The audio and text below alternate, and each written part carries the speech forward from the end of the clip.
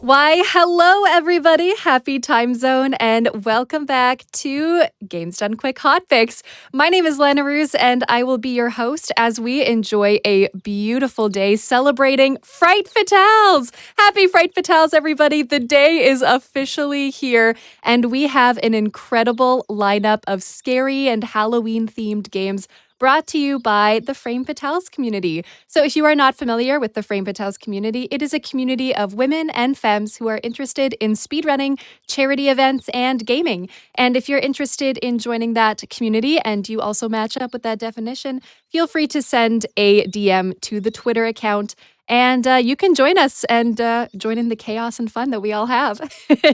So a couple of announcements before we get started for the day. Registration is live for Awesome Games Done Quick 2024. So if you would like to attend the event in person from January 14th to 21st, make sure to go to gamesdonequick.com for more info, including attendee registration and hotel booking. Be sure to check out the schedule at gamesdonequick.com/schedule and let us know what you're looking forward to the most. There are some pretty amazing runs on the schedule. I've seen it. It's beautiful. And it's sure to be an awesome event.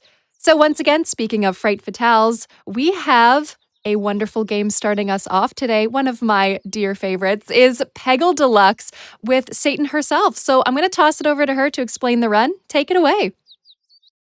Hi, everybody. My name is Satan herself, or Satan isn't herself on Twitch, and yeah, this is Peggle. So we're going to be playing a really silly and interesting category today. If you watch the SGDQ 2023 run, you'll be kind of familiar with the ending percent. Today we're going to flip that all on its head. Not only are we going to use only one master, Renfield Pumpkin, which is, befitting with the spooky theme, but we're also going to be enabling something called the Scott cheat code. And I'm not going to tell you what that is until we get into it, because I think it's better to be seen rather than heard. I'm super happy to be back on Fatales. Thank y'all for having me. Also, I'm not dressed as Satan. I'm dressed as Power from Chainsaw Man. You may be able to look forward to more costumes throughout the rest of the event. And I also have a wonderful, wonderful Fatale on commentary with me. Beginning, would you like to introduce yourself?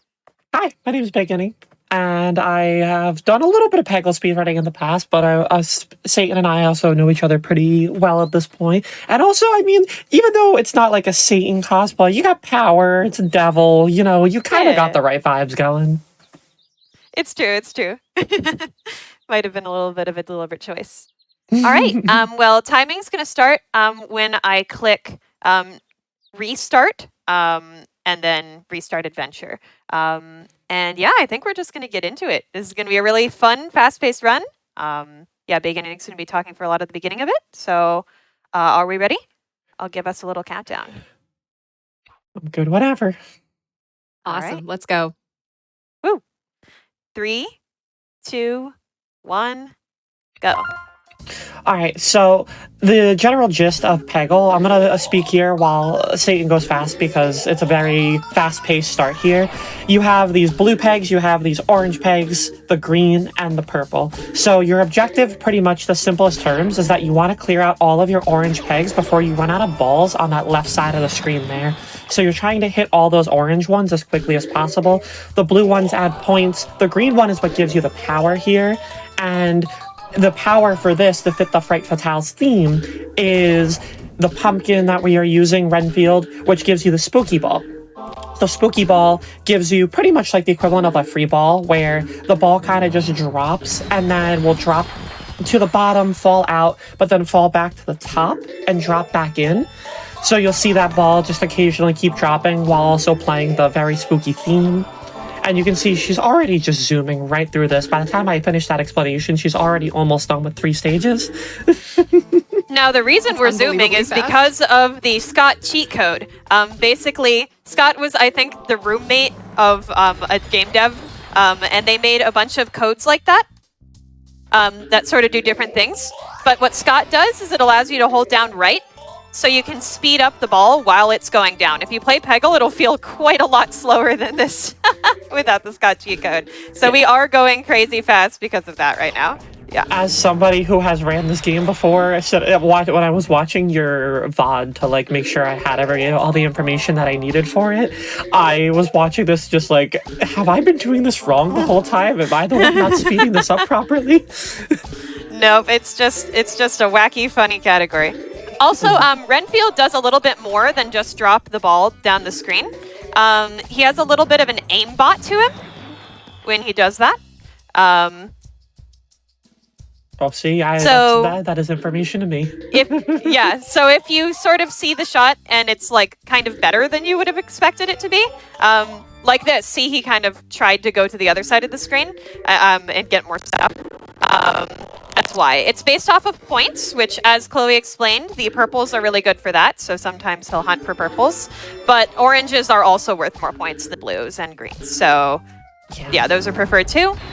Free balls are also a little bit biased. So, yeah.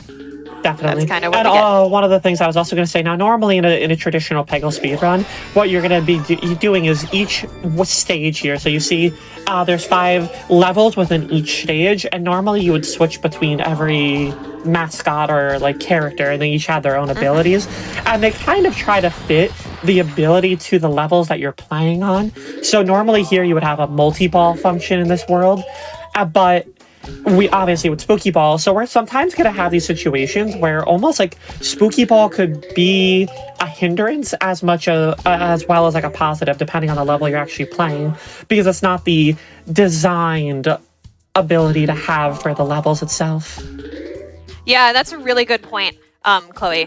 Actually, not only that, but there are multiple ways to lose time from Spooky Ball. And for Spooky Ball to sort of mess up your shots, I'm going to restart that because I actually want the pixel. We're doing the first pixel shot of the run here, which there may be more pixels if you look at an any % run. There you go. So I just aimed at a specific pixel there after doing that shot setup so that we could get the swirl. You might see more pixel shots in the standard run, but since Scott is so fast-paced and pixels take a while to aim at, you choose the ones mostly that you really, really like and that are really helpful. So I wanted to show that one off because it looks cool, but it's also really helpful. So yeah. But there's also multiple ways that you can lose time from Renfield. So Renfield does like a second part of your shot, which can obviously be really helpful, but also he might just not get what you're looking for. So, you know, that's kind of a time loss in itself. But he can also hit the green on the fever, so like after all of your pegs are cleared, and give you just an extra shot that gets absolutely nothing. He can also mess up your opener sequences. So like you saw there in 2-4 with the swirl, if I had a green on that first shot that I used to set up, it would have messed up the entire structure and I wouldn't have been able to do that shot. So there's a couple things we have to be wary about for that. But because of Renfield's sort of aimbot tendency in this game, he's not usually like deliberately avoided super often, besides those things.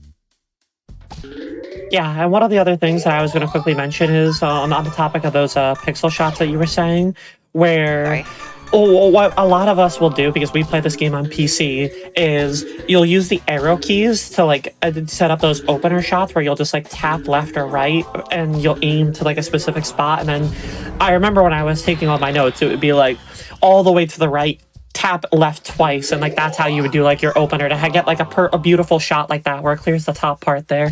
So a lot of these runs to have like extreme precision to it, where even like the little shine on top of some of these pegs, they'll call it the glint, if I remember correctly. Correct. Where yes. you'll just like very good. hit perfectly right there, and you'll like line it up to get those shots there. So it's really wild how like precise you can be for a lot of these.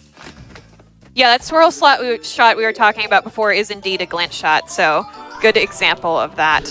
Yeah, we often aim at that just because it's a really easy sort of like benchmark, although you'll notice that the glint sort of changes shape based on the color of the peg, so sometimes that messes it up a little bit. Yeah. But the tap shots are easier. You kind of just figure out some place to aim that will always be the same. So usually that's the left or right side, but it can also be down, which we'll see in a later level. That's one of the few pixel shots we keep in the run because it gets that entire bottom slide. Very cool. It's also one of the most satisfying ones, especially because when you're normally doing this in like the not super on the Scott version and everything is like slower, you really just get to feel the full serotonin boost when it slides there. Yeah. But I kind of like the fast-pacedness of it. It's just, oh, you saw it, and now it's gone. Bye-bye. Yeah, I mean, it's a blink and you miss it. And we talk about blink and you miss it. We're already on stage 4 here. Yeah. Exactly. Yeah, you would normally be playing these levels with Splork, who clears out things in a big bang when you hit the green, but we don't have Splork, so we have to get a little bit creative. So we used some openers for the stage. I actually used an opener that Beginning accidentally invented. It didn't quite work out here, but actually, that's true. I still use that. So I love my little happy accident. Me and my dozen runs that I completed somehow helped impact the community. Yep. Well, that's the awesome thing about Peggle. Anybody can play. It's super, super accessible. As we were talking about, there are lots of strats that are hard, but there are a lot of strats that are frankly easy. And you can make your own strats up. There's nothing stopping you. So, yeah, it's just an awesome speed game. And I would encourage anybody, if they were interested, to try it out. Yeah, I fell in love with this game. It was one of those ones where I remember playing it on like the Xbox arcade more than like a decade ago at this point. I'm feeling old just saying that, but I remember just having so much fun with this game, and it's such a wildly fun game and satisfying one to watch as like a speed game that there's times where I'm just like, I really just want to pick it up and play it again, and I'm so happy that I got into like the speed community for it. Yeah, the community is just awesome. I mean, I'm deeply ingrained in it. I'm a mod on Discord, host big events, all that stuff. But even if I weren't, I mean, it's super friendly. Everybody's willing to help you. We have a lot of fun. We make Peggle lore. Highly recommend. We might be facing our first death here, which, by the way, is fine. Deaths are pretty common in the base game, and especially common in Scott %, because you're just going. So, sometimes you take an L, and that's okay. Yeah. So it's one of those things where, like I mentioned before, where there are certain worlds that are designed in mind for like the characters itself, and this is one of those examples where like you're kind of, I feel like, at like a disadvantage at times having the Renfield power up here instead of the Splork one, because there's a lot of the greens are typically, you would reset them in such a way that you want to try to have the green do the Splork ability and like explode on a bunch of the pegs at once, but you can't obviously do that because Renfield's power goes a little differently, so it can sometimes be a negative in this world specifically. Yeah, definitely. Definitely. When the levels are really, really specifically designed for a specific power. Also, thank you, Ball Bucket, for that. I missed the wall shot, but the Ball Bucket helped me out, so very fun. Friendly neighborhood Ball Bucket. Exactly. It's been doing that a lot lately, actually, which is funny because the Ball Bucket is usually a huge hindrance. Yeah, it can unless you need balls openers to complete the level. Yep. Exactly. This one's always one of the more satisfying ones to actually like set up with too, because as you saw at the start of the level, Satan was just like kind of wedging the ball into 2 of the square pegs. That was really good, by the way. The inside, yeah, it was super clean run there. That's sometimes that level can be tricky because if you're off by just a little bit, you're gonna be able to mess up your shot, and you're gonna have to take a couple more just to be able to clear that out. Yeah, exactly. That time, Renfield actually messed up that opener in a positive way. Usually the ball slides all the way to the left side and just kind of like goes off the screen, or if you do the variant that I do, slides back just a little bit. But that time, it actually opened it up for a better shot. We were able to clear it really fast. So sometimes a blessing, it's sometimes a curse. Well, we like it when it's a blessing during the GDQ Fright Fatales runs. Exactly. Also, everybody say hello to Gerald. We have dubbed the fish Gerald in the Peggle community. And as you can see, it has a weird aversion to the ball. So if we hit it with the ball, it moves. And now we're gone. We love Gerald. To be fair, though, I think if I was shot at with a Peggle ball, I'd move too. So I feel like if somebody just asked me to move, I would probably move out of their way. That's fair. Maybe it's just us saying, "Hey, Gerald, could you move?" Yeah, you know, it's just like it's kind of like tapping on the shoulder and That one like was being pretty. like, "Do you mind? I need a little room." Exactly. Oh, wrong thing on that side. Sometimes I get it messed up which openers are on which sides. It happens. You know what? I don't think we can do that the traditional way. Yep. There is a second opener thing there, but Renfield blocked it and we had already reset once, so I decided not to bother. And just improv it. That happens a lot in Scott Percent, because it's just so fast-paced. Losing seconds is much more important here than it is in the regular run. So here's that down shot thing I was talking about before. Oh, yeah. Where you normalize it to the middle. 1, 2, 3. So you can kind of put your thing in the middle of the character portrait. I'm actually going to get this right because I want to show this opener off. 1, 2, 3. This is somewhat newer one. That explains why I had never seen it before. Yeah. I was like, I don't remember ever doing this setup here. Yeah, it makes the structure of the level really free. Yeah, it seems like it because for it breaks out the middle 5-5 there. Yeah, for 5-5 is really important. Yep. Yeah, this one's also like one of those trickier ones where you can definitely like take a bit of a time loss in a traditional run with it as well. And even then, like we're seeing the setups are making things a little dicey here. Yeah, unfortunately. Good free ball. Nice. Oh, wow. No! That's surprising. I did not expect to miss on that. I genuinely didn't. I really thought you had that one there too. Yeah, no, wow. Peggle giveth and Peggle taketh away. So true. Just the love of the game sometimes bites you. Yeah, but I did actually want Spooky Ball on this first opener because I think it's usually good. Wasn't really there. Oh well. But Yeah. I'm aiming at these top circles first because of something called aim high. It's sort of a general principle in Peggle speedrunning where if you aim at higher oranges, the ball might hit stuff on its way down. Of course, no problem on the second go. That's always how it is. Beauty. That's a new phenomenon we've dubbed in the community as second try magic.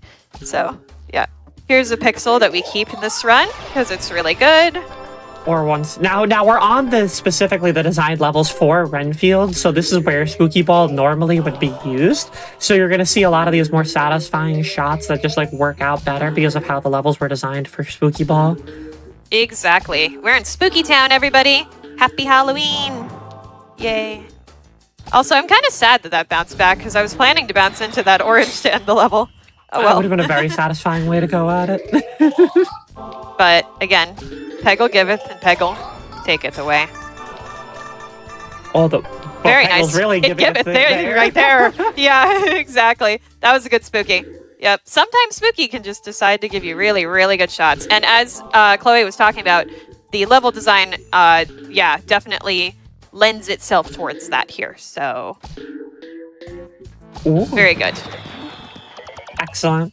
Getting through this area right now very smoothly. Thank you, thank you. This level's always like one of the trickier ones for me. I definitely can sometimes have some mistakes here. Yeah, this one definitely trips people up, trips me up sometimes. I lost a run to this recently in this category.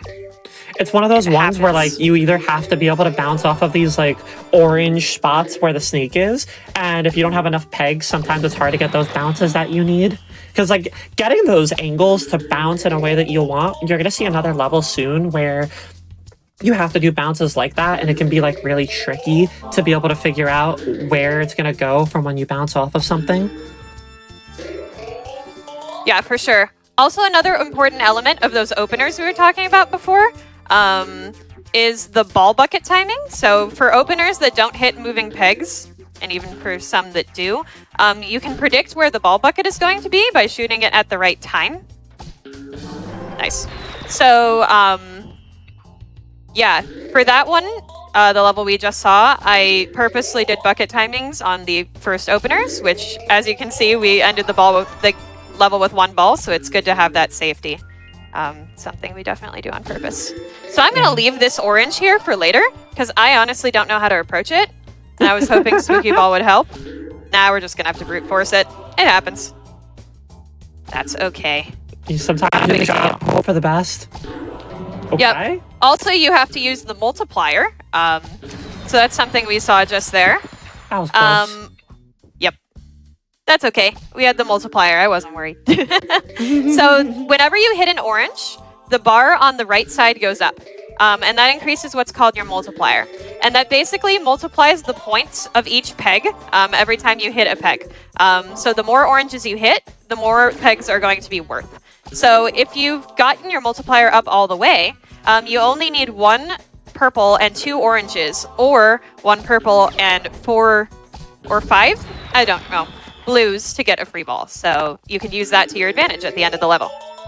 I want to say 5, but I'm only saying 5. Yeah, because I think sounds 5. Like a I think 5 is nicer correct. number. Like, it feels like 5 would be the number to say. Like 4 seems like an odd choice, so I'm gonna say 5. I think 4 is a pretty even choice, actually. But they yes. like 5 in this game. Also, like, you say know, hi, 5 Huey. levels. Bye, Huey. Huey's the caterpillar. Bye, Huey. Yep. Hi, Huey. Bye, Huey.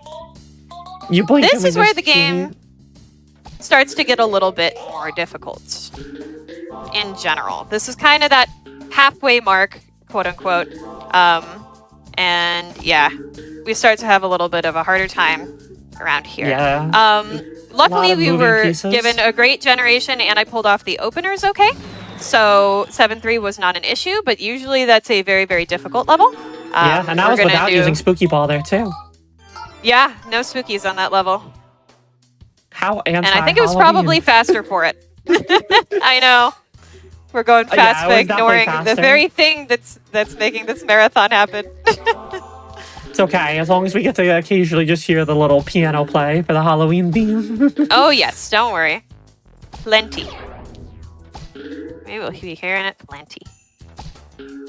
So, this level is normally Hula is the master that you'll use here, and these levels always are like trickier for me. I feel like they look deceivingly simple, but they can be like really complex with their setups and things like that.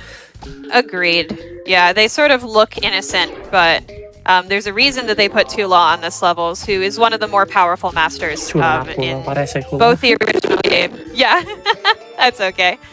Both the original game and Peggle Knights, the sequel game, and also all of the other Peggle spin-off games. But in Peggle Knights, she's significantly buffed. And actually, Renfield is significantly nerfed. So we're happy we're playing him here, because he's pretty bad in Peggle Knights, to be perfectly honest. That's because he doesn't have that aimbot stuff we were talking about earlier. We actually think he has none. Not even just a little bit. We think he has none. So, yeah.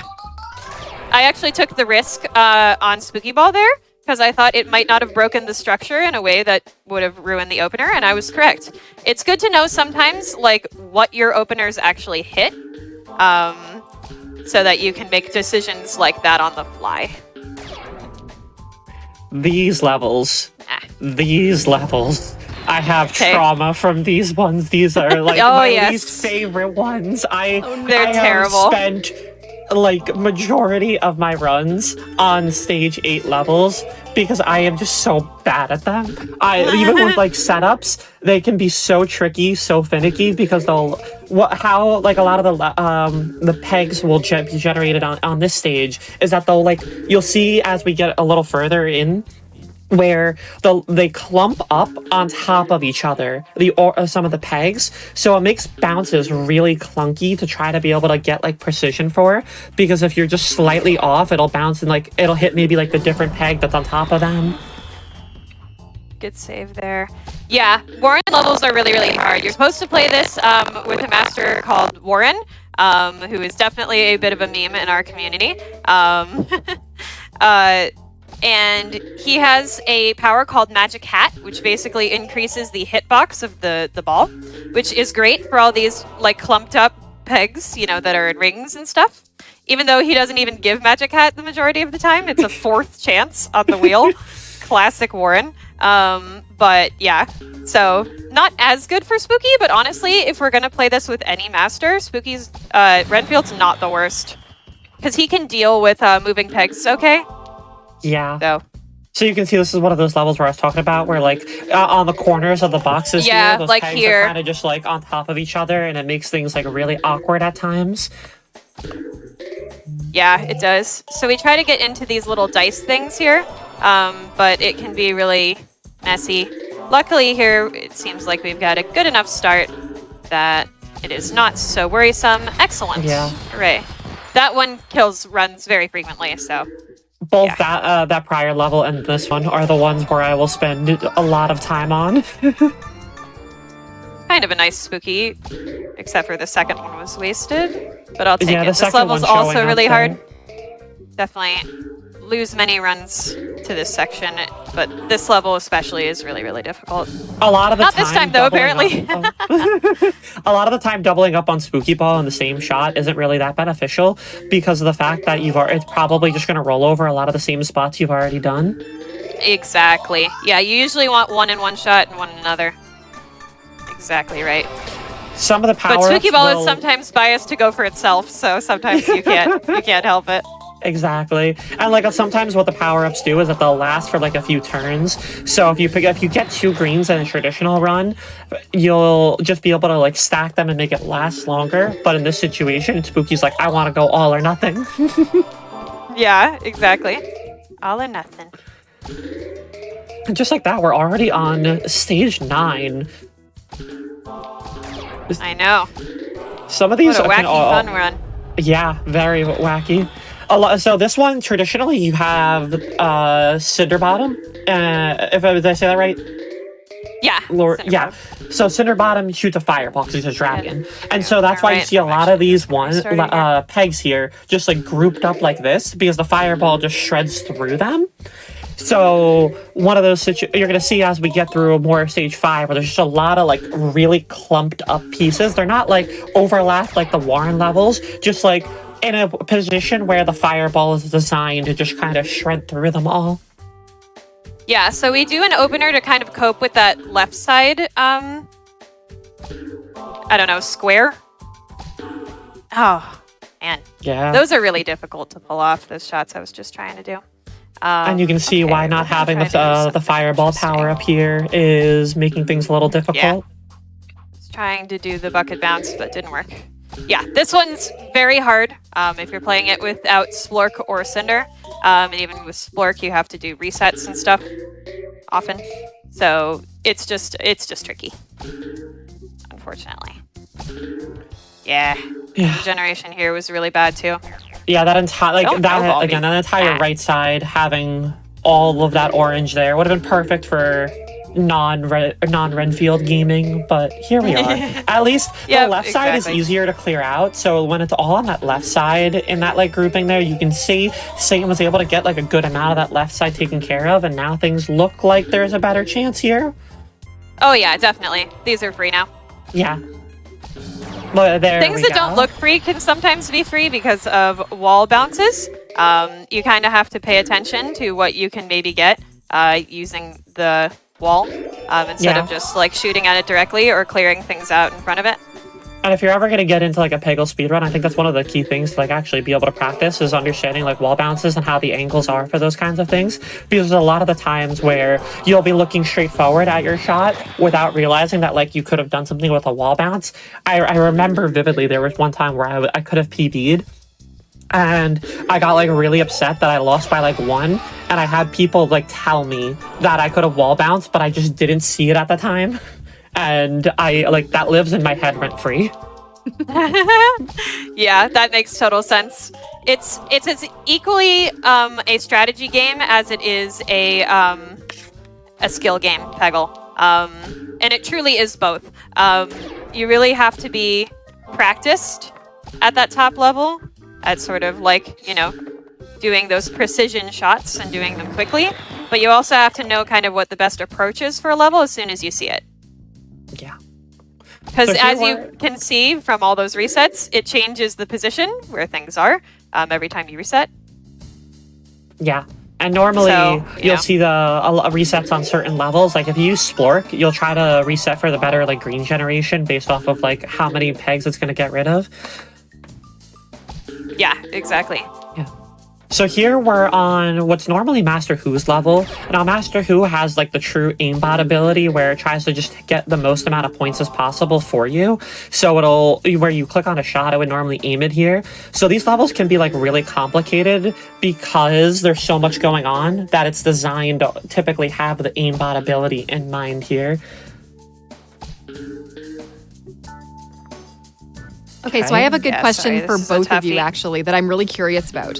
Yeah. So, with Peggle speedruns in general, like, what do you find is the most challenging thing when it comes to either learning or getting good at Peggle speedruns? That's a really great question. I mean, we come at this from two very different perspectives. So, Chloe, do you want to start with that? Yeah, sure. I think so. As a newer person to running the game and not having done it as long, I think one of the hardest things for me is honestly just like you can set up an opener and you can have that figured out, but it's kind of like how if you've ever played chess where like you have your openers, you'll have all these things that you can do, but in order to play out the mid game and the late game is where the skill comes in mind. So you can have the setup initially, but you still have to develop the skills in order to continue the board after you've done the initial setup. Yeah, I think that's where absolutely. the challenge lies. Yeah, for sure. Yeah, for sure. I mean, there's no tasks for Peggle. It's not been solved. Even if it was, we'd have to pick a seed and actually, determine the best shots for it. So you really have to just be willing to do that on the fly thinking, and, have those skills. For me, I struggle with pixel shots, I would say, more than most high-level runners do. I think they're pretty difficult. But that's something you can kind of just learn with practice. Yeah, I think just the intuition, really, of sort of knowing what the best shots are it's just, it comes with time. Yeah, exactly. Like I was all going to say the things. same thing. It's one of those things where you definitely start to get more of a feel for yourself with this game as you keep going. Levels that might have seemed hard for you can start to become like a little bit more trivial as you start to get a feel for things. And also, the opener does help a good amount at times with like levels. I remember when I was just going in with like the equivalent of like blindfolded, where I didn't have much of a strategy. I would just kind of play the level as is. I found out that there were a lot of levels that I was able to clear a lot easier once I started developing those opening strats. Yeah, absolutely. This Openers level, make a huge difference. That one in particular, very, very opener dependent. This one Yes. here, though, will not be, because we have entered Zen Frog. And Zen Frog is notorious among speedrunners for being the worst level in the game overall for speedrunning, because it's very difficult to do reliable things in this level. It's pretty much just highly random. And that's the thing, is when you get to that high level, you're able to control a lot of factors in this game. So when you're presented with levels where it's harder to control those things, it can be really challenging. It can be uniquely challenging. Yeah, I come from an esport background, That and like fell I through always everything? say, there are certain games where like the best thing, the person who wins the day is Bad the one luck. that can mitigate RNG the best. And this is one of those these levels where like you're kind of just trying to mitigate the randomness of here to the best of your ability to clear it as fast as possible. Yep. We could have had a first try victory there, but I got really unlucky. I tried to do a shot that was going to bounce up and then come back down onto the pegs, but it went through everything instead. Classic. But this is looking. I mean, Oh, no, this no, is I'm- fine. No, I don't want to say anything yet. I don't want to jinx it because I would mess it no, up. it was Okay, totally we're fine. good. Don't worry. And now we're at the master levels, which are the last 5 ones. So typically in a traditional run, this is where you could pick any master that you have here. Normally, you'll have to play whatever the master is designed for those 5 levels. Here, with these last 5, they let you pick whatever. So there's specific ones that traditionally you'll use for everything. But not here, because the only one we got is Renfield. So it's Spooky Ball through and through. Yep, this is another one where you would use Cinderbottom, because there's a lot of sort of just like big clumps of things. Nice. But we've developed some opener strats for that one that make it pretty trivial to do with any master, actually. If you've got the chops. God, Spooky Ball can make this a little scary here, depending on where the greens go, because this one relies on like a lot of slides, and you can see here like Spooky Ball's kind of just making holes in random spots. That's ruining the slides. Yeah, for sure. Spooky Ball definitely can be a little bit of a problem, so we have to play around him here, but hopefully we'll be okay. Kind of trying to bounce back and forth there to get some good clearance. And oh, jeez. Okay, that's okay. Yeah, not surprised about that. Oh, wow, really? Yeah, so one thing that happens a lot of the time, as you saw there, is that ball bucket timings will kind of be not as you expect as a normal runner when you're doing Scott. Because when you're normally running, you kind of hold R down all of the time, which is the thing that's speeding us up here, doing a tactical reset. And so if you do it right after, right before your shot, it'll sometimes speed up in a bad way and make you sort of mess up your timing. So that's something you just have to get used to when you're playing these runs. A lot of this is definitely like you gotta experience it at times to really get a feel for it, because there's just a lot of like fun little mechanics. I say fun loosely because sometimes they can just absolutely make me want to cry, but still, it's a very fun game. Just sometimes it can get a little wonky with things. Quite hard. Nope, we're not playing Cat's Hut. We're really not playing Cat's Hut. I think Cat's Hut would probably be the silliest one to take here in a regular run. Definitely. Pretty silly choice. Yeah, this one, there are some consistent strats, but they're really hard to pull off in a Scott environment because they rely pretty heavily on precise pixel shots, and then, of course, there was no problem on that try. Yeah. So this level is normally a fun one because you see there's these portals on the left or the right, and they'll fall out from the UFO ship. So you have to be able to get like your timing at times where you want to aim. For instance, like there are certain pegs that you can only get with that UFO, like you see Satan's lining up for, so that she can try to have the UFO drop it onto that orange peg there. So this one can be a little bit of a challenge too for a lot of people trying to figure out your timing. Yeah, this one is really hard. Definitely one of the most infamous in the game, for sure. It's where I get a lot of my 50-50s, which we haven't had a moment to really talk about it because it hasn't happened as often, except right there. So when you don't hit any peg at all and the ball just drops, you get the 50-50 chance of it either being saved or you'll lose the ball. The timing is much, much harder than it looks. Yeah. Also, it's not quite 50-50. It is biased in your favor. We don't quite know how much, though. Yes. I just say 50-50. Somebody needs to go in and test some of the mechanics on that, because it may also depend on how many balls you have left. There's a mechanic called Micro-Zen in the beginning of the game, which basically makes it so that the less balls you have, the more the game is willing to help you out at the very beginning. Sort of, a beginner's crutch. So it very well could work the same way. We just don't know. So. And here is the last stage in the run. Just like that. Last level. Woohoo! We're going to see something fun here. Let's hope we can get it first try. I'm excited to see it. We don't always get it first try, so don't worry if we don't. It's okay. I want to see the fun because I already can see it in my head of what you were trying. Yeah, 2 wides are usually good, but that one wasn't.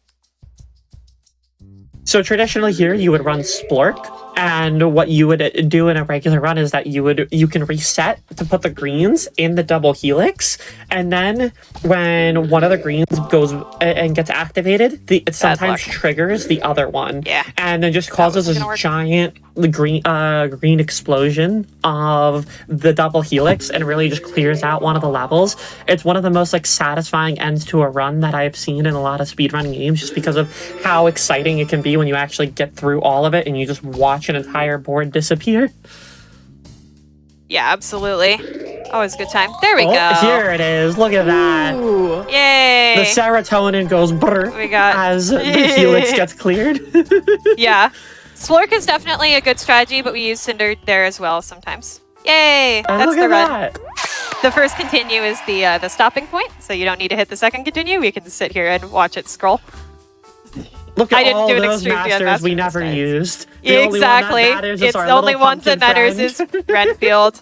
Shoutouts to Stir Fry. She's a member of the community and absolutely loves Renfield. Also, shoutouts to everybody in the Peggle community. As always, everybody is lovely, including Miss Chloe here with me. So, yeah, thank you for having me on. Yeah, you can type Scott on your own and try that for yourself. Also, at the beginning of each master segment, so at every 5 levels, you have to retype Scott. I didn't mention that, but if you're trying to do this run yourself, that's something you should know. But yeah, if you're interested in Peggle, you can come to my channel. I stream Peggle very, very frequently, as well as Plants vs. Zombies. I speedrun that too. And Kaizo Ironman. Or you can come to the Peggle Discord. It's linked on SRC. I just put up a new tutorial video for Knights Any Percent. So that is fun. Has all the most recent strats and information. Yeah, we'd love to see y'all over there. We love it when new people decide to join the community. Yeah. Awesome. Well, thank you so much to Satan herself for that incredible showcase of Peggle Deluxe. I had lots of fun. I hope all of you did as well. But hold tight, because we have Fright Fatales going on all day today with many more incredible runs. So we are going to be taking a short break before our next run, which will be Flufftopia Alternate Ending by Selkoothmind. And I hear the less you know about that game, the better. So don't look it up, okay? Okay? So we'll see what shenanigans I did it. It was a mistake. Yeah, it's incredible. So, and as promised, if you do not like scary games, the first half of Fright Fatales is going to be a little less scary, so don't worry, we got your back with more of the horror games coming later in the day. So hold on tight, everyone. It's a pleasure having you here for Fright Fatales. Make sure to go stretch, grab some water, whatever you need, and we will catch you right after this break. Take care.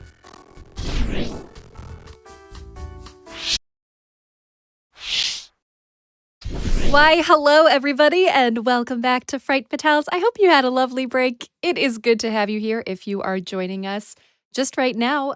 Good news. We have some scary, horror-themed, Halloween-themed speedruns that are going on all day. It's sure to be incredible. We are just getting started, and we'll be going for the rest of the day. So make sure to buckle up and grab a cozy blanket if you don't like being scared, okay? We'll try to keep you safe, I promise. My name is Lana Ruse, and I am here hosting this beautiful event. We just finished a Peggle Deluxe speedrun with Satan herself, which was absolutely incredible, and sure enough, the fun didn't stop there. Next up, we have a Flufftopia alternate ending run from Selkoothmind, but just a quick announcement. Your subs, Prime Gaming subs, gift subs, and bits that are cheered on the GDQ Twitch channel help support Games Done Quick Hotfix. So hey, please consider subscribing if you enjoy our daily speedrunning content. And, maybe you'll get some fun emotes with it as well. So as mentioned, we have Flufftopia coming up next, which is definitely a lovely town with nothing going on that we don't know about. So without spoiling anything, I'm going to pass it over to Sel to explain a little bit about the game. Take it away. Thank you, Lana. As Lana said, my name is Selkoothmind, or Sel for short. You can also call me Commander Sel today. I am in my Star Trek outfit today. Flufftopia is totally fine. It's very cute. I still don't quite understand why Lana and Rue picked it for Fright Fatales, but you know what? I am glad to be here. And with me, I have Soulmass. Soulmass, would you like to introduce yourself? Hello, everybody. I'm Soulmass. I showed up today because Cell said they had a very cute game to show me, and I'm so excited to see what this is. And just to confirm, Soulmass, you have never seen this game before. You know nothing about this game. I know nothing about this. Wonderful, perfect. Then I shall introduce you to the wonderful, adorable cuteness that is Flufftopia. There is nothing scary in this game. This is a nice, That's good. Nice, chill. The scariest part is this 30-second long intro music that just sits on loop. It's pretty awful, but time will start when I click start. So if tech is ready, in 3, 2, 1, start. All right, so Flufftopia is a clicker game. Our little friend in the top there says, "Welcome, Flufftopia. I'm Happy and I will be your host today." So Happy's going to introduce us to the basic mechanics, which is get coins, click the piggy bank. As a standard clicker, we did discover a speed strat where you can both click the mouse, but also use spacebar, and this speeds things up massively. This, for context, this used to be about a 15-minute category, and it has now dropped. World record is sub 7 minutes. So it's a very useful strat. You'll notice we're collecting fluff coins, but we're also collecting free workers, because of course, what is a clicker game without workers? So we will put those workers in place soon. We're just going to build up. Soulmass, how are you feeling so far? What do you think of the vibes? It's a great vibes. I'm really loving the cute little sun in the sky, the cute little boss you have up there in the top left. This is a great game so far. Yeah. Happy is sort of our guide, our welcome to Flufftopia. Oh, we have a new upgrade available. Yeah. We will buy a couple of upgrades in this run. If you want a category that uses more of the upgrades, of course, this is alternate ending. If you want to get more of the upgrades, I would recommend the Flufftopia or main ending, as it's called on the leaderboard. This is so chill. I really like this game. It's so chill. Again, this is just consider this a nice break before like all the really intense horror starts later on. Like, it's very nice of Lana and Rue to insert a little like palate cleanser for everyone. Absolutely. Okay, so I'm gonna pause on clicking there. We're gonna buy our Fluffinade stand. We're gonna hire a worker. And then we're gonna buy this. Oh, don't mind that. It's fine. Wait, what? Don't mind it. No. What was that? It's fine. The bakery just had a little problem. They fixed the bakery, though. Everything's fine.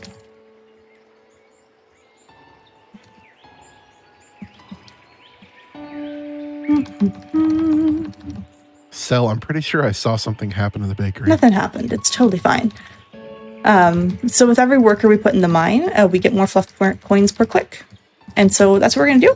And so Soulmass, Happy has some more to tell us about Flufftopia. Would you mind sort of reading out loud for chat what Happy has to say? Okay.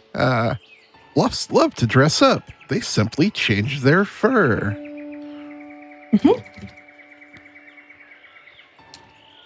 That's nice lore. Yeah. The only law in Flufftown is to be cute.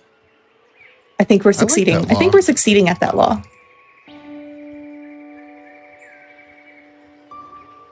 Scientists recently came to prove that the clouds above Fluff World taste like cotton candy. I haven't seen a cloud yet, but I'm down for some cotton candy clouds. The lumber fluffs always thank the trees before cutting them down.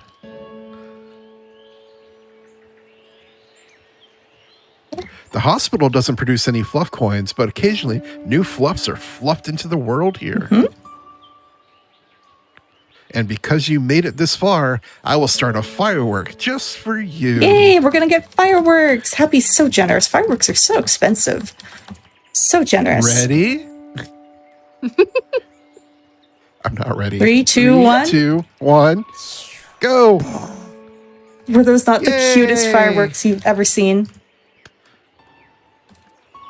Every single fluff is sporting his very own fur color. We're going to buy some of these. I'm going to buy this. Come on. There we go. So I've upgraded our piggy bank to make it a little bit more effective. Ah, it's a silver piggy bank now. How do you feel about swimming pools filled with hot chocolate? I mean, swimming in hot chocolate might be a little weird, but I like hot chocolate.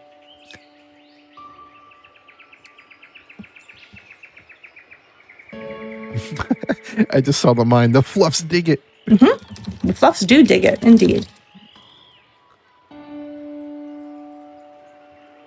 Ooh, we've got more lore coming in too. I love it. Everything is seasoned with sugar. Yeah. All right, we're going to buy our bank, which gives us bonus coins for every worker that's placed. Doesn't matter where they're placed, just as long as they are placed somewhere. The best part, there's no dentist in Flufftopia. Oh, interesting. So they eat nothing but sugar, but there's no dentists. I mean, the question I kind of have is, do they actually have teeth? This is a piece of lore I haven't figured out yet. I'm glad that you don't know that. Does that concern you that there's a potential that they, which concerns you more, that they don't have teeth or that they do have teeth?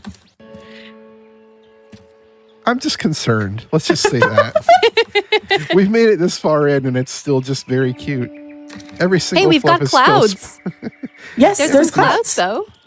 There's the cotton Beauty. clouds. Ah, cotton candy. We haven't gotten any. There's a lucky silver fluff that can appear. We haven't seen it yet, and I don't think at this point we're going to see it in this run. All right. So now we've got the fluff coin factory. I am going to still continue to click a little bit. I will need a bit of money here. Look at those fluff coins go. Now, Happy's going to tell us that we need to get We need healthcare healthcare reforms. reform. All right. So there, Happy said, can I talk to you about something important? And I have an option to say yes or no. I just said yes. So thank you for your help. Can't tell you why, but please do the following. All right. Yes, Happy. Don't mind me buying a bunch of workers.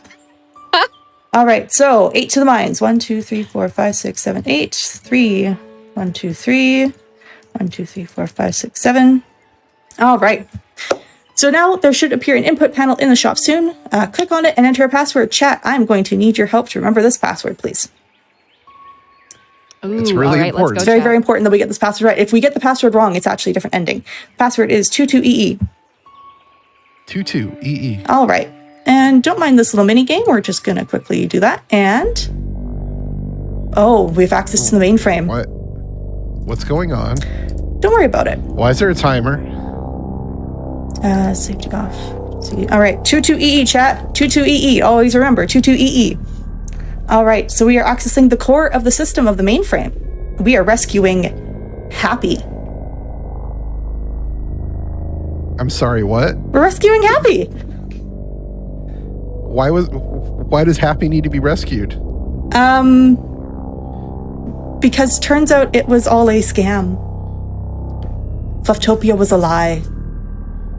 It was so cute. The Matrix is, in fact, real.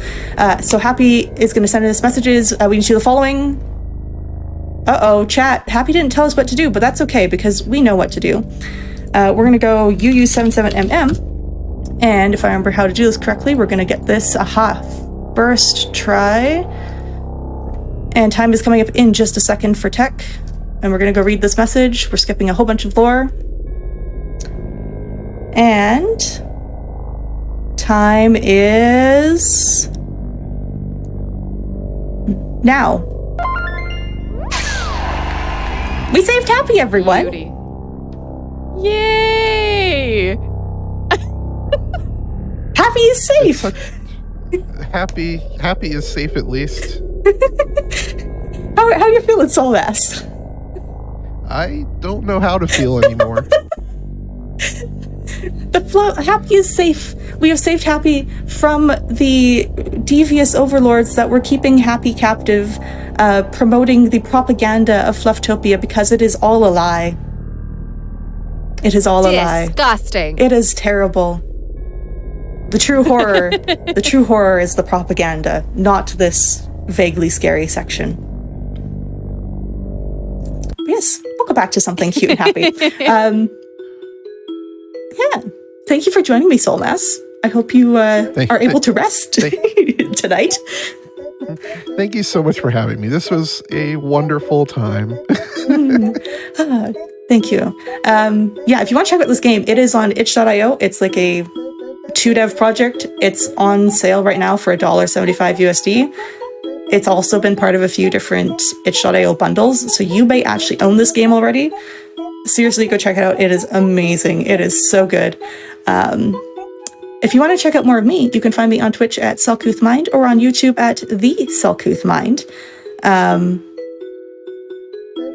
Yeah, I'm around a few places. You'll see me as well tomorrow on Hotfix again. I'll be running Death and Taxes Usurper %.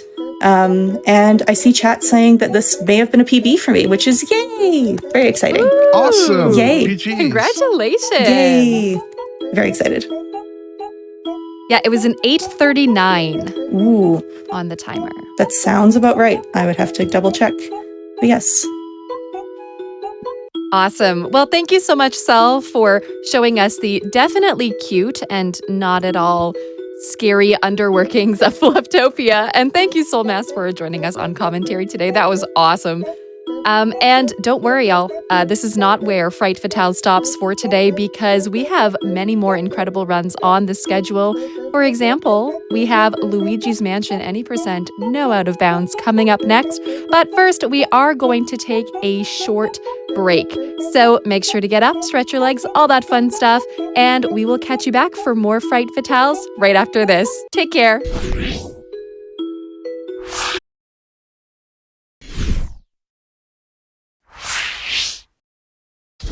Hey, howdy, hey, everybody. Welcome back to Fright Fatales. My name is Lana Ruse, and we are here all day celebrating some horror, scary-themed, Halloween-themed speedruns with member of our Fatales community, which is awesome. Just a reminder that Frame Fatales is a community of women and femmes who are interested in speedrunning, charity events, and gaming. So feel free to join us, follow us on Twitter, all that fun stuff, so you can see what we are up to on any given day and get ready for our future marathons as well. So as promised, the first half of our marathon is a little less scary, though listen, I do find Luigi's Mansion terrifying as well myself. But before we get started, just a quick announcement. If you are watching us on YouTube, make sure to press the like button on this video and hey, maybe consider subscribing to our channel.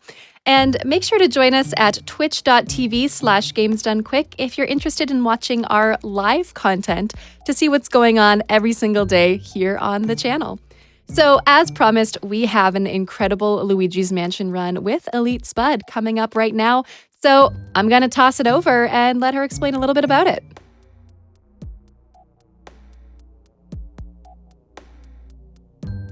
Hello everyone, I'm Elite Spud. Welcome to Luigi's Mansion. I'm going to be speedrunning this game in hopefully about an hour. We're doing the any % no out of bounds category today. If you caught Frost Fatales earlier this year in February, I did the 100% run. They're pretty darn similar. You're going to see a lot of the same stuff, except we don't care at all about money and optional portrait ghosts and all that. So we're going to be getting the bare minimum to beat the game. King Boo, final boss. And I'm ready when everyone else is. 3, 2, 1, go. So I hope you were paying attention there because I've already done something very, very important. I picked the second dialogue option in EGAD's text menu there. That is to select the Hidden Mansion. You can tell I'm in the Hidden Mansion by that little star in the bottom right corner. In the Hidden Mansion, Luigi's vacuum is twice as powerful, which means that obviously very useful. On Japanese, that's the only thing it does. On English, it adds double damage, so it actually makes the run harder. And on PAL, PAL changes everything. We don't talk about PAL. It's like a whole new game. It's like a ROM hack. I will not be doing that today. That is probably the ultimate challenge. But yeah, double damage. So if you're familiar with this game, it might look like I'm sucking up ghosts very, very quickly. All you have to do to suck up ghosts in this game is hit them with the flashlight. That'll make their hearts show up. Once their heart shows up, you can hit them with the vacuum and start doing damage. And to properly do damage, optimally, you tap away from the ghost and just hold. So these guys have 10 HP. Every time I hold away from the ghost, I'm going to do exactly 10 HP, and they're gone without too much of a problem. Next room, we're going to see some 20 HP ghosts, though. And you can't just hold away from them to do damage really quickly, so what I'm going to do is tap away twice. This guy's orange, 10 HP, no problem. This next guy I'm going to have to tap twice, because every time I tap away, I do 10 damage. 10, 10. So anybody that has more than 10 HP, I'm going to have to like repeatedly tap the left stick away from the direction they're headed. This game's based off of cycles, so we want to catch as many ghosts as possible at the same time. So you're going to see a lot of doubles in this room and beyond. Get both of them in the flashlight beam at once, and then you can suck them both up at the same time. Every time you get a double, you get a heart, so if you're getting better at the game, you can heal yourself more reliably. This guy is actually the one exception to the cycle thing. That guy's not on a cycle, this second guy. So we catch the other guy first to start this one fast.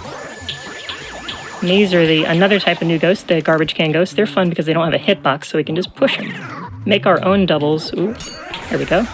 Push them across the room, get them to group up a little better.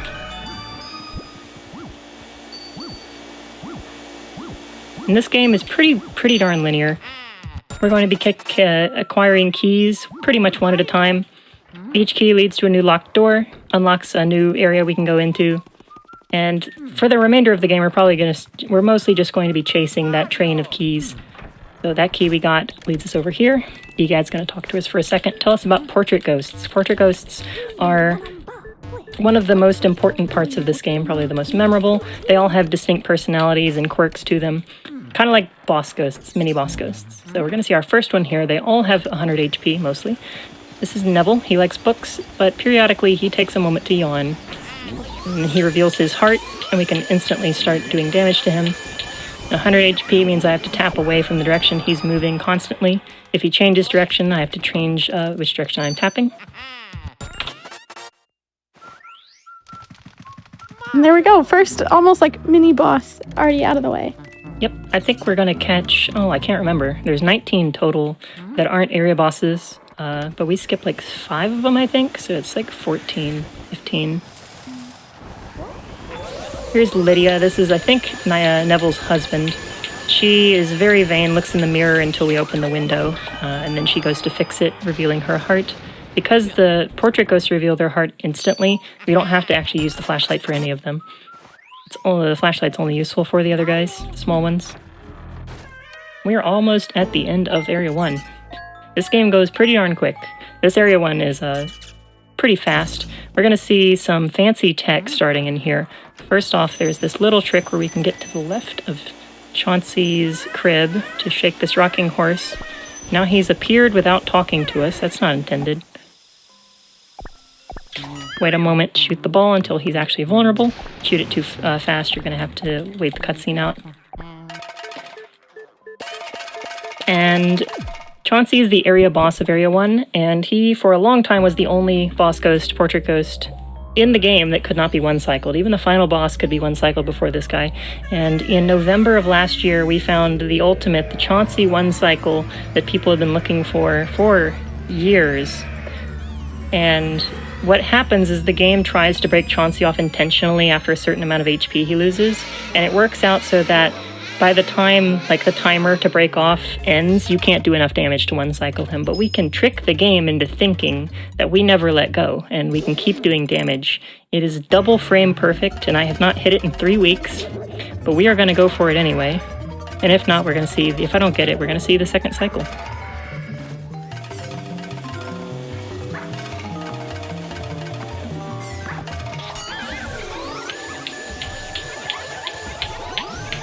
Oh, he broke off. Bad pull there. Didn't even really get a chance at the input. He does a spin all the way around the arena. Makes you have to adjust the angle all the way around. Take intentional damage here to lose money. Every time we get money, we have to count it up at the end of the area. So the less we have, the better. And then we're going to take some more intentional damage here for some iframes. When Luigi's flashing, he cannot be damaged by anything. So we're going to store iframes by bonking the wall twice. Try to catch that ball. Didn't get it, but it didn't go flying because we blocked it with our body. And Chauncey is in the vacuum. Done successfully. That trick saves about 33 seconds. Somewhere in there over the fast 2 cycle. And we're out of area 1. Yeah, Chancey's done. I have to say, I think that is probably like my least favorite of the ghosts. Least favorite portrait ghost? Yeah. I think most people who speedrun the game would agree. I also just don't like the audio. Like, his crying doesn't sound good. No. You don't like listening to baby crying, just like as nice peaceful study music or something? No, hey? no. As someone Not who quite. recently has a newborn, no, baby crying is the worst.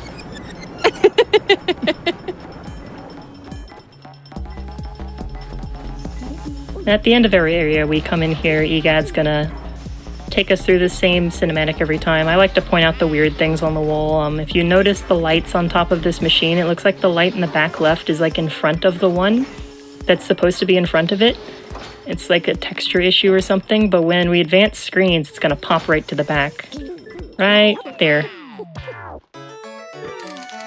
Very weird.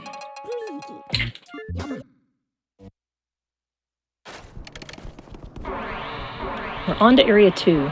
The game is not really going to open up too much more until Area 3, but we are going to get to see more rooms. Still going to be very linear. Going to walk down the hall. There's only one unlocked door in this entire place. Meet us some new types of ghosts to catch. Oops. We look up at the ceiling to prevent Luigi from getting scared, but if he takes damage like that, sometimes he like kneels over. Stuff spawns. These are grabber ghosts. Similar to the garbage can ghosts, the green guys, we can make our own doubles with these by intentionally getting grabbed and then throwing them off in a certain direction.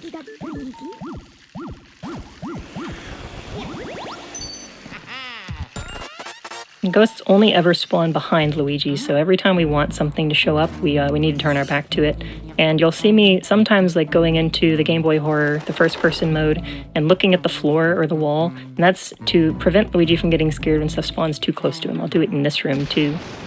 If I don't do that, those ghosts showing up will make him get scared, and the cycle will be weird. It'll waste time because he'll stand in place. Here's another new type of ghost. These are Shy Guy ghosts. They have masks, which means the flashlight doesn't work on them until we pull the mask off their faces. Got all the doubles. It's really good. Now we have the dancers. The dancers are a big point of RNG in this run. They waste 10 seconds 50% of the time, I believe. Are we lucky? Not today. So I'm going to have to wait Darn. 10 seconds. Do a little spin.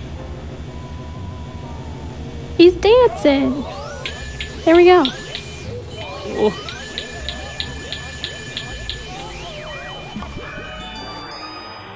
We want to end up where the chest spawns at the end of every room, pretty much. Get as much stuff done. Just cutting corners as much as we can. Here's our next cool little speedrunning trick. This is the easiest thing in the world to learn. Catch this guy and go stick ourselves in the corner over here. Little flick of the stick up. I think we're good. Heard that sound. We pulled the poster off the wall in the other half of this room that we can't see yet. Which saves us a couple seconds. Clean up that double, and this wall, fake wall, is going to move backwards. You're going to see another button on the wall back there that's normally obscured by a poster, but we did what's called the poster skip. Pulled it off early, and we don't have to waste time getting that poster now. Straight over to the button. And now we're going to get introduced to the booze. Any Mario game with ghosts in it has to have booze. And this is actually the first appearance of King Boo. So aside from those 50 little guys pouring out of the floor right now, there's King Boo. You can tell he's the king because of his crown. Don't worry about the crown, it's positively worthless. It's mostly for show. But EGAD thinks they're real mean dudes. So he's going to pull us back into the lab here and tell us all about him, but we already know about him. So essentially what he's going to ask us to do is go back in the mansion and catch 5 of them. He'll enable a little light on the top of the Game Boy Horror in the bottom right of the screen. That'll flash red when we're close to the booze. We use that to detect like where in the room they are. But it's kind of finicky, so sometimes we have to fight it back. And boos only spawn in lit rooms, so we're going to go back in here and visit a couple places that we have not been to yet. See if we can get another skip here. I would like to pull the tablecloth, Luigi. See, there's a lump under there, so there could be a boo under that sheet. There is, so I don't get to do the skip. You'll see something to do with the cloth later that I could have done in this room. We like to do it here because we can skip EGAD's text box after we catch this boo. And the first one is always really, really long, so being able to skip that is really useful.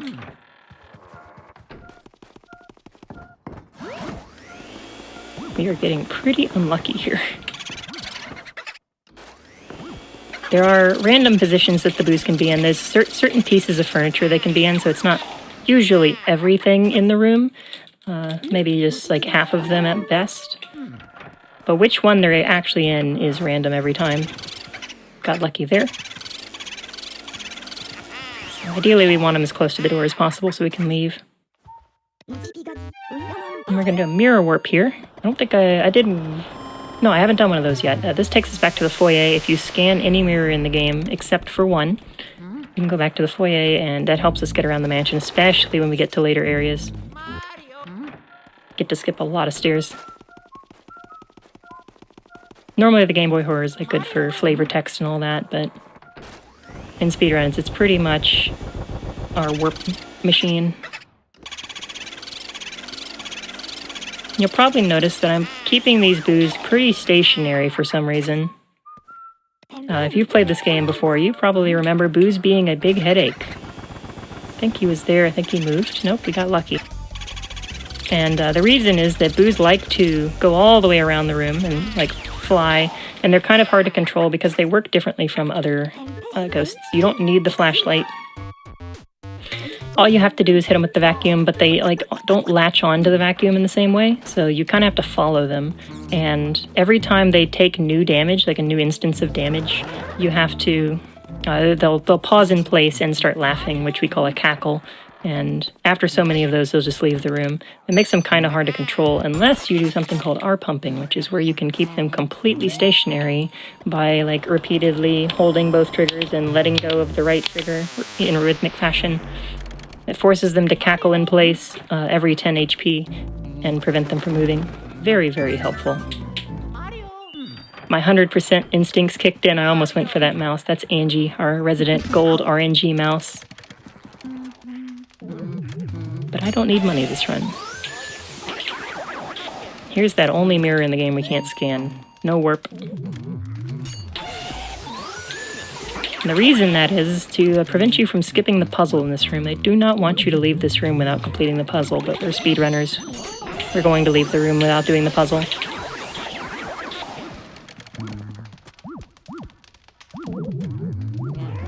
Clean up this last set of guys. We're going to do the fire medallion warp here. In this chest is a special thing, not a key, that allows us to see fire elemental ghosts. So we're going to spawn that, catch this guy, and abuse the fact that EGAD calls us after we catch a boo to technically hold this now, save, hold the button combination to quit. And now we technically collected that medallion. Even though we didn't listen to EGAD tell us how to use it, or actually solve the puzzle to get out of that room. So we can see fire elemental ghosts now. Get me one, and we're going to start the most hectic part of the game, I think. Called the Butler Cycle. From here until like 3 minutes later, we're going to be on a timer. So we want to get everything done as fast as possible. Maybe not 3 minutes. A couple minutes, though. You saw a candlestick floating in the hallway when I went to the room with Toad in it earlier. Oh, Angie's back. All the way down the hall with us. Aww. Angie. That candlestick we can now light, revealing the butler, and now he's going to walk down the hallway all the way that we just came and where we're going now.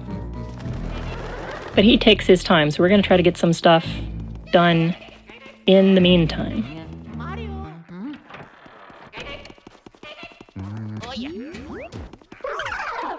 So we're going to come in here and try to clear this room. This room is technically optional, but it has a boo in it, which means that if we clear it, we kind of get that boo for free. You'll see Mario's hat just kind of chilling over here. Pick that up in a second. Got the double. Time our collection of this. At the right time, we can skip the animation of that chest showing up. Open that early, we don't need that. Scan that mouse hole, and now Butler sits down. Perfect cycle.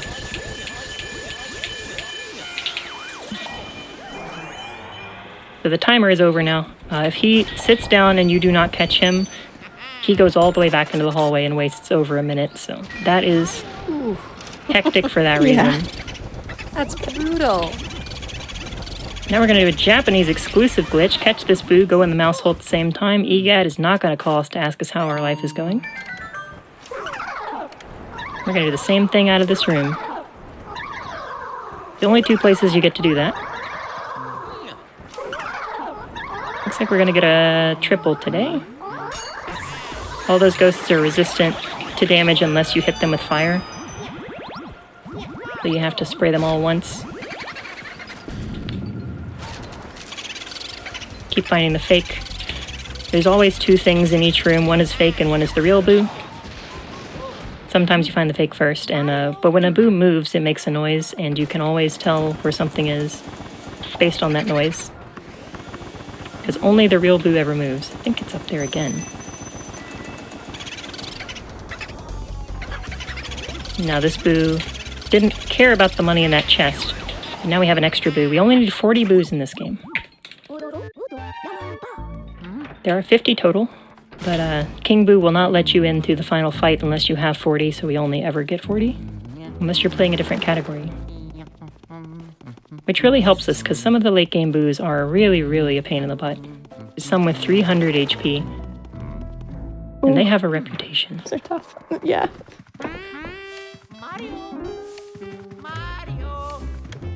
Moving into the music room. It's a lot of people's favorite ghost, and probably because it's just so musical in here. This is Melody. She's going to play us a song. She can play us a good song or a bad song. Not that because the songs are bad necessarily, but because one's faster and one's slower. This is the slow one by about a second because we have to do a menu to select it. It's the third dialogue option. Could have gotten the Super Mario Bros. 1 water theme instead of that one. A little low on fire. Fine. Get rid of the music sheets, and she's going to show us her heart. And into the vacuum she goes.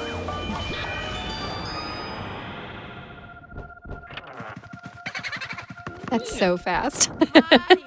Yeah, the music sheets kind of stay around, and if you don't get them fast enough, they'll more will show up.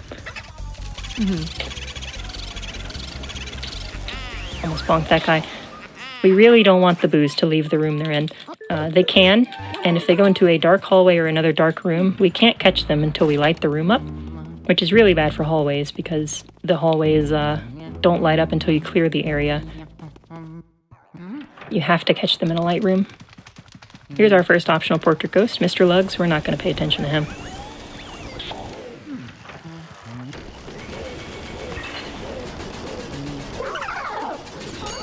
So there's a question I always love to ask runners as well, and I'm really curious.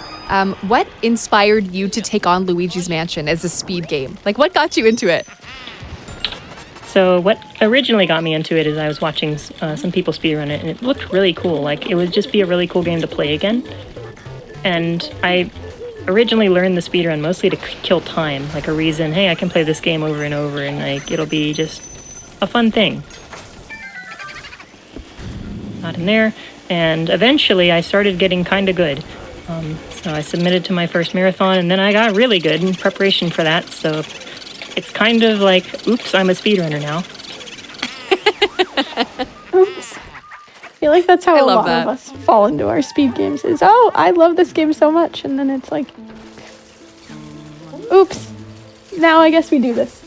And that's really what it is. Like, passion is, if you don't love your speed game at least a little bit, then you're not going to want to play it. And I really liked playing Luigi's Mansion. It's got a super smooth learning curve, and you can learn to do like enough to beat the game in like an hour and a half really easily, and you can just smoothly transition into learning more and more stuff from there. Excellent first speed game for anybody who's interested. Tricky double here. He's kind of behaving. There we go. That right skeleton kind of does what he wants sometimes.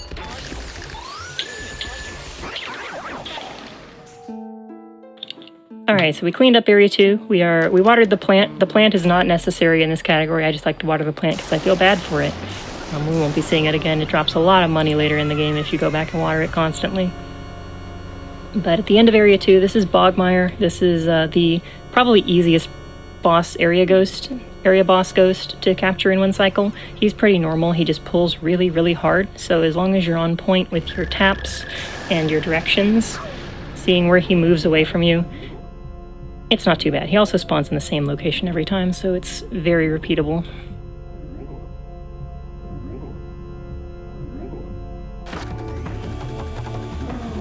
It's also not too bad if you don't one-cycle him. He's very forgiving. Right into the wall. He's taken a trip. Careful now. There we go.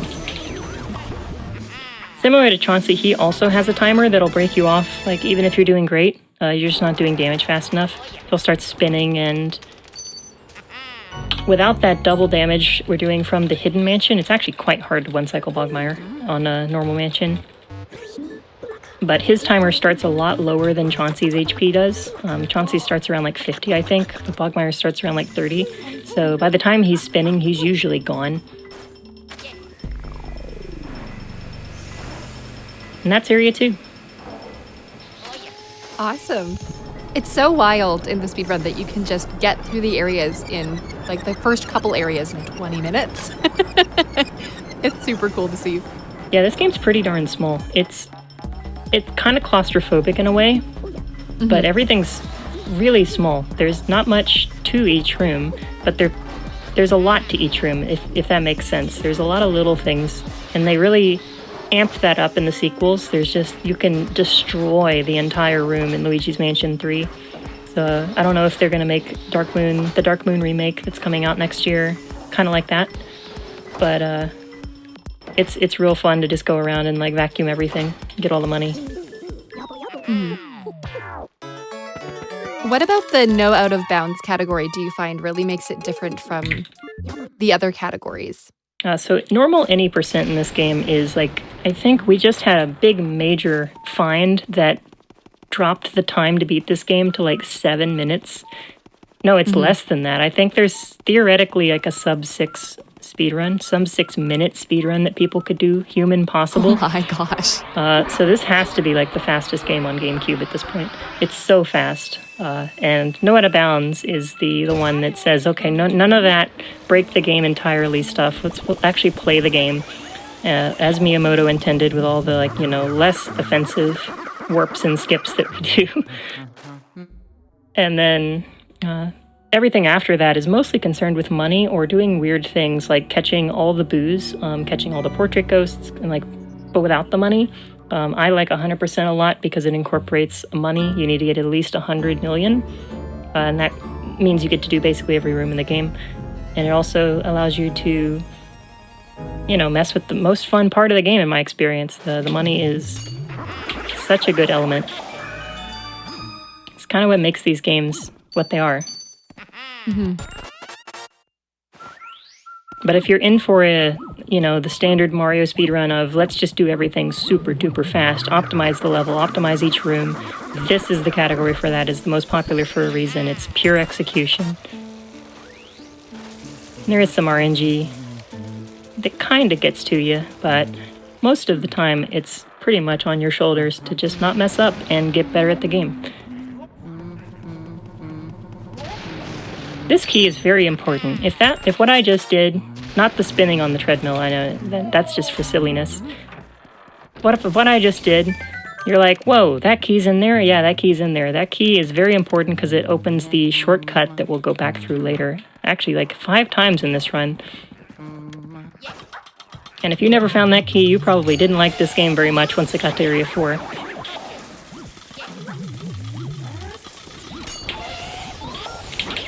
Little bit of fancy ceiling strats there, catching that guy off the ceiling.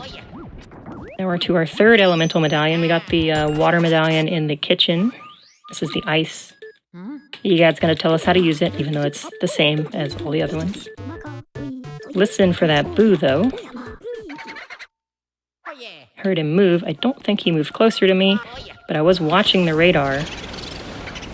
Noticed that it got less flashy. Oh no. So I know he's over on the left there. This room's pretty big. Give me the ice. Now we're gonna do some fancy strats in this hallway. Don't want to get scared, so we're just gonna do a little rotation now. Little twirl. No ghosts show up. One of my favorite strats. You can do various things to skip the stuff spawning in there, but I love doing that little twirl. We need the ice to get Petunia. Petunia doesn't like cold showers, so of course Luigi's a jerk, and he gives her an ice bath, makes her show her heart, and she goes in the vacuum. She actually has a very strong pull that can sometimes get away from you. We're going to leave those pearls in there intentionally, because coming in here, if we catch Nana fast enough, got to shoot these yarn balls. There's a quirk in this game where if you have pearls in like an adjacent room, then more won't spawn. So you see she's not dropping medium pearls. I only got 1. And pearls in this room can mess up catching the boo. You really don't want to see them in here. Left side, you never gamble on left side, but it feels bad when it is. It's only 1 piece of furniture over there. This boo got away from me the other day. I'm going to be extra careful and just catch it for sure. Can do a fancy thing with the key where you pick up the key while it's like the boo's in the air and stuff. I'll do that later, but not in here. I would rather not hunt down that boo again. Now we're gonna have to go back through that hallway, but we want the fire right in the middle of where all those guys spawn, so hopefully we can avoid that. Don't hit any mice. No getting scared today. Trying to keep our back to the wall so that things don't have a chance to get behind us. My Nemesis, the candlesticks in this room, I think my angle's not very good. See if we can get both of these ghosts in this room to spawn. No, so we're gonna have to catch this guy by himself if he doesn't punch me. In this room, we're gonna start doing some twirls. When we spin, we technically turn our back to all points of the room at the same time. So if things are like this room, very far apart when they show up, we can get all the ghosts to show up in unison.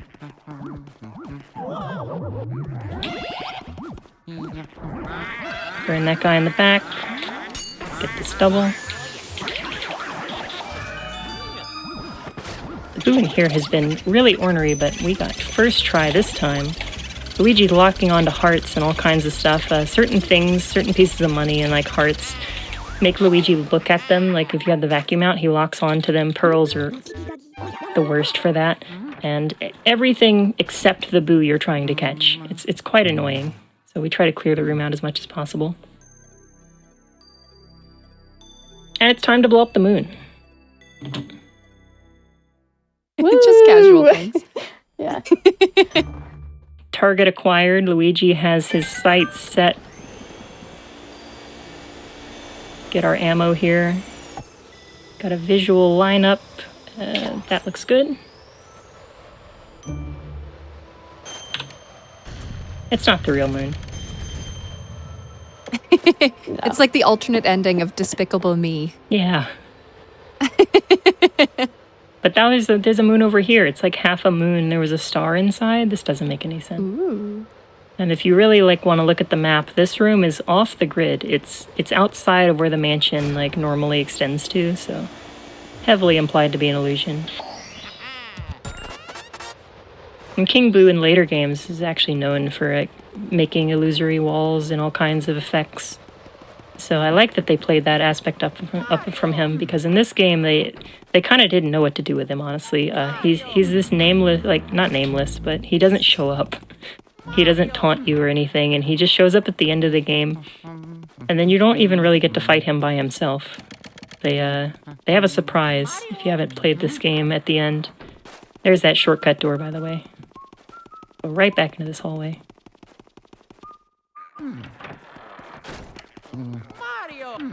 So we're skipping that room. That one's optional. We're going to go straight in here. If you haven't noticed, in this area of the game, we've been picking up a lot of Mario's items. That last one was his star. We picked up a letter in the courtyard outside. We're coming in here to pick up his glove. Mario lost his hat in the laundry room. He's lost a lot of things. I don't know why he lost one shoe and one glove, or why he had a power star and just never used it. Seems like it would have been useful. But we're cleaning up after him. And we need all those items to get a key later on. We're going to take all those items to Clairvoya, the medium. She's going to divine meaning from Mario's items, where he's been, what he's seen. So we're kind of going on a big old adventure in Area 3. Think I can touch that? No. You can do a save warp if you touch that in the right way, but we're going to have to do the mirror warp of shame. I love that name, though. The upside to that is that we get to keep our fire. So if we don't get a chance to get fire in the library room, I can't remember what this room is. I think it's called the study. Sometimes you can't get fire in here easily. No. Here, okay. This is a good chance to get fire, so I'll just load back up. Fire is useful because every time you have an element, you can do fancy stuff. That's even more important in 100% because you can duplicate pearls for extra money beyond what you're expected to get, which speeds up the route quite a bit. But in this game, or in this category, you can do what's called a element cancel, or a vacuum cancel. You saw me do it when I entered this room. Every time Luigi enters a dark room from a lit room, he wants to pull up the vacuum to use his flashlight, but that's slow. So every time we want to move again, we do a cancel. That's the best sound in the game, by the way. I love that sound. We're going to hear it one more time. Oh, first two. When we spawn both brothers here. They asked Luigi to play a game, but naturally Luigi's going to cheat because he's a jerk. It's kind of the through line in this game, is the ghost's feelings don't matter.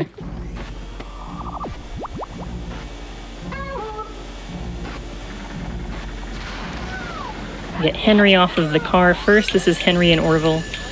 Henry's in the car. He likes to run you over, but Orville only dives every now and then, so we like to get Henry first. You can get a double in this room. That's pretty hard to learn because they can spawn in like any of the boxes in any combination, so you kind of need to know all the combinations of where they can be.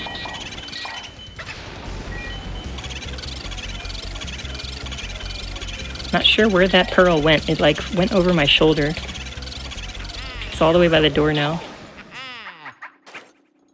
And the reason we come back to this hallway now, Egad told us to catch boos earlier, and we went and caught 5 other boos instead of the ones over here. These rooms were already lit up. We already caught Neville, we already caught Lydia, we already caught Chauncey, but we did not have the ability to get into that twins room right there.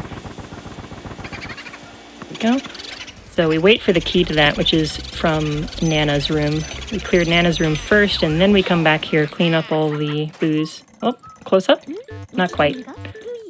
Vibrating over there in the corner, though. Here's our next chance at the cloth skip I was talking about at the start of the game. Half pull this sheet off of the bed. See if we can catch this boo. Similar to the mouse hole skip that we did earlier in the hidden room. Gonna pull this cloth off right after I catch the boo, and now Egad doesn't know that we caught the boo. He was listening and he just got confused, so we are able to warp out without him talking our ear off. We have all the boos we can get so far and all of Mario's items. So we're free to come in here, and here's 2.5 minutes of tech smashing. How's everybody's day going? Pretty wonderful. I am really, really cold because I have the joy of living in Canada, which is now buried in snow. So chilly. Way too chilly. How are you, Elite? I'm doing pretty good. Not quite chilly here. We're gonna have the cold front, like I think the next couple days. Halloween's gonna be freezing. Amazing. Lee, is it okay for you? Is it temperate? You know what? It's in the Midwest here. It's like middle of the road. It's like 40, 50 degrees right now where I am. So, still chilly, but there's no snow yet. That's good. I think it'll hopefully hold off until November for us for the snow. We've got one more text box. There's 5 of these because there's 5 items. And the last one, I don't know if anybody can read Japanese, but to paraphrase, we noticed that Bowser's in this game. So not only is Mario in the basement, Bowser is in there too. And then we twirl the C-stick madly because that's the optimal way to catch this ghost. She is the only ghost in the game that has no pull away from Luigi. She actively wants to be caught. That was a satisfying sound. So we just hold a direction away with the left stick and twirl the C-stick. It's actually the only ghost in the game where, only portrait ghost in the game. It's actually helpful to catch with the C-stick. Otherwise, it's not very useful.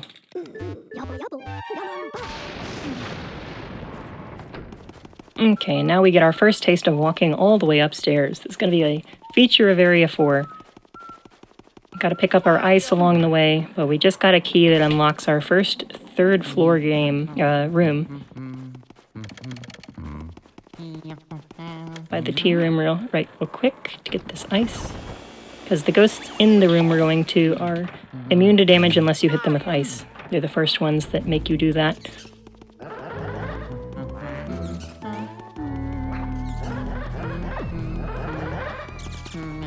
Didn't get a chance, or I had another chance to see another Angie there. There's 4 different ones that we passed by in this category.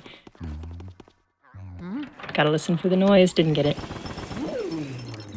So if we spray the ice at these guys, we can take off their immunity before they fully spawn in, which means that they don't sit there and like look damaged for a while. We can immediately just hit them with the flashlight. Got a cool double here. Line that up. Get that angle right. Push this guy. Beautiful. Our dude here. Can I tap that chair? It doesn't matter. Usually you try to tap that chair right as the cutscene's happening, but the boo wasn't in there in the first place. Here's that fancy thing I was talking about earlier. I can leave the boo there with ice, which I had in Nana's room, and then suck up that key before Luigi twirls the vacuum on his back.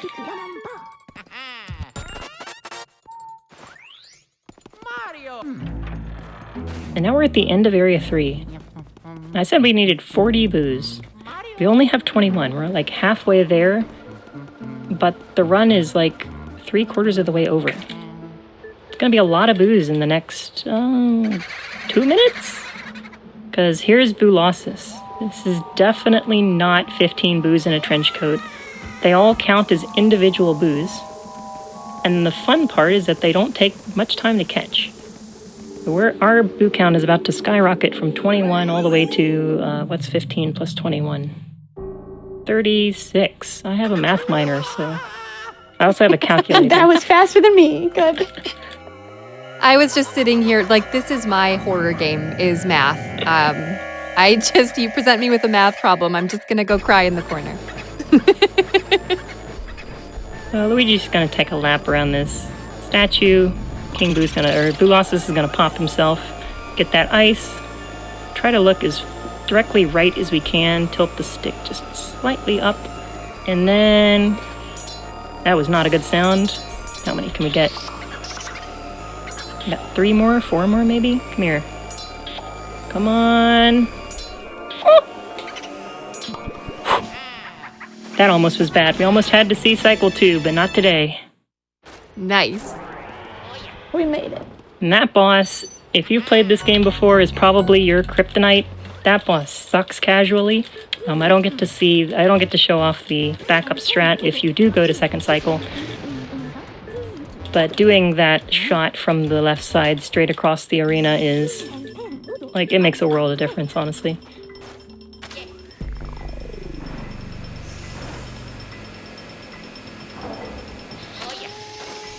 I honestly just love the variety of all the ghosts in the mansion, too. Like, they're all scary, but they've all got just fun quirks to the different fights and all that, and it keeps it nice and fresh. Yeah, the portrait ghosts they feel kind of samey to catch unless you're trying to get them in one cycle, because the game incentivizes you to pull the ghosts in from 100 HP to 0 by giving you a large pearl, which gives you more money. And those are imperative to the 100% routing that you actually do catch every ghost in one cycle so you can have enough money without wasting too much time. Mm-hmm. And they all do have their own little characteristic, like what makes them them. And it's neat because each one has a personality that you can feel in the gameplay. With that being said, Ellie, do you have a favorite portrait ghost? Unfortunately, we're not going to see that ghost in this route. Oh, I forgot to hold my vacuum out. My favorite ghost is Jarvis. He is in the 3rd floor at the end of Area 4, but we're not going to go see him because he's optional. Second favorite ghost, I don't know. I think Slim's pretty cool. We also don't catch Slim. I think the optional portrait ghosts are just all the cool ones. Also Van Gore. Van Gore is fun. Van Gore is the most unique non-boss portrait ghost. We're going to see him at the very end of the run. And he's cool.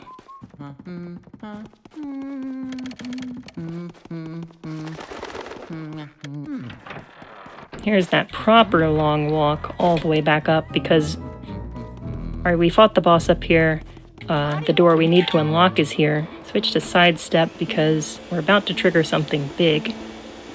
Get close enough to this door, and welcome to the blackout. So, I know y'all were saying the game is not as scary. You know, later in the marathon they're gonna get a little scarier. This is the scary part. If you're a kid like me who's played this game far too younger than they probably should, this is where you stop playing, because it's not just difficult, it's also kind of unrepentantly scary. You don't have any lights other than your flashlight. You have complete inability to light up any room in the mansion because the power went out. So even if you clear all the ghosts out, you still can't do anything and feel safe. Toads are gone, you can't even save, so you're stuck in here until you figure out what to do, and that's bad because EGAD gives you the worst hint in the world. He says there's a ghost that stole the key, and he likes rooms with mirrors, and you'd think, oh, there's a room literally called the mirror room. That's probably where he is. No, that's not where he is. Of course he's not there. He's in the wardrobe room up here. And is he going to be kind? Come on, Grimly. There he is. The 3DS remake makes the hint better by saying he likes rooms with clothes and mirrors, of which there's only one. Leading you here. But now we have this key. We can go down to the breaker room and turn on the lights. We can go there before this point, but we can't do anything important there. Just a little bit of money in there that we don't care about in this category. Now we get to go see the basement for the first time. And this is where one of the, big stressful points of the run is. Because Chauncey one cycle is probably the hardest trick that I do. This is number 2. This is the Breaker Boo one cycle. I saw a lump in the cloth on the left. I don't want to see that. This boo has over 150 HP, which makes it hard to one cycle. So I'm going to focus and see if I can get it done. Ooh, it moved. It's not in the cloth anymore for sure. There it is. Got a charge. It's looking good. No! Aww. Good try. So we can get blessed, and that guy can come back in the room. Unfortunately, I don't get to do any of the fancy strats to one cycle him. I've been hitting that pretty consistently too, so a little sad.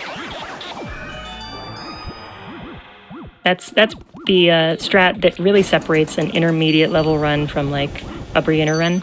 Learning that is the first step to really saying like, yeah, I'm good at this game. And it's still pretty inconsistent. I think he's in the barrel. I thought I checked that. Oh my goodness. Don't leave. Okay, I heard a sound in the background of the Breaker Boo returning to, or going to a room, so I'm gonna go pop in there and see if he's in there. If I do it fast enough, he won't have a chance to hide. Are we lucky? Oh my goodness, that's the second time I've had that this week. He came Let's back. do some fancy stuff. So we can like pin them against the wall here and do these like delayed R pumps to get a little bit of extra damage that we normally wouldn't be able to because they keep like going in and out of the wall. Nice. Normally you can do that from a 200 down to 0, but we did get a second chance at it. And now He came back for us. we're feeling good going upstairs. Another long walk. Now, if the math checks out, I believe we need 2 more boos. We do. So we have one that we're definitely going to get, and the last one usually varies. We got the Breaker Boo. We have 2 that we're definitely going to get. So we got the Breaker Boo. In a beginner level run, you wouldn't get the Breaker Boo because it's quite difficult to one cycle, and it wastes time if you don't. So I actually probably lost a little bit of time there. Otherwise, you can get the Artist Room Boo, but the last 2 we're going to get is in the Armory coming up and Weston's room, which is Cold Storage. Both of those boos have 150 HP, which makes them easier to one cycle. All the other ones are either in the game or usually either locked behind an optional portrait ghost, so the room is hard to light up. Oh, there's Lebowski, our favorite bowling ghost.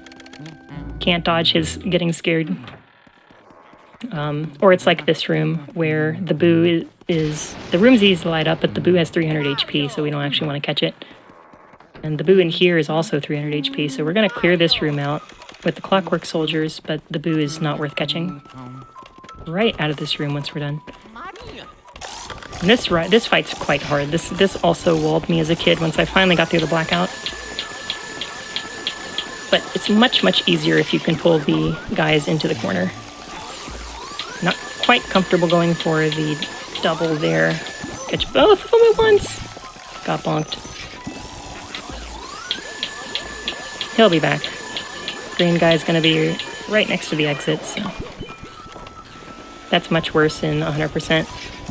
If you get bonked while you're catching the blue guy, you'll lose your money because the blue one is the one that drops the pearls, but out of there, not too much problem.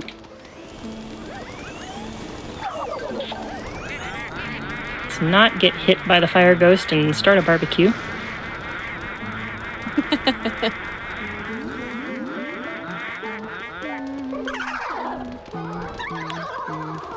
Oh, I didn't get him fast enough. Okay. Similar to what I was doing in the safari room with those ghosts with the ice, shooting it before they showed up. I tried to do that with that one. With the fire, didn't quite get the angle right though, and he still had his immunity, so I had to do a backup. This key leads to the armory room, so we're just gonna go right back down. We're skipping a lot of stuff in Area 4, and 100% the Area 4 is the bane of everyone's existence. In a lot of categories, it's actually the bane of everyone's existence because Area 4 has the toughest boos in it. But in this category, you don't catch almost any of the Area 4 boos. So it's honestly kind of like a respite. Pretty chill, honestly. A lot of walking. Gonna try Getting to do all those steps in. I'm gonna try to do a triple in here. Clean up these guys by themselves, and these last 3 we're gonna try to catch all at once. Welcome to the laggiest room in the game, by the way. So we're gonna be intentionally like keeping as little of this room on screen as possible. Got him. To reduce the lag. Did we get lucky? It's the best place this boo can be. We're gonna force this boo to attack us. Not there. left side again. I think I can... Oh, now it's moved. Now I can't check it. Gotta go all the way over here. Okay, we're gonna load quite a lot of this room.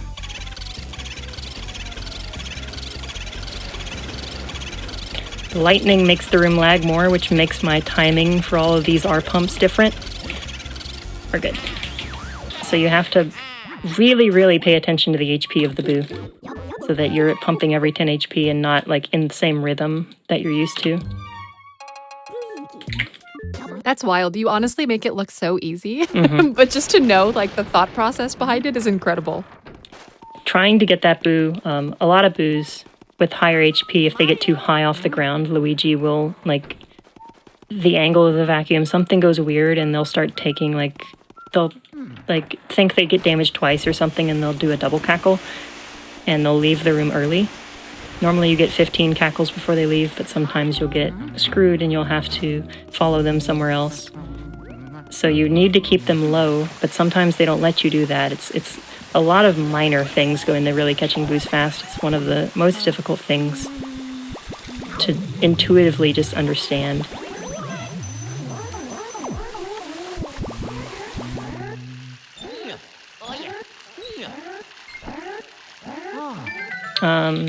I saw a couple of people mentioning Luigi Mansion Arcade earlier. There is actually a fourth game in this series.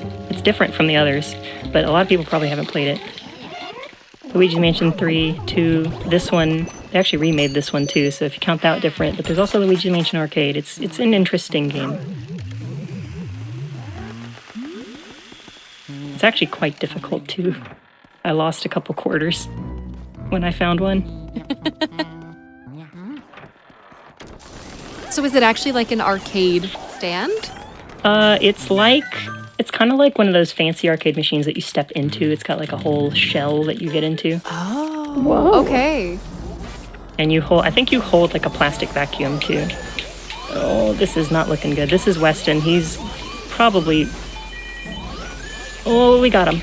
Top 2 hardest ghosts to catch in the game for sure. Ice floor is what really makes this tough. Get our slide in. There we go. And we spawn the boo. Go low. Let's be good. This looks good.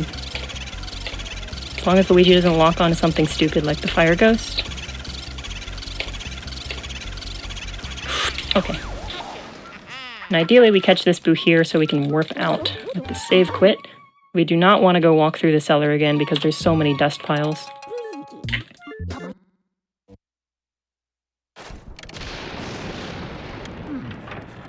And now we got a key. We also make sure to get that key before we catch that boo so it's included in the save. Otherwise, we'd have to go right back down there and pick it up. We are headed upstairs to go see Van Gore. I don't think we got a single call from EGAD mentioning Van Gore. When he talks about Van Gore, when he calls you after a boo, he has random texts that he can send you, and Van Gore is the worst one. He takes the longest to shut up if he tells you that one. So it's kind of a joke, but Van Gore on the whole is a very cool fight. You don't fight Van Gore directly so much as he sends waves of like the normal ghosts you've been seeing throughout the mansion at you. And it's got cool music.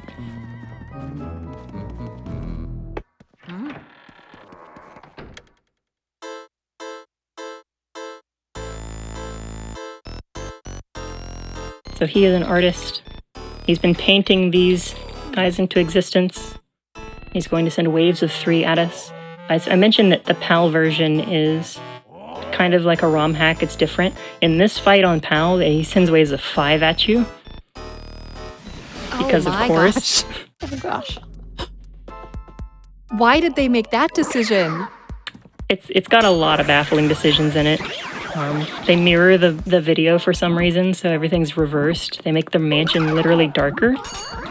Oh no! Huh. Didn't get punched. Missing the pink guys is one of the worst because they move so fast. Hopefully we don't miss any more triples. Things get really out of hand when you miss triples.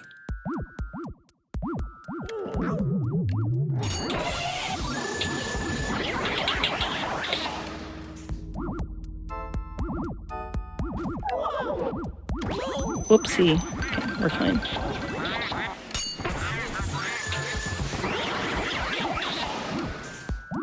This is an okay Vangor.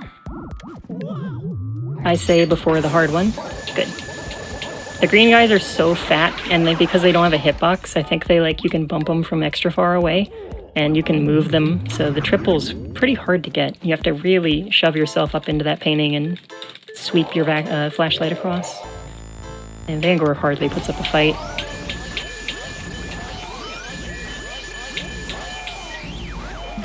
Now we have all we need to go finish the game. Woohoo! That's awesome. We cannot save quit. Catching this boo is too slow, so we're just going to go back to where we warped out in the blackout.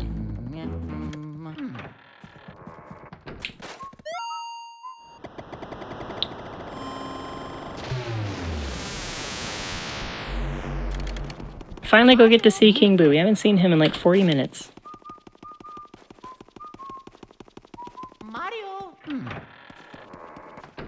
So this is probably the second hardest trick in the game, or not trick in the game. King Boo is one of the hardest boss fights, but I'm not going to be doing the super hard trick. There is a way to one-cycle King Boo that is arguably harder than Chauncey one-cycle. It's right at the tail end of the run too, so people that do it, it ruins the run at the worst possible time. I'm going to be going for a quick 2 cycles. I will be attempting what's called an insta-shot, which allows us to shoot the spike balls before we normally would be able to. I'm going to be doing some pre-aiming at Bowser, because Bowser's in this game, if you didn't forget. King Boo is not going to fight us directly because he's, I don't know, a coward maybe? I feel like Luigi would be the one to be called that, but King Boo's the one who fights him directly, and Luigi stands his ground. We love the character development. Bravery is being strong in the face of fear, and Luigi demonstrates that across over 3 games now.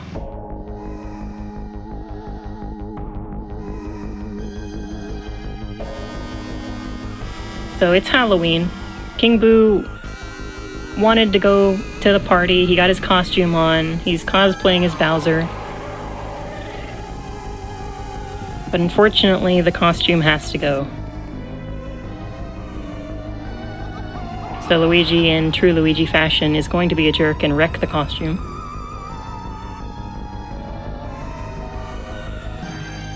I love that you said that that's just the running thread of the game is Luigi's a bit of a jerk. Kind of is. Yeah. Nice shot. We love him though. Get low to the ground, boyo. Thank you. So you can actually do R pumping on King Boo here. How much damage are we going to get? Not very good. I'm going to go for the 2 cycle, but I think that's just slightly too much HP. Definitely possible. It's going to be hard. Oh, I didn't get it. So we got 1 insta-shot there. Show off what it looks like.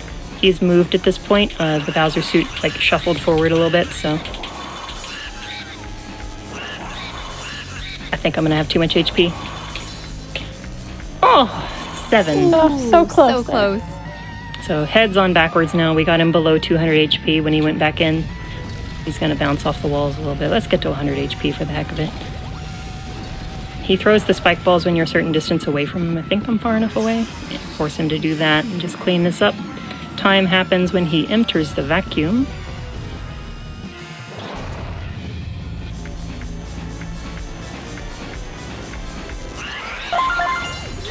And time. Nice. That was a sub-hour run that I have been chasing for 3 weeks of practice, and I finally got it. Woohoo! Is that new? It's not a personal best. I was actually, Oh, shoot, that's okay. when I got out of the basement, I was only 25 seconds behind. Wow, It that's was amazing. a really good run. And then Vangor was a little sloppy, and King Boo went to a 3 cycle, but still, I wanted the sub-hour, and that's a really big milestone for That's any runner of this incredible. game. props to anybody who can get a sub hour. It's worth it. It's a big achievement. And we saved Mario. We're gonna turn him back into, after all this is over, there's a cinematic of him like being turned back into real Mario. It's real cute.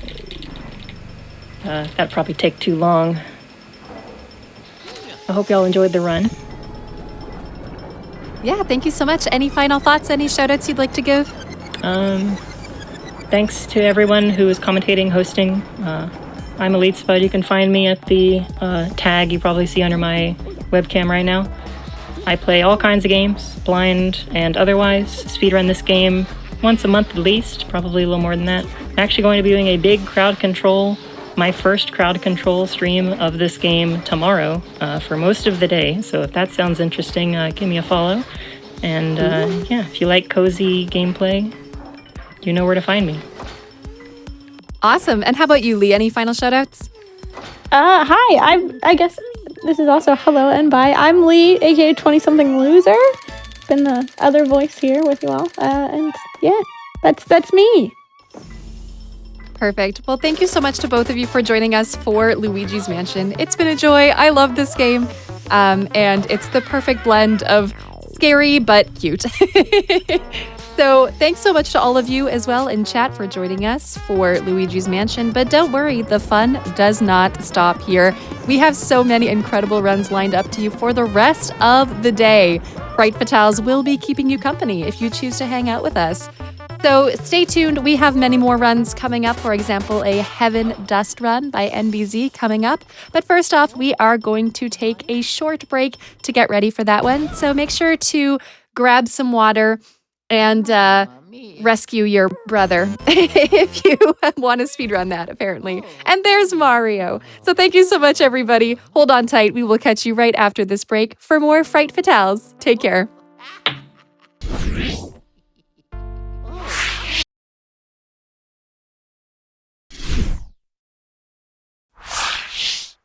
Well, hello, everybody, and welcome back to Fright Fatales. I hope you've been enjoying your day because we are going to be keeping you company all day today with some scary Halloween-themed runs from the Frame Fatales community. We've had an incredible day so far with some awesome runs. We just had Luigi's Mansion, if you were hanging out for that one. And if you are just joining us, we are going to be having a Heaven Dust run from NVZ. But first off, a quick announcement. If you missed out on any of our other Hotfix shows or GDQX, which was at TwitchCon last weekend, make sure to check out the VODs, which are on youtube.com/GamesDoneQuick. Check them out after this lovely event that we have for you today, though, all right? All right. But we can keep you company even after the event is done for today. So, as promised, we have yet another run for all of you, and I'm going to pass it over to Z to explain a little bit about it. Take it away.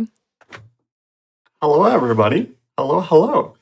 My name is NBZ, and I am here to run Heaven Dust. And alongside me, I have... Hi, I'm Astrid the Horror Girl. I also love to run Heaven Dust, and I will be here to do some commentary with NBZ while they, beat their PB and probably get world record or something. Easy peasy. All right, well, if we are ready to go, Astrid, do you want to give us a countdown? Time will start as soon as I click the start button.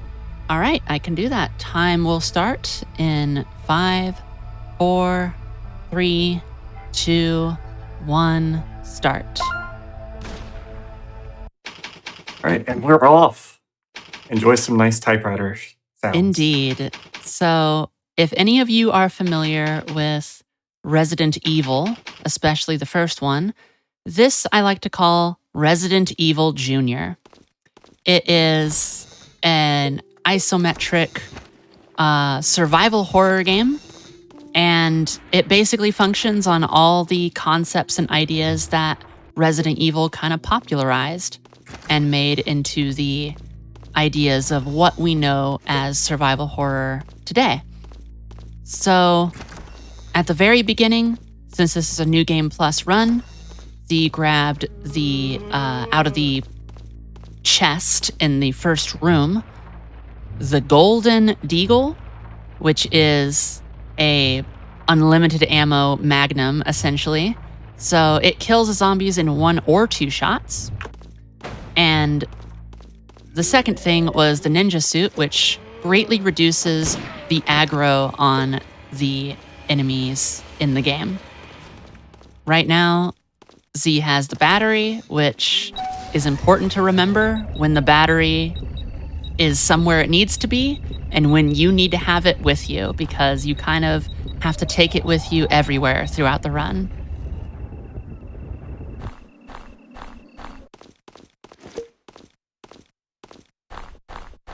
Good puzzle. Good battery grab. Very good. Very good. That was very smooth. Right now, Z is on the way to grabbing this wheel, which is also something that you need to basically take through the game throughout you, especially casually. We used to take it with us into more places on the speedrun, and then Z found that we didn't have to at the very end, and it has ruined the speedrun ever since. It has. So if you come to speedrun this game later, I'm sorry in advance. Basically, we'll talk about it later when we get to it, but the wheel is just, along with the battery, another thing to have to bring with you throughout the game. Basically, all these codes here, they are the same throughout, so it's just kind of something to commit to memory.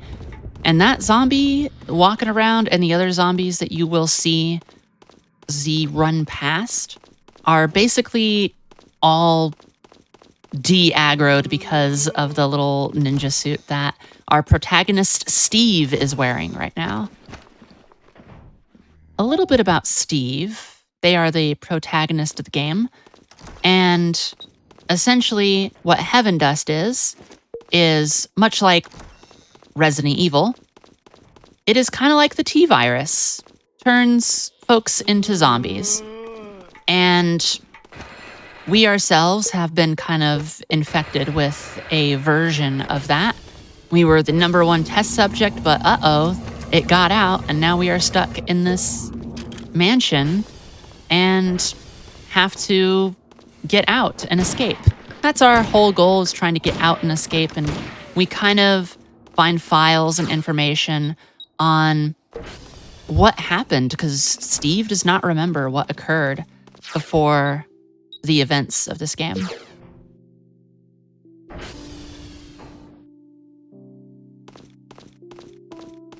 You're doing great, Z. Thank you. I'm going to be fairly quiet because I am on the verge of PB. My run before this may have been a PB, but I wasn't timing it, so we'll see. We'll see if I can grab a PB. Listen, I got you. Good battery grab. Missed a shot there. It's okay. Died on first hit. So the movement in this game is very interesting. One thing that you may notice when Z is playing is Z will run in a straight line as often as possible. This is because you actually build up speed as you are accelerating, and you kind of like keep building that speed until you reach like a top speed, but it takes a little bit to get there. Every little adjustment to your movement, when you like try to course correct to the right or the left in a kind of just subtle way, it slows you down.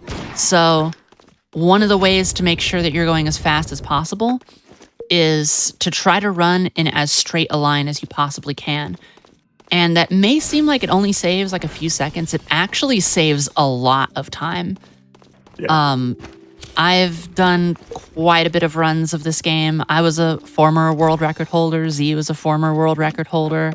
And the amount of time that it saves making sure that you run in as straight as line as possible can be up to like even a minute, saving that much time.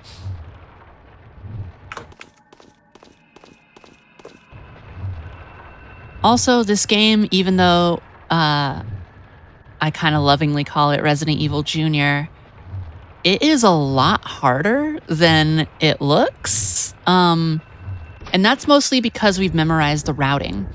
The hints for the puzzles in this game to give you all these codes, these door codes, are absurd. They are incredibly difficult. And some of that is just because the game is hard. Other times is because while we are playing it translated to English, its original language, some words didn't translate over quite as well. And so you kind of wonder, what are they talking about? What's happening? And it comes to the detriment of the ease of understanding the puzzle sometimes. For instance, one of the puzzles involves you needing to find a pigeon, which you will see later in the run.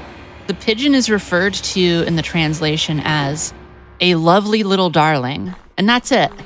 So you're told that you're supposed to find a lovely little darling, and what they mean is find a pigeon.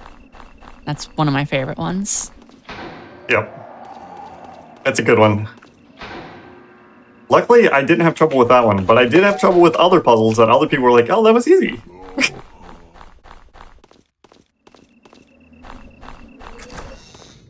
Yeah, the sometimes leaps that you have to make in reading comprehension for the puzzles is fascinating.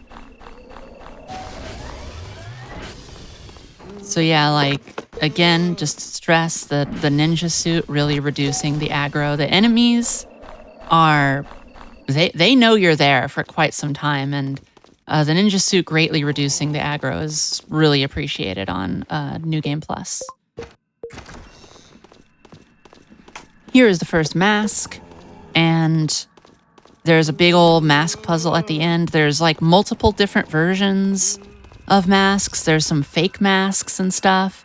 So we're only grabbing the ones that are really necessary.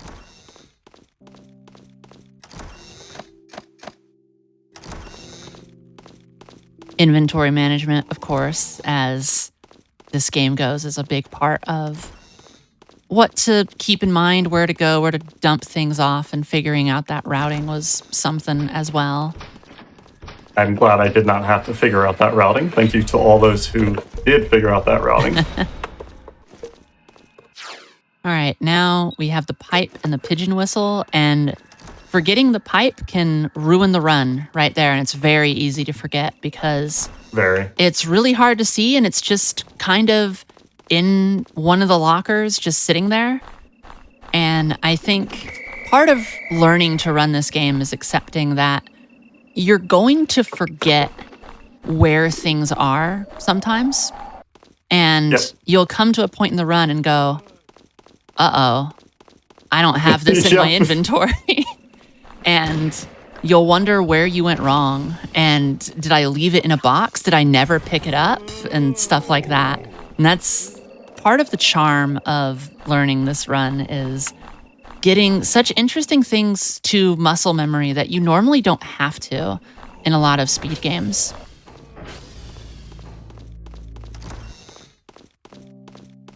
Second mask. The other two are fakes. Yep.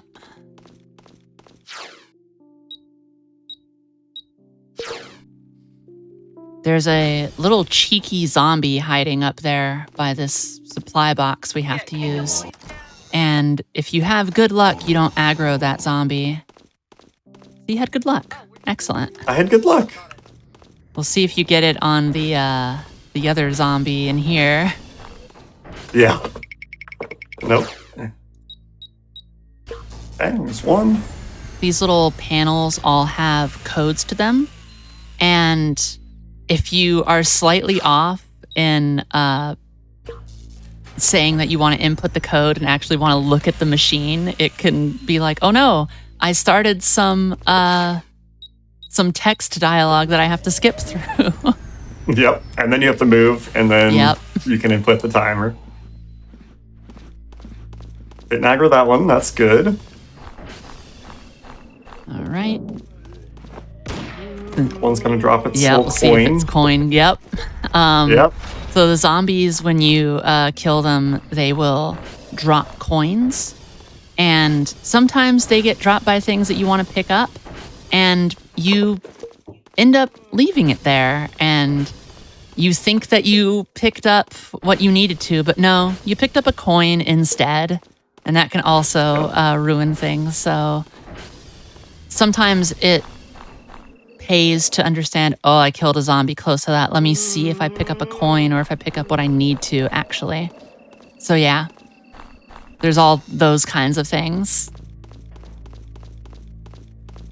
But yeah, this is a very delightful game, and I really do encourage people to look into it and play it, especially if you want to get into survival horror gaming. This is a really great template for what it looks like, what it feels like, but maybe Resident Evil is just a bit too scary for you.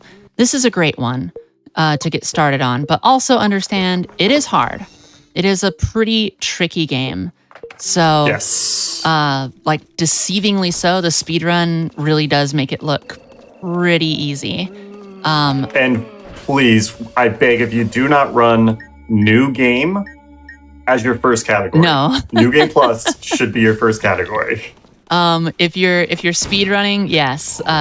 New game is hell. That zombie was very mean to you. Very rude. But New Game Plus is nice and fun and relaxing and a delightful experience as a speedrun. Whereas regular New Game is incredibly rude and has so many variables. Yes. For instance, in this, we don't have to worry about how much ammo we have. Yes. Worrying about ammo in New Game is brutal. You'll see, well, you've probably seen throughout how the zombies die in like basically 1 or 2 hits. That's all you can expect from the zombies is 1 or 2 hits. In the regular game, you're talking like somewhere between 5 to 9 hits or something like that. It's brutal. And like any survival horror game, ammunition is limited. It's more forgiving than some of like the older PlayStation 1 titles and stuff, but I would not do the service of saying that it's nice. Oh yeah, wonderful. Very nice. What Z did there was try to get that, go fast enough to coax that zombie to step on that button to open this door. If you get good zombie RNG, they'll do what just happened there and just go step on the button for you. Otherwise, they don't want to, and they get on the wall, and you have to try to go out the door and get them all the way down the hallway. Yep, and then get it to step on the button instead. And me and Z did a race of this game, and literally where my run fell apart for catching up with Z was there. Right when the zombie didn't do what I wanted it to do, and I never recovered from that. It was a very close race, though. It was. We've had lots of close races in this. Oh. Mean zombie. All right. I just want to point out to everyone in the chat, when Z first started running this game, I said, you want to step away from the dynamite because it will blow you up. Z, on a practice of this game, in preparation for a marathon, decided to be like, does it really? Just stood there. I couldn't believe my eyes. I thought I was trustworthy. I do have the answer for you, though. The answer is it does blow you up. It does. It does. It sure does.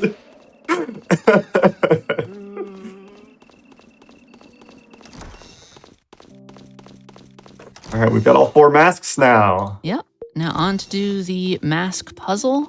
Notice that Z does not have a wheel in their inventory. It's very unfortunate. It is. We'll talk on that in a moment. But first, the mask puzzle. Trying to tell the little intricate symbols that are on the masks and memorizing where they go is half the fun. Let's see if you get the spinning wall. Oh, no, what? That's a ripoff. I got cheated there. Normally during that scene, the wall will spin you in while it zooms back to show you. Also, if you approach this fire at the right angle, you can just go through it. So you don't have to do the whole fire extinguisher thing. I'm risking it. Nice. Oh, almost got All it. right, I'll take it. There's a heal here.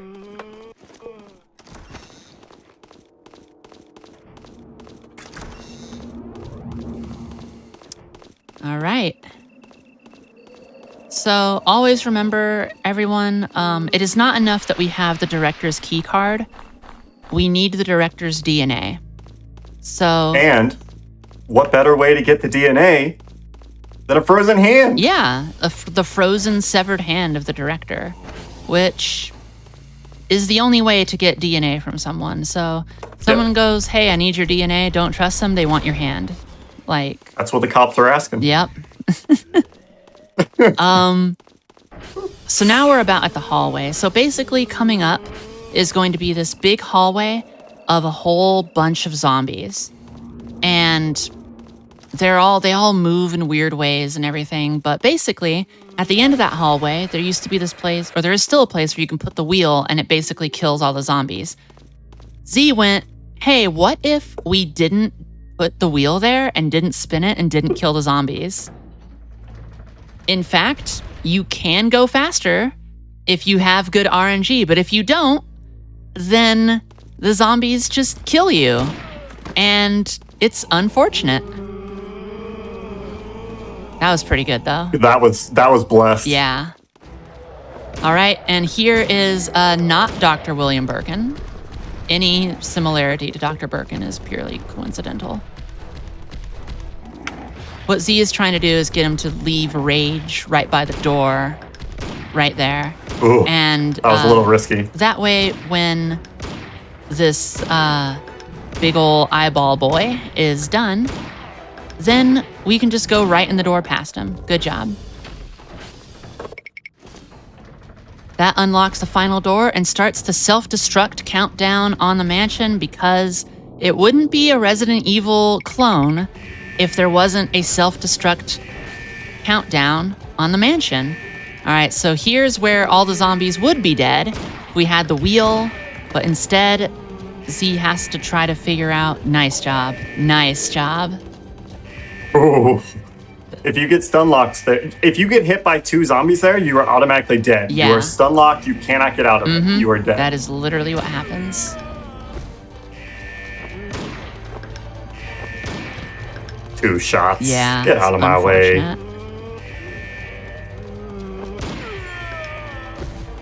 You're almost there. Okay, time is coming up.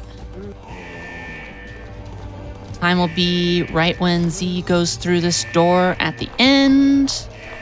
And time. Time. That, I think, is a new PB. It might be. That was incredible. What is my time? I'm just waiting for the official pause. 1850 is what I have. 1850? I think it's just shy of world record, but I think it is PB. Ooh. Incredible job. I think it's only 4 seconds off world record. Incredible. That is amazing. Whew. Very good run.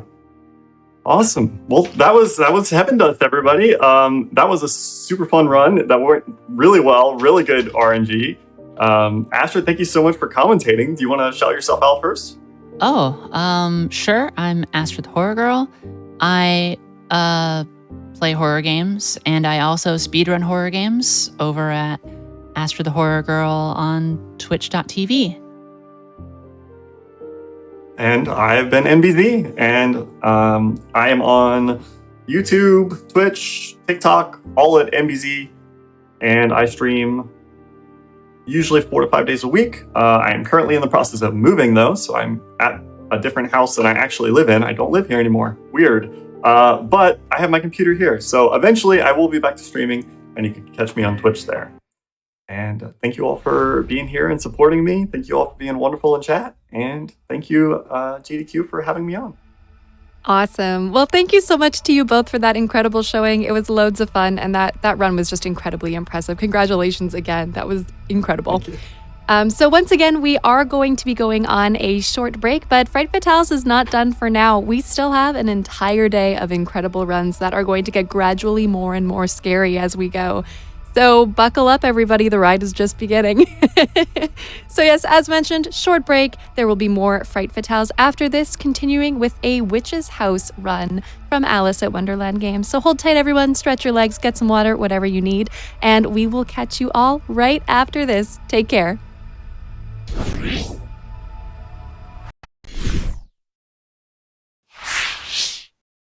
Hello, everybody, and welcome back to Fright Fatales. I hope you had a nice little cozy break as we continue our scary and Halloween-themed runs for the day with members of our Fright Fatales community. We've had an incredible day so far with plenty of runs, and there are many more yet to come. Before we go into the next run, just a quick announcement. Hey, registration is now live for Awesome Games Done Quick 2024. If you'd like to attend the event in person, which takes place from January 14th to 21st, go to gamesdonequick.com for more info. So that'll include attendee registration, hotel booking, and make sure to check out the schedule for all of the games that will be taking place at gamesdonequick.com/schedule. And maybe let us know what you're looking forward to. There are some incredible games on the schedule, and it's going to be a beautiful event. So as promised, we have more runs for you today. The next one will be Witch's House by Alice at Wonderland Games, and I'm going to pass it over to her to tell us more about it. Take it away. Hi, everyone. Thank you so much for coming by to watch this run. I think that this is a very underknown game, and I am loving to get it some attention on the GDQ stage. I very, very much appreciate the opportunity to be here. If you do already know this game, that's fantastic, but I'm going to be doing my best to show it off for y'all. It is made in a program called RPG Maker. That being said, if you're familiar with RPG Maker games, it's a very specific subgenre of horror. It is a very fast run, so I'm going to do my best to explain everything that's going on. There are a lot of places where I can die, so I might go a little quiet in those little places, but I also created a series of backup saves just in case to make sure that if I do die, then I can show off the entire game. I will go ahead and start the game on this top select here in 3, 2, 1, go. Now, first of all, there is a difference between shift running and walking. This is a speed run, so I will be running the entire time. So I'm holding down shift the entire time I'm playing. We wake up in this little meadow here, and we are going to actually talk to this cat just a single time. If you are familiar with this game, the cat is the way that you save the game. We talk to him right there, just the single time. In general, it's fastest to not save at all during a speed run. However, if you do the entire game without saving, you actually get a secret, extra true ending. And that secret extra true ending is very long. So we want to save just the one time to not get the true ending because it's shorter. That little red stain on the floor kills you, so I could do a little diamond pattern around that. One thing that's really unique about this game, in terms of a lot of RPG Maker horror games, is you can see I can go diagonally, which is kind of unusual for RPG Maker horrors. That we are going to abuse a ton because the bosses are still coded to move up, down, left, right. So a lot of the boss battles that we're going to be doing are going to be dodging on the diagonals because they're not coded to be able to move like that. And I'm going to give you a very interesting example right here in just a second. There we go. Nice. That is supposed to be a nice little jump scare that's very hard to dodge and it's supposed to chase you around a little bit, but if we just move along the diagonal right when it spawns, then it doesn't really know what to do. We're going to do that with 2 more bosses throughout this run. I want to give the general story just so y'all kind of know what's going on and try not to give away any spoilers for now at least. The general story is that you are a 13-year-old girl named Viola who has befriended a witch. The witch has invited you in to play inside. Once you come inside, you are trapped inside the house, and you slowly realize throughout the game that the witch wishes to swap bodies with you. Because her body is decaying, so she plans to use your body as a refresher. So you're trying to escape, and you are trying to escape the witch's house. That is the surface level of this game. There are a lot of little gotcha deaths that can happen, but most of them are very puzzly, so if you know what you're looking for, then you can avoid them. I have a very hard dodge here, give me one sec. Got it. Perfect.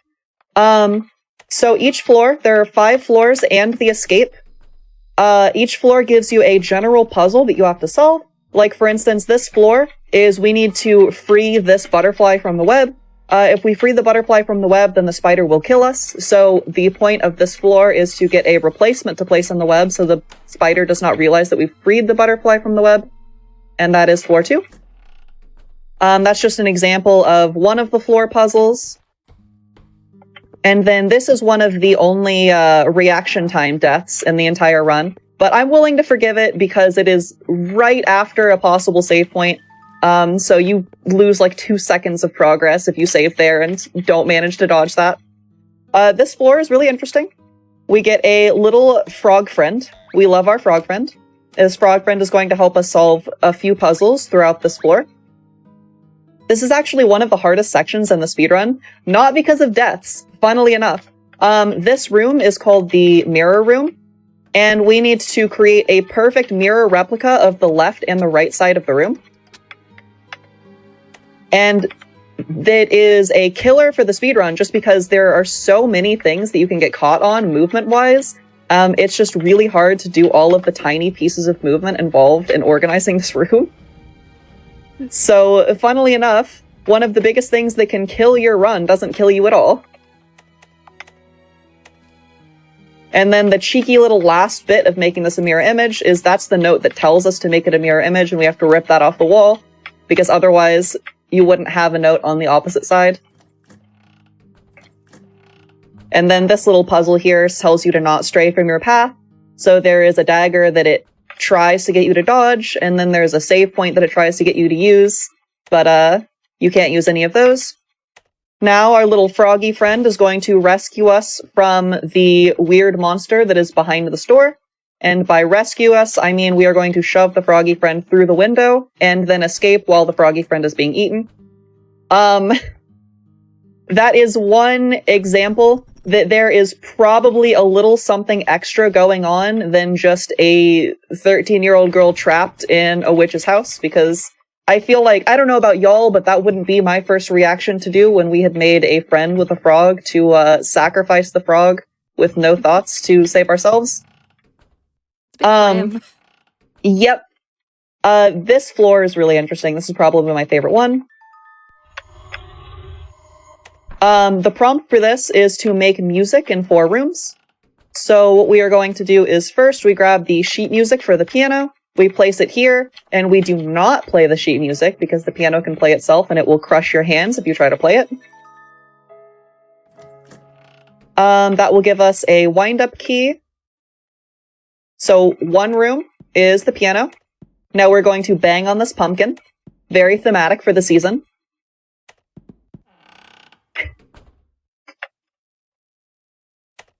Solve a little riddle here.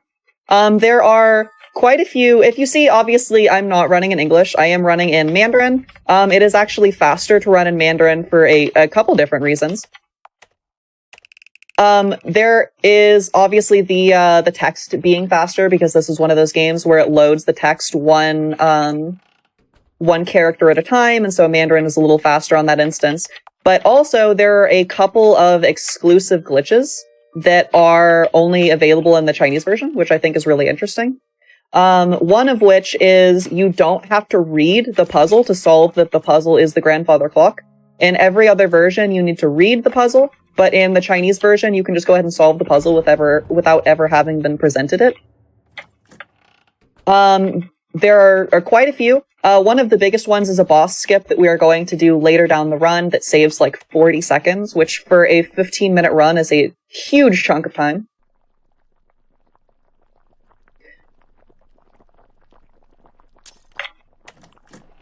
Okay. There's also, if you are interested in playing this game, but it looks like it has aged itself a little, it is a little older at this point, but it does have a remake of it. It's called The Witch's House MV on Steam, and The Witch's House MV looks gorgeous. So if you're interested in playing this game and having higher updated graphics, then by all means, I really urge you to check it out on Steam.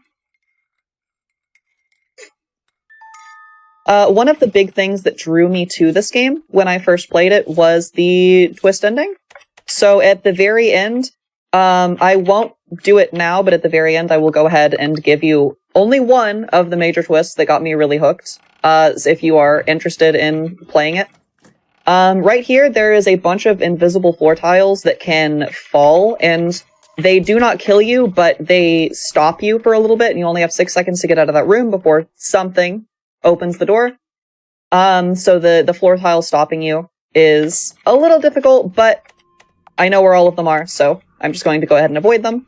We give the statue back her ring, and she will open this door for us.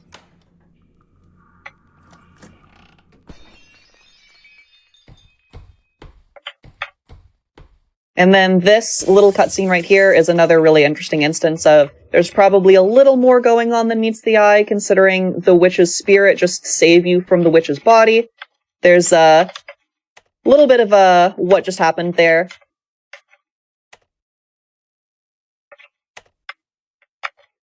We're going to color code these dolls. And then this room is floor 5. This is by far the hardest floor in the run. And it is very involved. We are going to pick up an item here for later. These yellow flowers are, how do I put this? A very mean exclusive clique, and they are annoyed that the white flower in the center is prettier than them, so they ask you to kill the white flower. But we have to figure out the correct way to kill the white flower so we don't also die.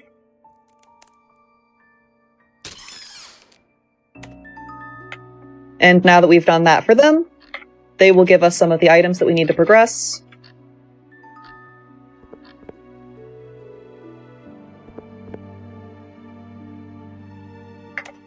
We're going to drop off a present for this jailer in this jail cell here. And then that will allow us to get some invisible birds. What's it called? The non-scripted storytelling, you know, the environmental storytelling, is just gorgeous in this game. There are diaries hidden all over the place from, written by Ellen herself, the witch. This room, in every version except this one, actually has those items randomized, but this version is not randomized, which helps a ton in the speedrun. You can just memorize where those 2 items are. And then we are going to pick up 4 skulls for the puzzle right up here.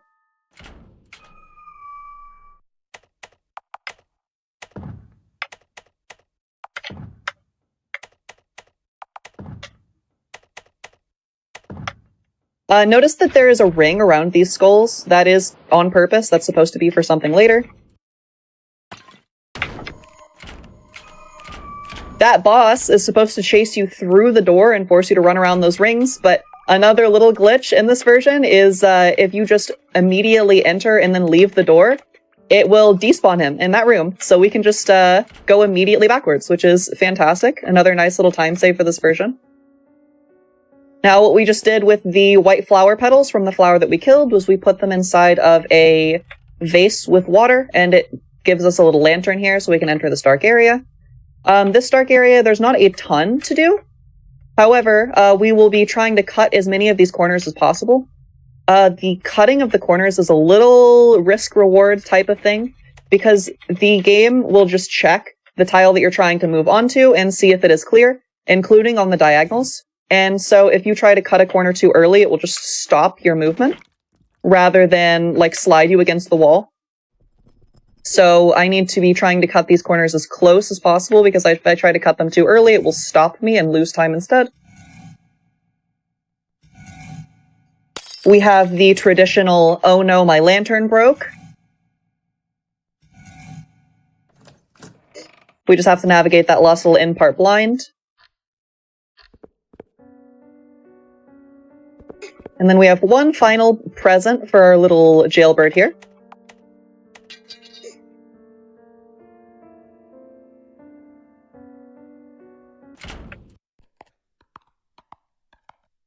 He opens this door, which apparently he could have left at any time.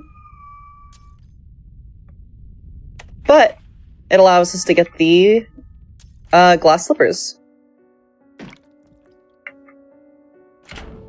Now, coming up here is the hardest dodge in the run. This is the one that saves 40 seconds. It's also only 4 frames, so I'm going to be really quiet here because this is terrifying. Got it. Nice. Not bad. That was so good. Thank you. Anything here, you only have 15 seconds to make it to the other side.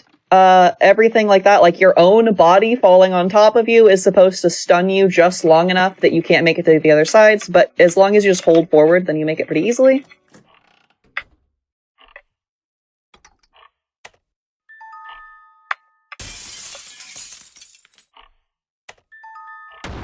Now, if you realize, when we were organizing the dolls, we only had 3 and there were 4 places.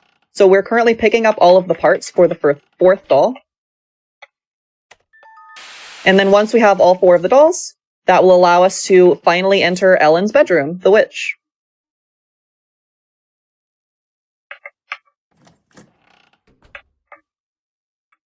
That being said, I don't think I said this, but I did create a bunch of backup saves. Yeah, no, I did. Just in case, I did manage to die. One of the appeals of this game, and as with a lot of the RPG Maker games, like, Misao, Eve, etc., is there are a lot of unique deaths that you can experience by just exploring around. The unique deaths are sometimes lore-driven, sometimes not. They're just really interesting. I don't think I'm going to show any of those to y'all today, apparently, because we may just have a deathless run. This cat dies if you have ever saved, which, once again, that is good. He talks for a very long time if you have not saved. So, in a speedrun, that is good, weirdly. This is supposed to be our big plot twist. This is the diary that says that she is planning to switch bodies with you, which is mildly terrifying, and now we have our escape sequence.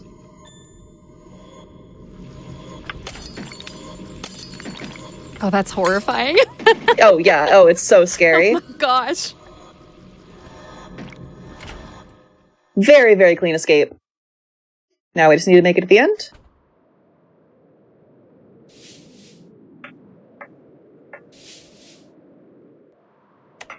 Clear out these final roses.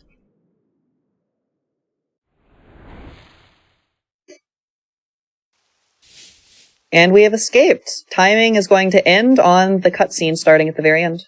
And now. Woo-hoo. Not bad. That was so good. Thank you. We have our final dramatic little cutscene. Do you want me to go ahead and throw out one of the major plot twists that got me interested in this game to tease the audience a little bit if anybody wants to try it themselves? Yeah, let's do it. So you find out in one of the mini twists in this game is that, okay, so this is Viola's daughter protecting her from Ellen, who is chasing her out of the house still. So Ellen is finally finished off. You can go home safe, happily ever after. One of the twists that you find out throughout your exploration is that the body swap has already been complete. So you are actually playing as Ellen, who has already taken control of Viola's body, and because there's so little bit of magic left in Ellen's body, Viola is trying to stop her in order to reverse the switch. So, you are playing as Ellen, already in Viola's body, going up to her bedroom to finally kill her so you can officially make off with her body. So you were playing as the villain the entire time. Oh, I was little when this came out, and the whole revelation of you were playing as the villain the entire time really hit me. Yeah. I had a lot of fun with that. I loved the story. I loved the way that it told the story, and it just really resonated with me. There are quite a few more twists for you to find out for yourselves, including the doing it without ever saving. That's a really fun one, so I highly encourage y'all to check out this game, Witch's House MV on Steam. It is a gorgeous remake. I would really love if y'all would play. That being said, I think that's it from me. I think I showed off everything I wanted to. Any last questions, comments, concerns? That's pretty much it. Is there anywhere that we can find you? Any other last shout outs you want to give? I run this game as well as a ton of other games. I'm currently learning the Rule of Rose speedrun. I'm going to learn Little Nightmares. I run Mirror's Edge. I run Sly Cooper. I run a lot of games. Long story short, So if any of that interests you, I'd love for y'all to stop by the stream. My stream is Alice at Wonderland Games, all spelled out. Alice AT, not the @ symbol, because I don't think you can do that in a URL on Twitch, but I don't know. Alice AT Wonderland Games. I'm the Alice at Wonderland Games. Hi, I'd love to see y'all stop by. Otherwise, thank y'all so much for watching. I really, really appreciate it. Special shout out to my community in chat who came here to support me during the practice for this run and practicing the commentary and everything. I love y'all so much. And I will look forward to seeing y'all on my channel, and I'm extra looking forward to seeing the runs after me because they've all been fantastic so far, and I'm sure they'll continue to be. Thank you for having me. Thanks so much, Alice.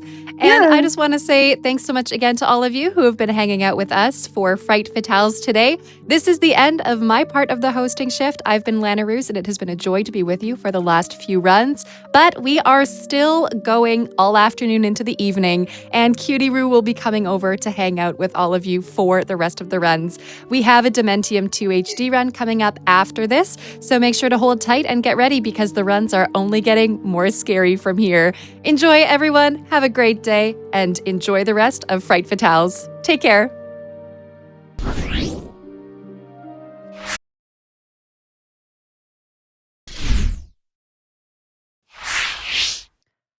Hello, everybody. We have a new host, and it is me, Cutie Roo SR. I am here for the rest of our Fright Fatales event that we are having for the rest of all today. I get the scarier games. I'm excited. But first, we are going to be having just one little tiny information that I just want to let everyone know about. That, hey, registration is live for our awesome Games Done Quick 2024. If you'd like to attend the event in person from January 14th through the 21st, go to the website, gamesdonequick.com, for more info, including attendee registration and hotel booking. Be sure to check out the schedule as well and let us know what you're looking forward to the most. Alrighty, as we continue our Fright Fatales event and having a fun time with scarier games, I'm excited. I just wanted to introduce Astrid the Horror, and Astrid the Horror Girl, and NBZ. The commentary is NBZ, and our runner is Astrid the Horror Girl. And we are going to be speedrunning Dementium II HD. Whenever you are ready, say hi and take it away and let us know when to count down. Hi, I am Astrid the Horror Girl, and this game is equally wonderful and equally terrible, and I love it so much. And with me is my wonderful commentator. Hello, I am NBZ. I am back. How's everybody doing today? This is going to be a marvelous run, and I am very excited to see Astrid PB here. Me too. I'll do my best. I was the world record holder in this game until Tuesday happened, and now I am second place by 3 seconds. So it'd be nice to get it, but we'll see what happens. This game is very finicky. It is very broken. It doesn't work. Sometimes the game does terrible things, and I love that about the game. We're going to get started here in a moment. It will happen right when I push on easy. So the timer will start in 3, 2, 1, go.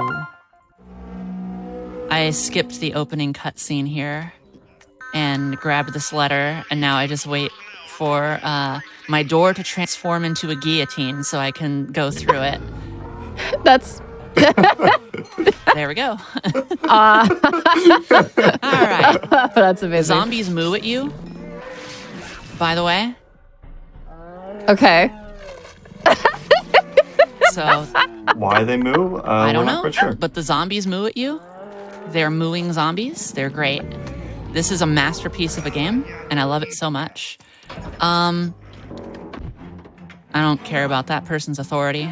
They cannot stop me. I am going slightly faster than a walk.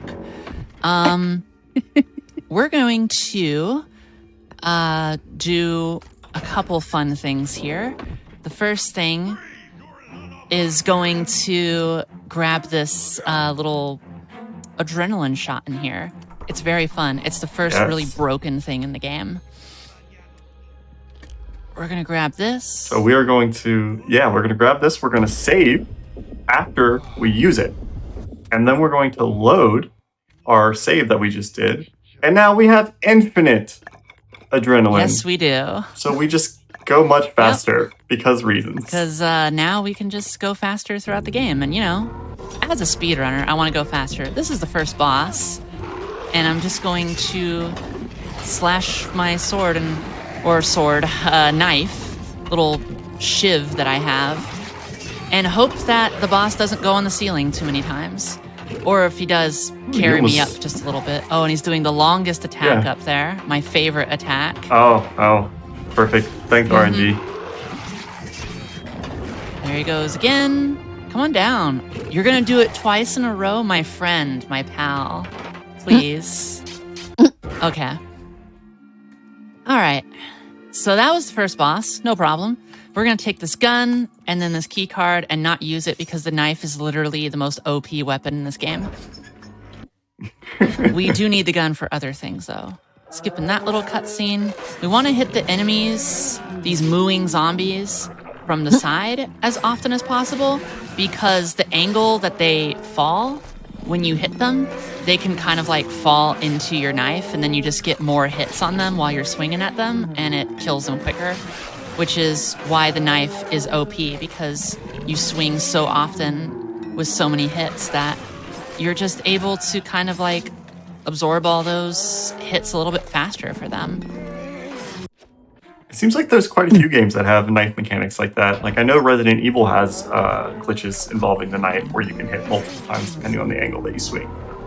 Yeah, Resident Evil is big on that, especially in, I think I forget which one, but like the frame rate that the game runs at, the higher your frame rate, the more knife hits you can technically get on enemies. Oh, okay. It's pretty cool.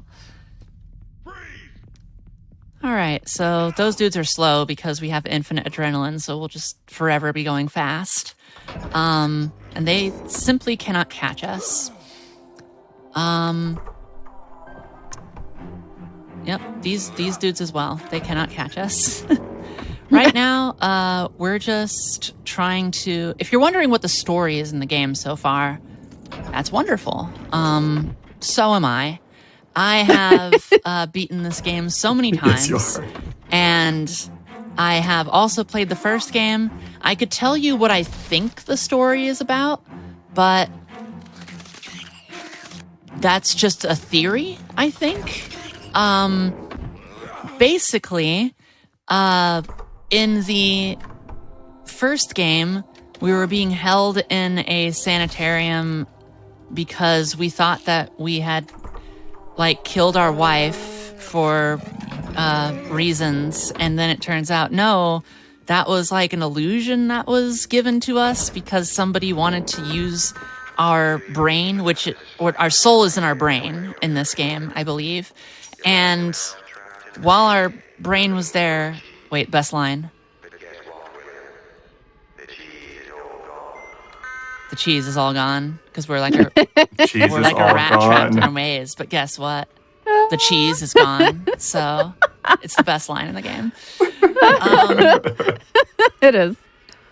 So now we're in this prison and we are trying to get out of this prison. And our soul, which again is in our brain, is attempting to be extracted so that the apocalypse could be brought about with this world, but only our soul can do it.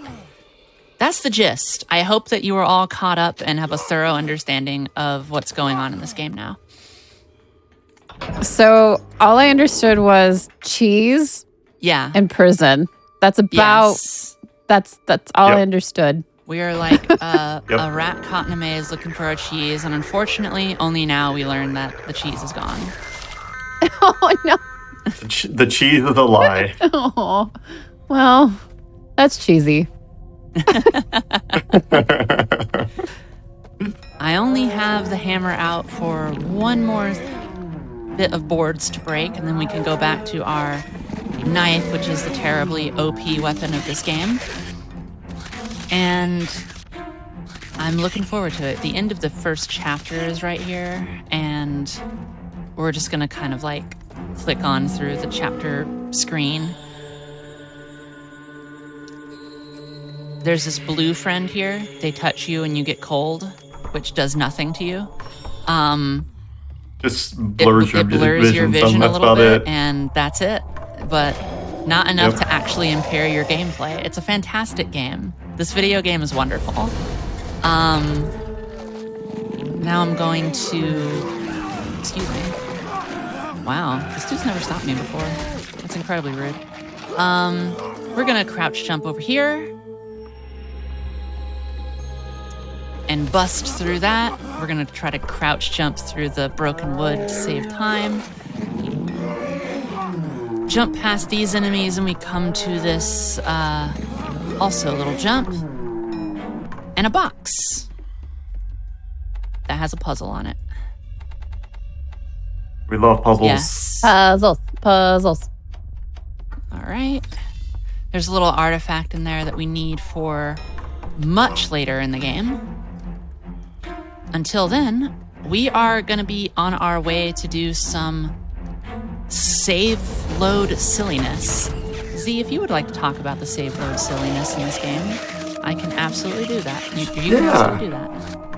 Yeah. So we're going to be saving and loading here. But we're going to a different section of the game, essentially. We've set our save there. And we're going to go and grab a code.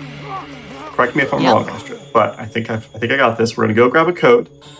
And then, instead of going all the way back, we're just going to be like, hey, we know the code now. So we're just going to load our game and go all the way back to that save point. Yep. That is when you start a new game, all the codes for all of the locked doors are established already. And therefore, all you need to do is know the code and then you're good. This code is 461. So instead of going back, just going to load that save and go to the door directly across from here and put that in. 461. And voila. There we go. That was a nice code too. Not too bad. Yeah.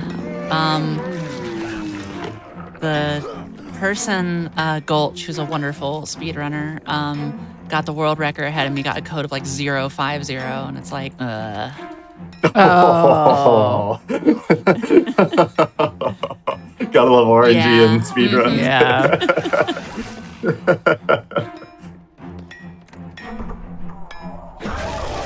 All right, so we have everything that we need. By the way, there's a whole tunnel that we're supposed to go in to get under this building, but if we just jump and use the collision of the side of that building, we can just go over it. There's also a whole other building that we're meant to get to, but if we just crouch jump over this, we can avoid doing that and the whole fight that's in there too. So right there was saving like a good 30-ish seconds at least. We are moving right along. Very smooth so far. Gonna grab this shovel and we're going to dig the center grave here. There's other graves, and if you get it wrong, it sends you to less important fights to go and do. But we got it right because it's always the center grave. And we have to kill all the enemies over here because that's the only way the door will open. Some more mooing zombies and also these little roly-poly heart-shaped zombies that shoot green ooze at us and poison the ground. Do the roly-poly dudes, do they also spawn enemies sometime? If you leave them alone, they'll be doing some more annoying things and more enemies could show up, but I don't think they directly relate to it. Alright, so right now this is the second boss fight. This is where we'll actually use the pistol. Right now, this terrain is randomized. I'm looking for an area that has as little trees as possible, because otherwise the boss can be in the trees and I'll shoot the trees instead of her like that. Messed up there a bit.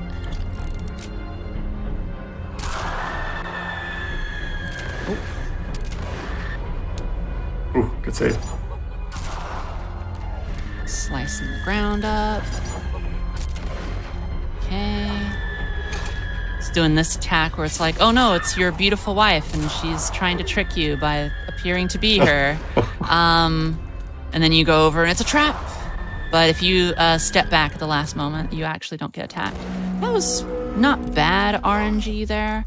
This code is 24214. 24214. I'll try to remember it. 4214. So you can actually, I found a way to find that code going out of bounds early, but unfortunately you do need this knife in order to be able to utilize that code. So if I didn't need the knife, I could just do the out of bounds look and see what I needed to put in, and everything will be fine, but alas. So now we are on our way back to that facility where the cheese is still not there, and we can proceed from there. So chat, what I need to know is what happened to the cheese? That's a The good cheese question. is all gone. I thought. But is it not gone? It's gone. Well, it's sad, gone, but- but what happened to it? How did it disappear? Oh. Wait, do the million cows have anything to do with the cheese? You know, I had never considered that. Oh, okay. That's a great point. That's a great point. Yes, I think that might be canon now.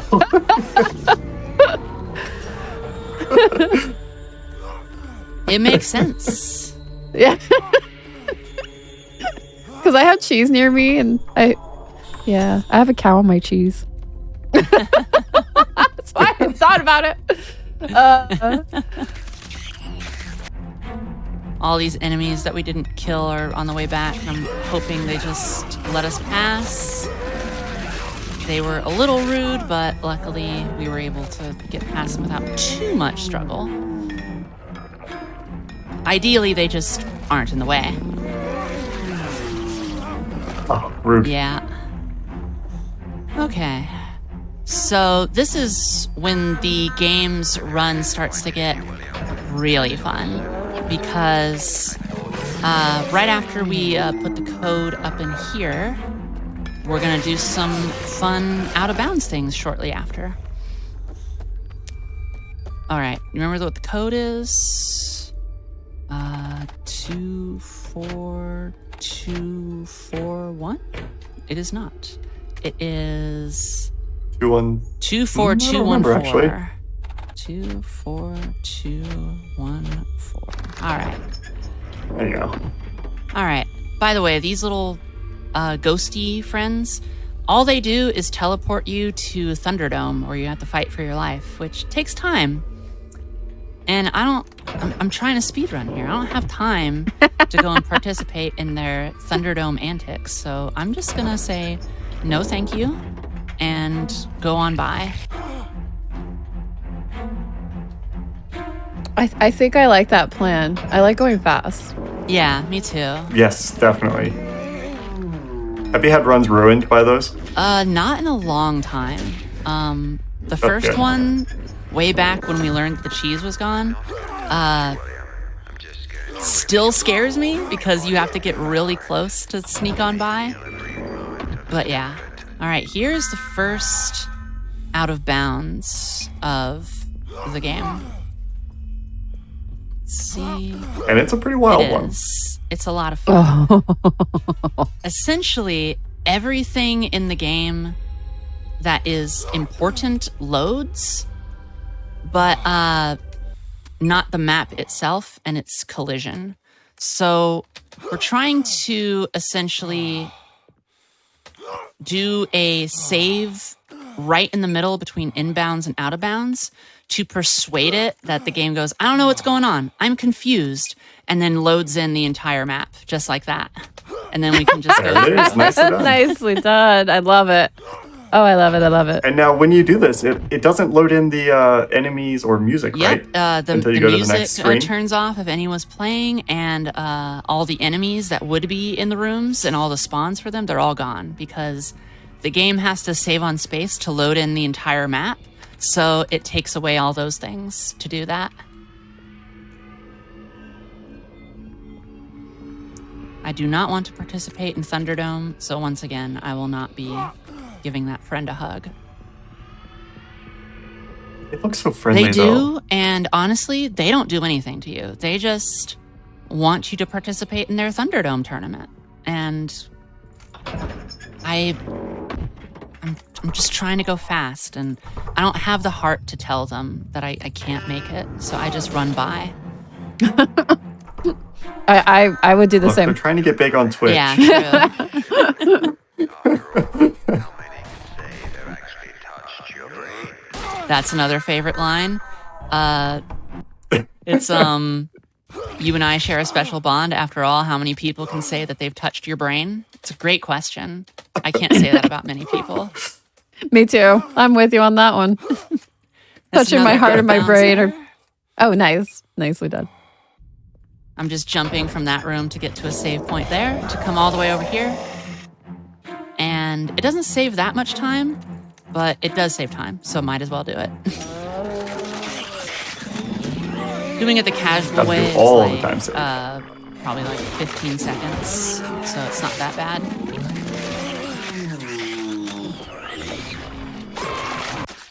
All right. And we're just here to pick this up and then leave. I'm going to do a safety save here, just because it could go terribly wrong.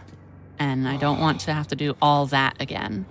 So, safety save, and then we will do another fun out of bounds here. Ooh, that was a big boy. Yeah, they're really hard to fight too. Good thing I'm not going to do that. So back up here, we're going to try to land between the rooms and hope that we get it, and that should load in everything. Yep. All right. And we'll try to crouch jump up here. We're going to try to... Nicely done. Oop, messed up a little. Can save it. Yeah. Cool, got it. Oh, nice. That was almost a disaster, but I saved it. Okay. Awesome. And now we will just Well go done. in here. Thank you. Now, I picked up that rifle earlier. It's literally because this next boss that we're going to fight is allergic to the bullets in this gun. Every other method of fighting this next boss makes it feel like a boss fight. Fighting it with this rifle makes it just feel like one big tanky enemy. It's honestly Done. funny how Yeah. fast it does. Less than one clip. Yeah, it's pretty That's great. impressive. Yeah, I like that. All right, now here comes the biggest skip in the game, where we essentially skip an entire chapter.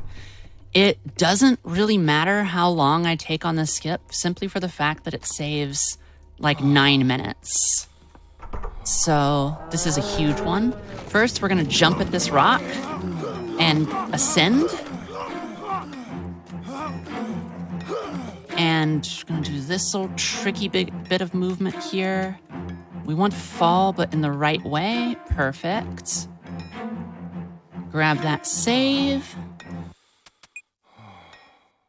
All right, same thing. We want to try to load in the whole world.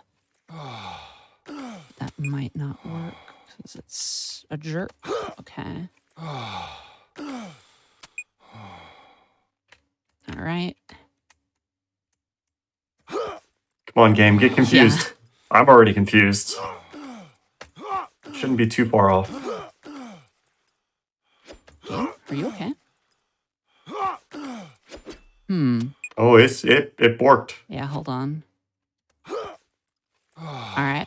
There we go. Yeah, the game was not letting me do inputs for a second. A little scary. Mhm. It's a little scary, but as someone who's speedrun this game for a while, it's not unexpected. Oh, really? It Yeah. really? Oh, the game is just that surprisingly broken. Oh, yes. I love that. But sometimes when inputs are not, that's a different thing. Yeah. All right, that should land me there, please. Well, game is adamant that I am only in that room. Okay. There it is. There it is. Good job. Now that we have that, we can go out of bounds here, and we're going to fall a long ways. But there's no fall damage in this game. So we're going to skip the entire level by going down there and going to the boss. I have to check on the boss real quick to make sure that the boss actually spawned. There he is. Okay. Because sometimes he doesn't, and then you're just soft locked in this room. Oh, beautiful. Yeah. I'm on the beautiful comment. All right. So we're just going to throw dynamite at this big chunker here.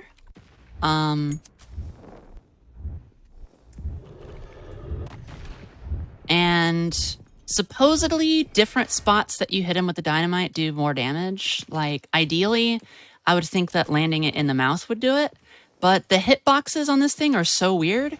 I don't actually know if it's worth trying to aim it like that, because there's sometimes I've hit it in the mouth and it's done less damage than if I missed entirely.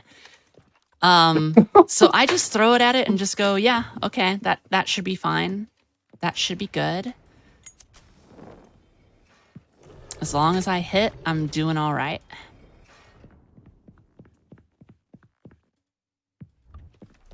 And by the way, there's supposed to be music here, but I skipped the music trigger through the whole out of bounds thing.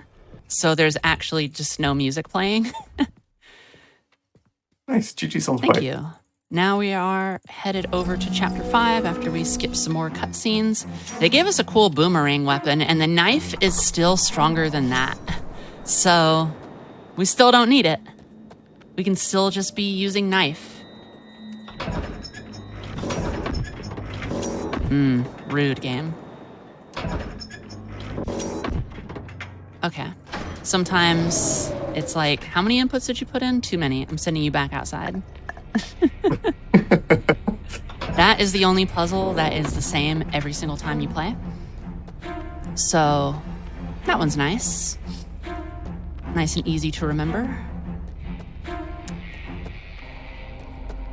I don't know. I like more RNG. We need more RNG. I don't know if I agree with you. I might be on the not agree train. Yeah, I'm honestly on the not agree train. As somebody who runs Indiana Jones and the Fate of Atlantis, that is notorious for the amount of RNG in it. We do not want more RNG. Once again, a quick little safety save. And we're going to do this skip over here again. If you notice in this room, all these enemies are gone because the out of bounds despawned them. Right. Be nice. Let me load everything in from there. Yes, good. And all right. Awesome. All right. Very cool. Amazing. Good job. Thank you. Mm-hmm. I'm like, that's what I love about this run is that there's actually a lot of like really cool glitches. There are a lot of really cool glitches. We've been having infinite adrenaline this entire game. And just the kind of ideas of the kind of stuff you can manipulate with the game as far as save and loading and trying to load certain things in. It's a really cool run, which is why I always try to recommend, like, hey, this game is a very small speedrunning community, but we very much would like it to grow. There's only a few of us. And if anyone thinks that this run looks fun, the game is only $5 max price on Steam. And if you want to play a silly, broken horror game and do some weird stuff like I'm doing, try it out. I'm looking at this book to look at the code. This code is hate. There's love, envy, lust, and Eden. We got hate. Unfortunate, but the book said so. we're also trying to figure out, like, statistically what word is most likely to come up, so maybe we could just not look at that book.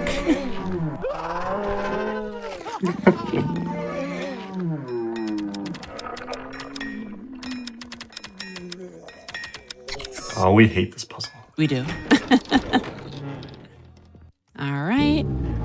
And now we get to do classic survival horror gaming of falling into these pits, which has been a survival horror staple since the inception of survival horror, really, jumping down into pits.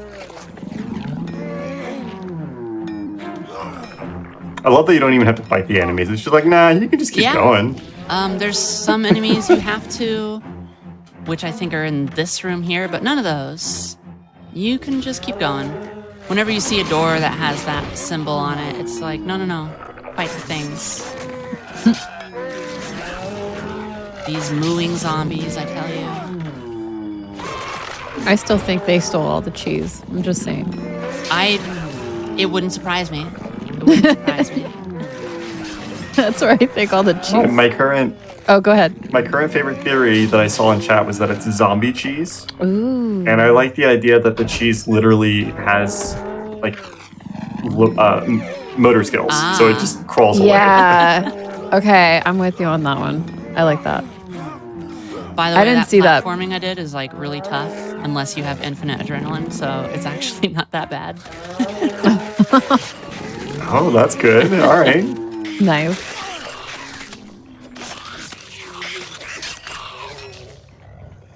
Have you tried this run without the infinite adrenaline? I ran this game before I realized that you could do that, so... Oh. And that was okay. really tricky.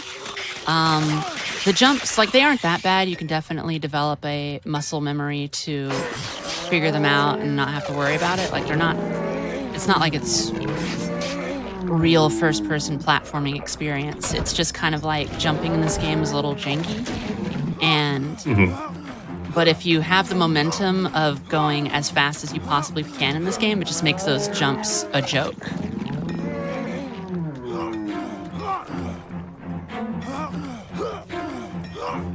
All right.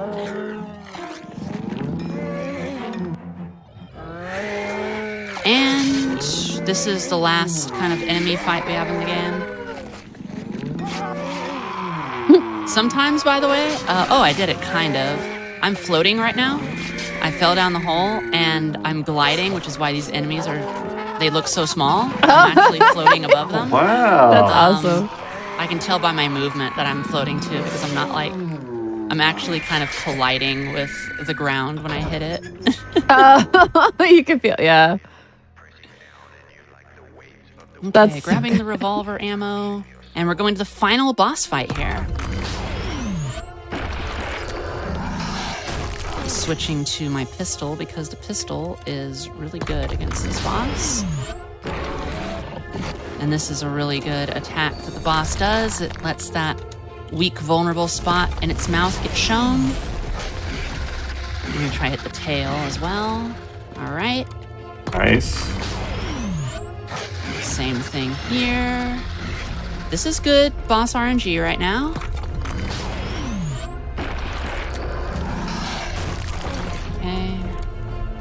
Almost got boss. That's a disappointing one. That seems pretty much impossible. It's a hard one. Okay. And now it's going to do it a couple times. Yeah. Okay. I'm going to heal after that one, just in case.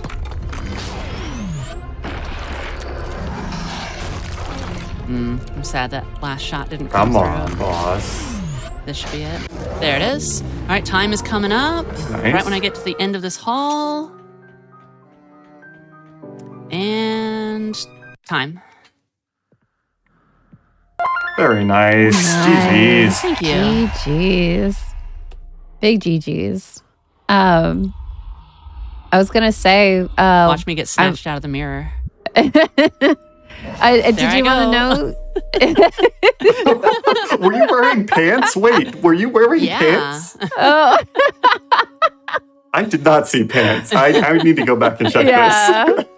I could try to get that for you, actually. I was going to say, did you want to know your time, just in case? Sure. It was 30:43. That's not bad. Yeah. Yeah, it's a good. Yeah, One. it was really good. Was there any shout outs that you both would like to say, or any last minute things you would like to say? Sure. Hi again. I'm Astrid the Horror Girl. I play horror games and I speedrun horror games like this. And I'm on twitch.tv/Astrid the Horror Girl. And I just love the horror genre in general. How about you, Z? I'm NBZ, and you can find me on Twitch, YouTube, and TikTok at NBZ. And I just saw in the replay that he was indeed wearing pants. Confirmed. Shout out wearing to pants. the wonderful host that just started. Oh, You're great. thank you. You're fantastic. Thank you so much for hosting. And I know that you'll do a good job the rest of the event. Oh, well, thank you. Well, thank you for coming and showcasing really, really cool glitches. I learned a lot about cheese and zombies that can move and floating. I actually like the floating. That was really cool. And everything else was really cool too. And thank you for commentating. You both were a delight. And thanks for playing. I see the thanks for playing. Yeah. So, but yes, thank you again for being on Fright Fatales. It's been a wonderful first. This is my first game. We have been going on, but we have way more Fright Fatales happening. So we are going to take a little break as we get on to our next run. And in the meantime, let's get some, water. Maybe just take care of yourself during this little time or enjoy the music. Either way, I had a wonderful time with everyone here, and we will be back more with some scary Fright Fatales.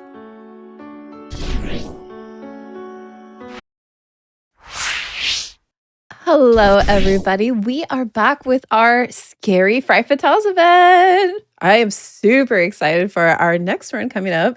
It's going to be Maid of Sker, and it's going to be ran by a very, very talented runner, as well as a host for GDQ. Definitely could talk about your show as well, Asuka. But yes, I'm so excited for this run. Whenever you are ready, say hi and we will get going. But I want to hear more about your show too. All right. Yeah, we'll do a lot of the talking at the beginning, so there's some time to talk. But I was going to wear a reverse bear trap because I heard there's costumes, but I decided to be a bear instead. In a very hot room with a onesie because I make smart decisions. Anyway, so the timing of this run is a little wonky, but we are doing not safe. We are doing easy, and we are doing the good ending. There's one of two endings, so the time does not start just yet. So I will let you know when it starts. But I gotta skip through a cutscene. And time will start right now. All right. So Maid of Sker is actually the very first horror game I've speedrun. It is a pretty approachable one. It's one that is available on PC and console. If you're a fan of glitches, I recommend the PC version. The only version that's available on console is glitchless because we don't get the fun tricks. We just have to deal with the enemies, and we'll get into why I'm crying on that one. This is a very auditory game. The enemies are alerted by sound because they're blind, which is the opposite of The Quiet Man, which is a game where the main character can see, but he is deaf. I know how to pick him. But yeah, in terms of mentioning my show, I host a hotfix show called Express Lane, which is, there's no genre, there's no other requirement. It's as long as the speed run's under 60 minutes, I am more than willing to showcase your run. So if you're ever interested in showing off a short run, saying hi to Calliope the dog, we'll see her later, or submitting to any of the Hotfix shows, by all means, head to the Hotfix page of the GDQ page and check things out. But right now, we're just working our way up to Sker Hotel. This game can be like broken up into 3/3 or 3 halves, as I've been inadvertently calling it. The first third's pretty chill. It's just getting to the harmonic modulator, which is the only item that you can use to temporarily protect yourself from enemies trying to kill you. The second third, as I'm calling it, is where you get to defend yourself, but the enemies are starting to spawn. And the third is your defense is gone and you're just running. Yay. So for some reason, I was thinking of this movie called Hush. Mm-hmm. It's about a like novelist in like trying to write a book, but the person is deaf, but they could see. And there is a not so friendly guy trying to do not so friendly things. And it is very, very much a thriller, but it's very fascinating to see. My whole point of that was when your senses are not all there, it's fascinating to like see how it works, whether it's the enemy or the main character, just because of the fact that with the senses not being there, that's an extra element that makes it intriguing. Agreed. Also, we're going to break the power. We also already diverged from the bad ending. We were supposed to make a quick stop at a chapel to pick up a cylinder. There's 4 cylinders and 4 sheet music in the game. That determines your good or bad ending. The bad ending, you collect the cylinders. The good ending, you collect the sheet music. You start off the game with picking up one of the pieces of sheet music. But anywho, we're going to meet some people that work at Sker Hotel. This is Bob from Finance. That was Bob from Finance. He's fine. He's fine. It's fine. I'm sure we'll see him again at some point. I like that his name is Bob. Right? Just Bob. It's just what I've decided to call him. The next room we are picking up our second, not this room, but the room following, we are going to pick up our second. In the third room, we are picking up our...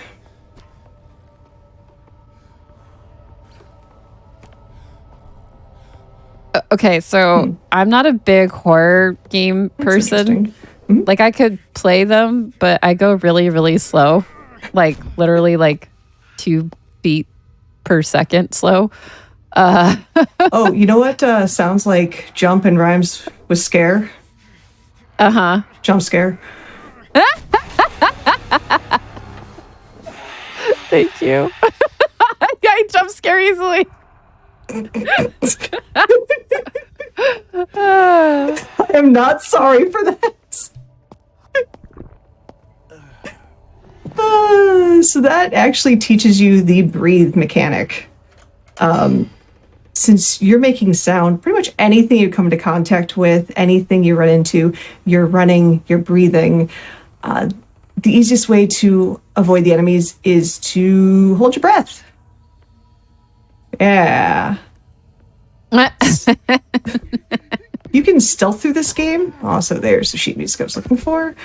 But this is a speedrun, so we don't stealth. But I will introduce you to the mechanic of pull the lever, push the button, open the door. Hope to goodness I don't get stuck. All right, we did it. GG.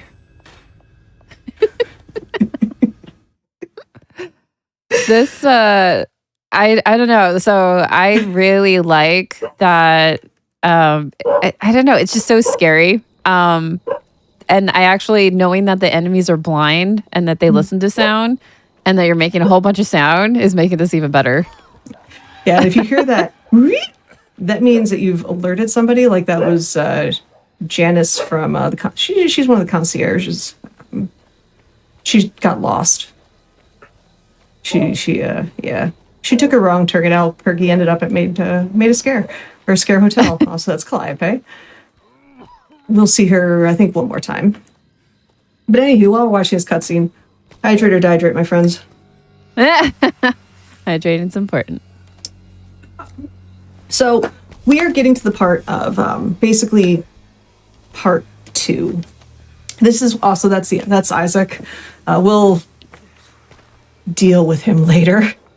But at this point, what makes this run so scary, especially from a speedrun standpoint, is the enemies all spawn not at specific parts, but in regions of a certain area. Where they spawn in that region is a little bit random, and they're constantly walking. So by the time you get there, they might be in a completely different area that you weren't expecting. And this game does not do, like, you can't have backup saves. There is one save per copy of game. So what we're going to do, really? I'm going to take out a little bit of time just for the sake of marathon safety and actually take a quick save coming up before we start actually dealing with enemies. The fact that we run this on easy also, he got a piercing. He's fine. That's fine. Rub some dirt on it. He's good. You just need rubbing alcohol? Question marks? Put some Is there even Neosporin rubbing on alcohol that. nearby? Yeah, I think it's a dirt that's better. Probably. It follows the Resident Evil way of healing yourself. Just drink tonic and you're fine. So we're going to take a quick save right here. Just because, again, if I rip run, it would go to the menu screen, which is kind of awkward. There's a siren that we just passed. It's fine. We'll see her again. It's part of the plot, and there's plot. Oh, what is the plot? The plot is told through Elizabeth on the phone, and we don't talk to her because we're in a hurry. We are going to try a fast strat here, which is probably going to end up with me getting hit multiple times. There's one. All right. Where's your buddy? Please don't be in an awkward spot. You're probably... Yep, you're in an awkward spot. Rude. This is why you save your game on a marathon run. Because a 3-hit mine is kind of terrifying. Yeah. But that's what makes it so good. Okay. Is that bad of me? It makes it so good. Oh, I like the intensity. That was intense, though. Yeah, it gets very much a case of managing your hits. I think on easy you can take like 5 hits before you die. Gonna grab that. Okay, good. That's Birdie Door. It's a cool burb. It's so cool. Excuse you? There's nobody up here. Don't jump scare the scared person. Everything's fine. Also, welcome to Camp Scare. That's Bob. He's fine. Hi, Bob. Bob doesn't look... He's fine. I'm kind of worried about Bob. You know, again, following the Resident Evil School of Healing, just pour some tonic on it. It's fine. Absolutely fine. Tonic is... Just like it's a flammable tonic. It's a flammable tonic. Oh. Wait, so I have a question. So if we just rub dirt on a wound and then we just put tonic on Bob, what does that come out to? A really bad milkshake. Yes!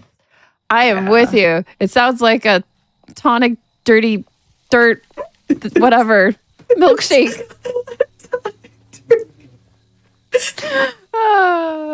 Also, here's the first case of enemy RNG spawning. He's in actually not a great area. Oh, that's not good. Okay. So we're going to go the long way around. Oh, don't hit me. Don't. No. No. Bad. Bad. Yeah. We don't. This is the part. No. Okay. Yeah, it's fine. It's fine. One more enemy. You are in. This. Okay, buddy. Okay, buddy. Yes, it's fine. So this is another part where the bad ending deviates from the good ending. The bad ending, I would head to the left and do a puzzle. Good ending, I just don't have to deal with it. I just have to not grab that heal tonic that was right there. I get stuck on rocks, and yeah. Anywho, this is the phonic modulator. We're fancy. This item, it creates a sonic boom. So it messes with enemies, which is great. It's the only way we can defend ourselves, but it only does it temporarily. We are going to wait till the door shuts and try to... And we get hit, which is fine. So I'm at 4 shots, which is a little awkward. This area gets very, very scary based on enemy placements. I heard that. Yeah. Yeah. This is actually fine because I can just heal myself shortly. Okay, good. Okay. Yeah. Okay, I got that. Now, we're going to use it about right here. Maybe just enough time to hit that, grab that, put that away. I'm like, I'm sitting in suspense right now. You are in a bad spot, buddy. Oh, this is awkward. All right. I hear you. I see you. I see you too. So remember I said scared. enemy placements gets funny? Yeah. Welcome to part 2.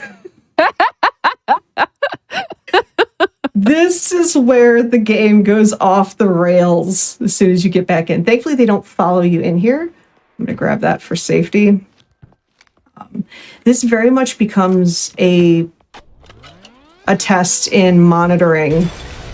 Oh, hello.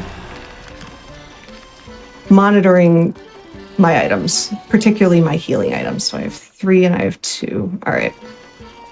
We are just going to YOLO. Let's actually see how they're positioned. Actually, that's not bad. That's actually really good. Oh, good. I didn't alert anybody. I'm just scared.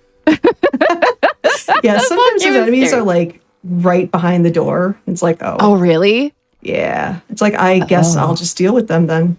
Like, he's going to be right there. Hi, friend. All right. So I'm trying to figure out why they're blind. Plot, actually. It's part of this Okay. cult. I'm getting chased. This is awkward. Okay, why am I stuck? All right, we are taking another safety save because I did not want them following.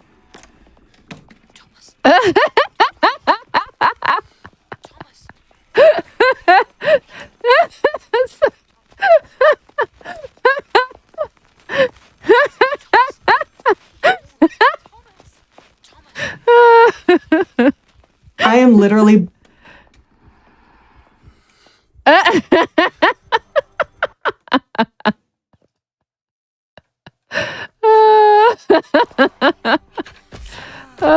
So this is where it's going to get awkward because I'm literally body blocked right now. Oh, wait. Oh, you can't. Oh. Because there is a puzzle I need to do. And he never follows me in here. Oh. All right. So is the door not opening?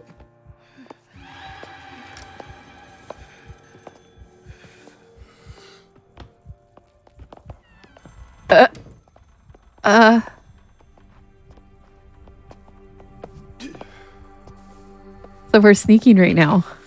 We are sneaky.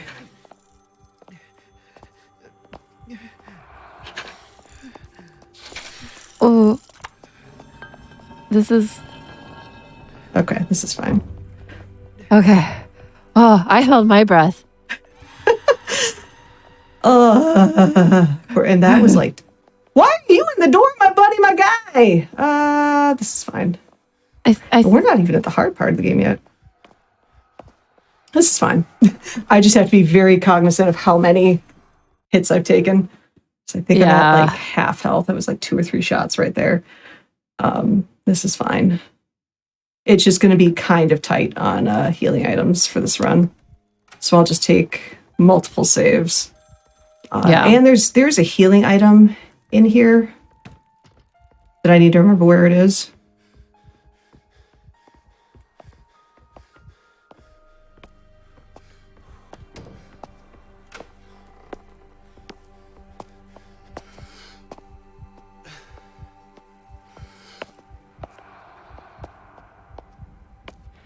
I'm sorry. Every time you're holding your breath, I'm holding my breath. This is fine. This is totally fine. And the nice thing is, since I was able to kind of just let him sneak past, or let me sneak past, I'm able to take the shortcut back, which is fantastic. Okay. Did I take the wrong turn? I did not. Good. All right. Now let's see who's in the hallway to make my day heck. Okay, this is fine. Everything is fine. I really feel like, I keep holding my breath because I see the hold the breath and I'm holding my breath. 3, 2, 4, 1. They can't hear those bells. Don't ask why. They just can't. Wait, so while you're doing the puzzles, they can't hear it? Yeah, they can. As we found out for the beer taps. Gotcha. Where Yeah. is this guy? But just the bells. The bells are special? Oh, we'll call it that. I'm kind of low-key looking for a healing pot. Because I don't want to...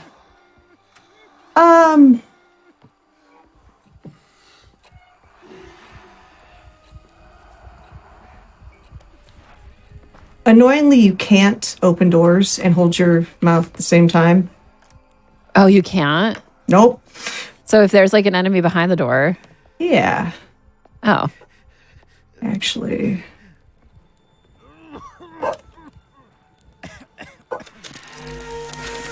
Just gonna grab. We're gonna grab that. Now, here's where the run tends to get cursed for me. You're supposed to grab the valve that's in this next room and come out this way. It's the shorter way. The question is, does the enemy go into the hallway? Actually, just put the thing in. Also, do you remember when I talked about jump scares? And how they're really scary and everything? Mm-hmm. Hi.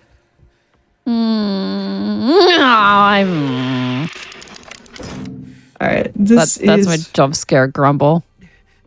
So either he is in. Oh, now you behave. Really good. That one's it's so cool. There's 2 of them. Okay, sorry. That was I'm gonna take that because of the fact of what you had to go through with the door thing. Right. But yeah. We're gonna head back out here, go to the other side. We are going to activate a trap with this music key. Ooh, I'm at half health. All right. So you're supposed to actually literally fall for this trap. But if you hold backwards, no. Just no. So that's the way to get out of a trap. You just walk backwards. Yeah, pretty much. It makes perfect sense. We're going to take another safety save here because this has completely gone off the rails. And we are going to kind of a really annoying room with the library. My goal is to not use... Where are you? Not use my health at all. Okay, who did it? I know the answer is me, but who did it? Where are you? that concern. Ah! Hi, friend. That was a little early, but here we are. All right. I don't. Sorry. Those enemies are. So when enemies look like humans, I have a harder time. Like, Dead Space? Oh, yeah. That's a hard one. Because it's just. Here. Yeah. But I can watch Fear. Rude! Rude! Okay. Fine, I'll go the long way. I see how it is, enemies. They are really, really, they're just really trying to get you. Ooh! Yeah, they are. Whoa, there's two Everything's right there. fine. Yeah. Off the rails. Clap, clap, clap, clap, clap. All right. Here we are going to get our final piece, which is great. It's a blunt trap. All right. And we're going to take... Ooh. How gutsy do I get? I'm going to get kind of gutsy. I'm going to take another safety save because I'm going to try to get through this next puzzle without using my health or my tonic until the very end, because this is required for the good ending, but it's going to do damage to me over time. But it is completely auditory based, so I'm going to crank up my sound because I basically have to follow the sound. Okay. I'll let you know when it's done.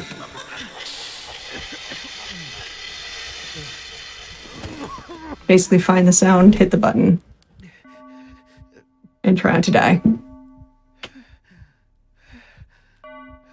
I'm holding my breath.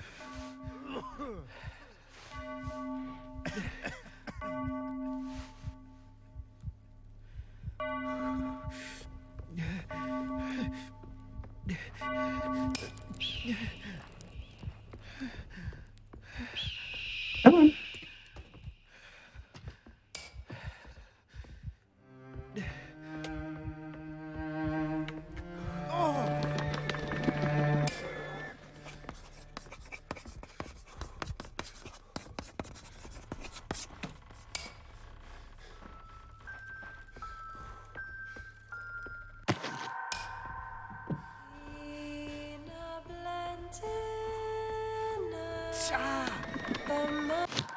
Okay.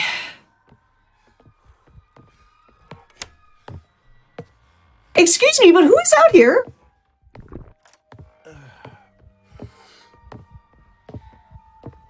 I'm not waiting for you, buddy. I'm not. Your butt.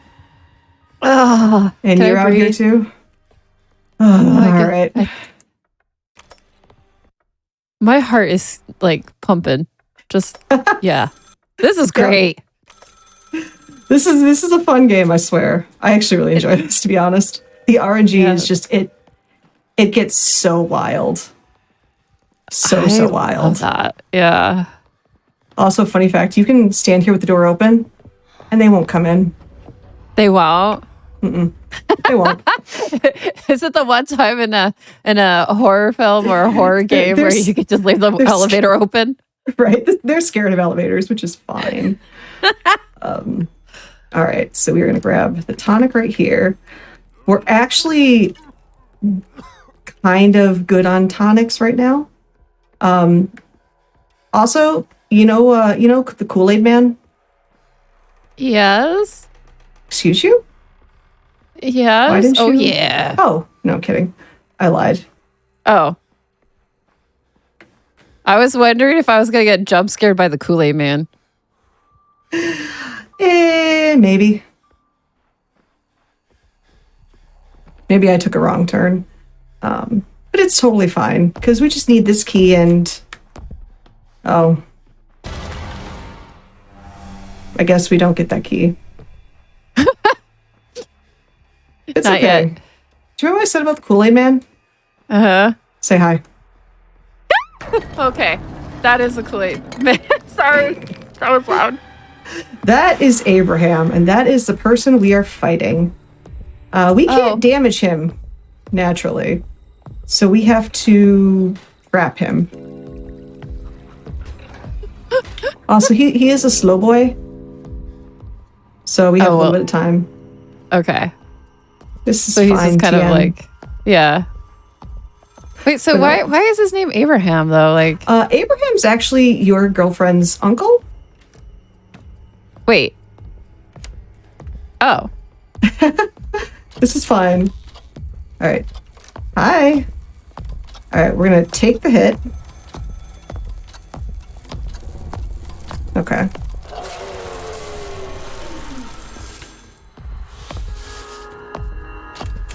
By the way, sorry for any of the headphone users on my screen. I just realized that. This is fine, TM. All right. Oh yeah, he's dead. He's fine. It's a flesh wound. Okay. It's fine. We're fine. We're fine. He's not following us again. He didn't immediately recover. Okay. Oh, by the way, he's following us because he immediately recovered. It's fine. Okay. No, I'm waiting if he's gonna do another Kool-Aid jump. Oh, he's not going to. Once you actually climb these stairs, what makes this really funny is, so once you start climbing these stairs, nothing will follow you. Also, we have to learn how to play the piano. Pay no attention to the stompy stompies. This is fine. This is fine. We're going to say hi to our girlfriend Elizabeth, though. I mean, she's ahead of the game, so much so that her head's going to roll. Oh my goodness! Oh, what the? So the long and short of it is, she's trying to help her uncle Abraham and her father Isaac. That's Isaac right there. Okay. Isaac doesn't trying to save them from a siren's curse, and she tasked Thomas, you, and 3 other composers to create a counter song and split it up between 4 different people. Okay. Also, our phonic modulator is gone. So is Bob related? No, he works in finance. He's fine. So it's just Bob the finance guy? Yeah, he's dead. Oh, okay. I thought he. But Isaac says hi. Isaac is so scary. So the difference between the good ending and the bad ending, like I mentioned, it's either 4 cylinders or 4 pieces of the counter song. This is also where I start getting bodied so unbelievably hard. So this is when I'm going to be very upset at the game. Over the course of it, Elizabeth actually gets corrupted by the siren. So she starts asking for... Come on. Get out of my way, my buddy, my guy. Okay, when I said get out of my way, I didn't mean walk towards me. Rude. So heckin' rude. But she starts getting corrupted by the siren and starts telling you to heck the counter song. Get me those cylinders. Hi. Oh, that's so comfy. Everything's fine. There's one dude in here, that guy. Again, you behave now, but not at the beginning. See how it is. But the cylinders are what create the bad ending. She takes control of the siren song and all that goodness. With the counter song, she's still able to basically break the siren's curse. So that's the difference there. But there's the cylinders and the counter song pieces are in different locations. And most people in their casual playthrough don't realize they have to collect all 4 of them until they get to the very end of the game. And Elizabeth's like, yo, where are my parts? Also, do you like jump scares? No. Isaac is a little mad. Yeah. Isaac's a little mad. Isaac's big mad. Let's be real. Isaac is big mad. Yeah. It's a cutscene. So this is not Deja Vu. This is not Initial D. This is not Bob. This is us. Where's Everything's fine. Yeah. But oh no. Okay. So Isaac and Abraham are completely taken by the curse, and they lead this cult. The quiet ones, not different from the quiet man, the quiet ones. And they're doing the ritual to Thomas right now to turn him into one of the quiet ones. Oh. The bad ending completes the ritual, and it ends with him getting a mask over his head. The good ending, you play the counter song. Elizabeth's like, whoa, my bad. So in this little bit of time right here, I will mention that this game is, again, wildly unstable on console. And I've been playing with fire, not that fire. That's a bad fire. Also, I love that record scratch. But if I don't do the game will crash on console. I think it's a memory situation. But, okay, come on. There we go. We're going to grab the health pack. We're going to save once more. And we are just going to go. So I have to prevent the game from crashing at a very inopportune time, I'm quite literally going to turn off the game and reboot it. Otherwise, it's going to crash on me. I have yet to have it not crash on. I think it once it didn't crash on me. Literally, when I say right at the ending of the game, it is right at the ending of the game. Because I think it doesn't deload the memory or the items appropriately. So we are going to get to the final boss fight against Isaac, and it's what we're heading up to. I call this split the binding of Isaac because it's funny and it's a fun I like reference. that. That's a great reference. I love that reference. So I call the Abraham split Abe Lincoln because Mel Brooks is pretty awesome. So the boss does not start until we save. There is a trophy for beating this game on one save, and this is the one save you save on. But now you will see Isaac channeling his inner pianist.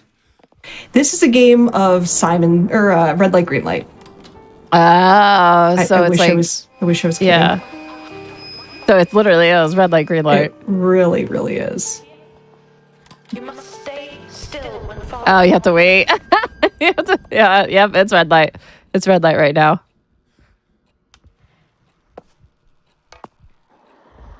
Anyway, so there's 4 switches and 4 buttons we have to push. We are going to actually tank this next hit. Isaac doesn't like that. What's actually kind of... Oh, Elizabeth, I haven't listened to you this entire game. I'm not going to... Okay, now I'm going to start. Isaac can literally spawn like right next to you during this portion, and he won't do anything to you, which is great. Oh, really? It's scary. Because, yeah, he won't touch you as long as you don't move. So... Okay. Don't stop the music. Please don't stop. It's right there, Isaac. Why? Oh. I see them. Oh.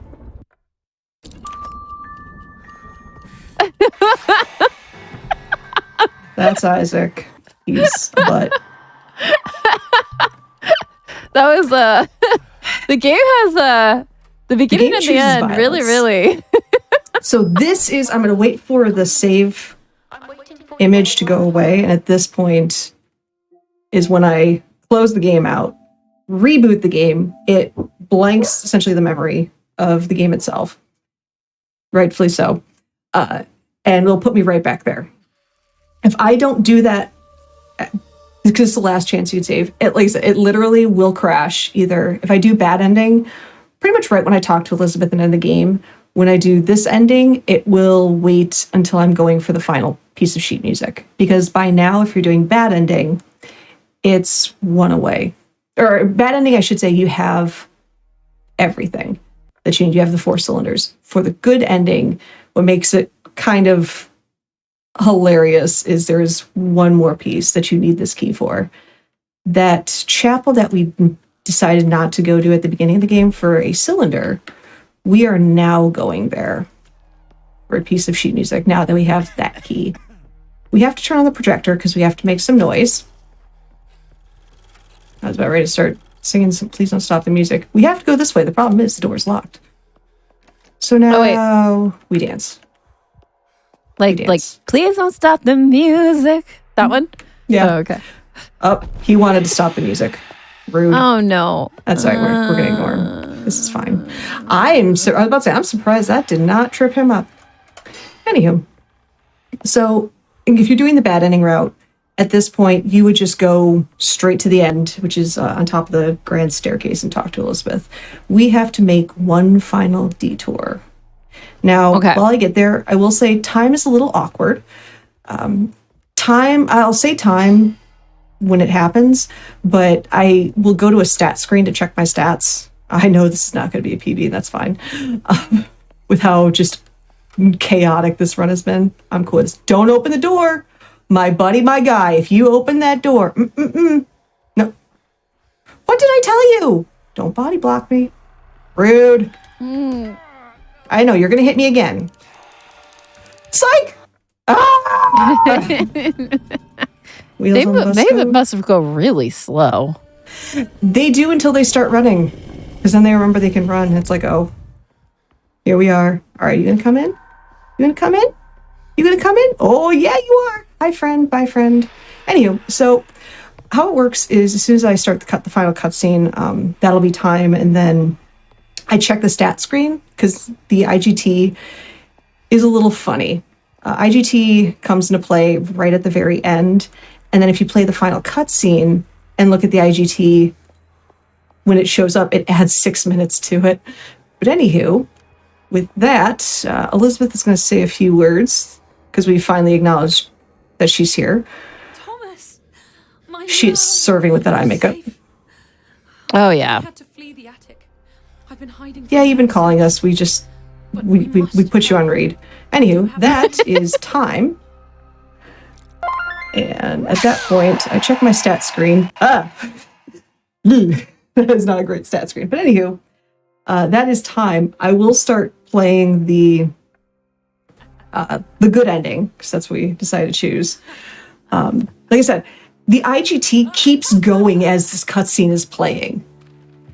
Because logic.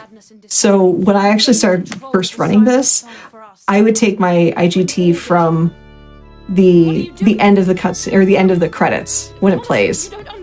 And I was like, why is my IGT literally 4 or 5 minutes slower than my RTA? Like, what the heck? And then I looked it up. I'm like, oh, it's literally adding 6 minutes to my time. So, to answer the question, chat, while we're talking, yes, it is. Hi. So, in the good ending, again, you play the counter song. It breaks the curse, or breaks the siren's hold on Elizabeth. She starts singing it.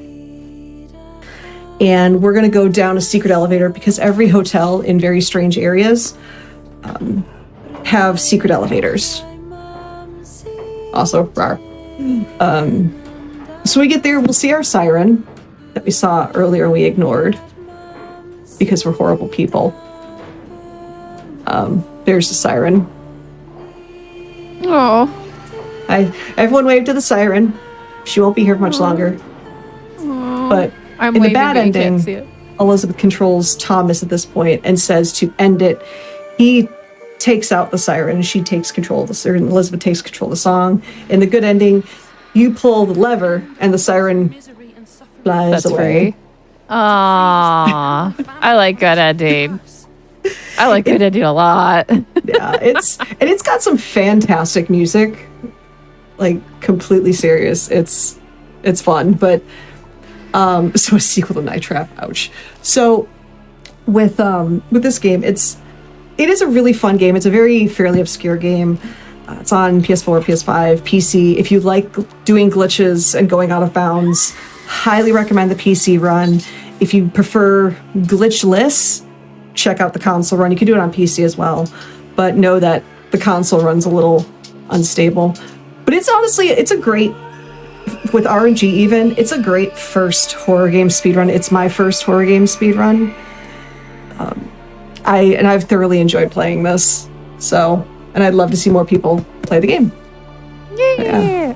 For anyone that's interested, just kind of, for anyone new coming in, talk about yourself, like maybe a shout out, or maybe a shout out for your show on Hotfix, as well as the community if they were interested in joining. Yeah, you can find me on Oscar424 on Twitch. I've been streaming, I've been sporadic at best right now. It's honestly because I'm working on learning a new speedrun that may or may not be my second favorite Final Fantasy game of all time, which may or may not be Final Fantasy Type 0 HD.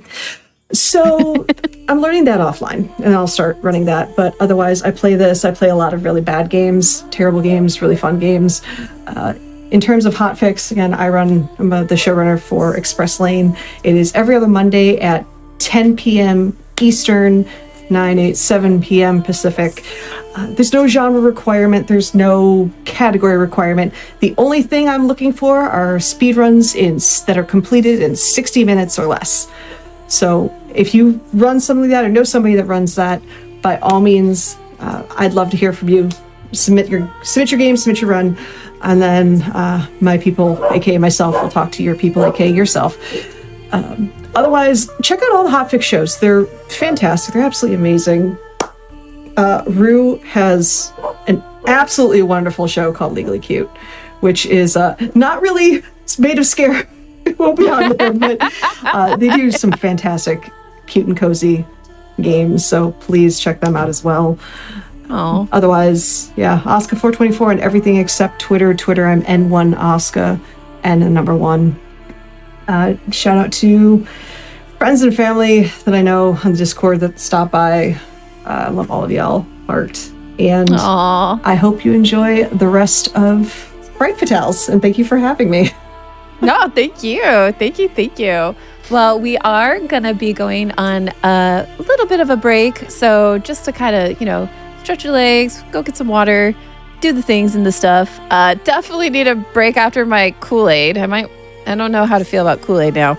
But I will say that was a wonderful, wonderful run. And we'll be back with more Fright Fatales. We'll be back.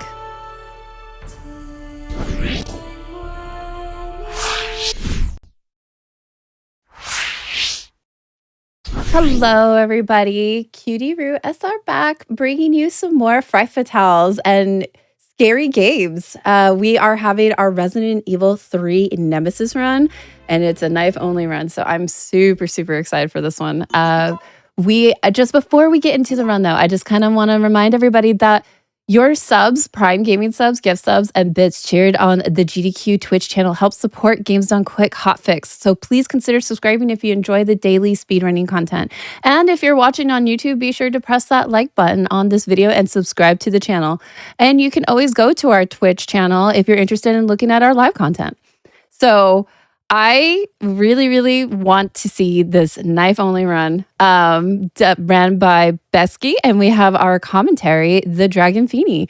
If you would like to start off by saying hi, we're going to start with Besky, and then we'll introduce the Dragon Feeny afterwards. Yeah, hello. How's it going? My name's Besky. Going to be running some RE3 for you guys tonight. And I have a very special commentator with me. Would you like to introduce yourself, Fiend? Oh, my mom says I'm special too. Hi, I'm Fiend. I'm very happy to be here, and I have nothing of value to input, but I am very excited for this run.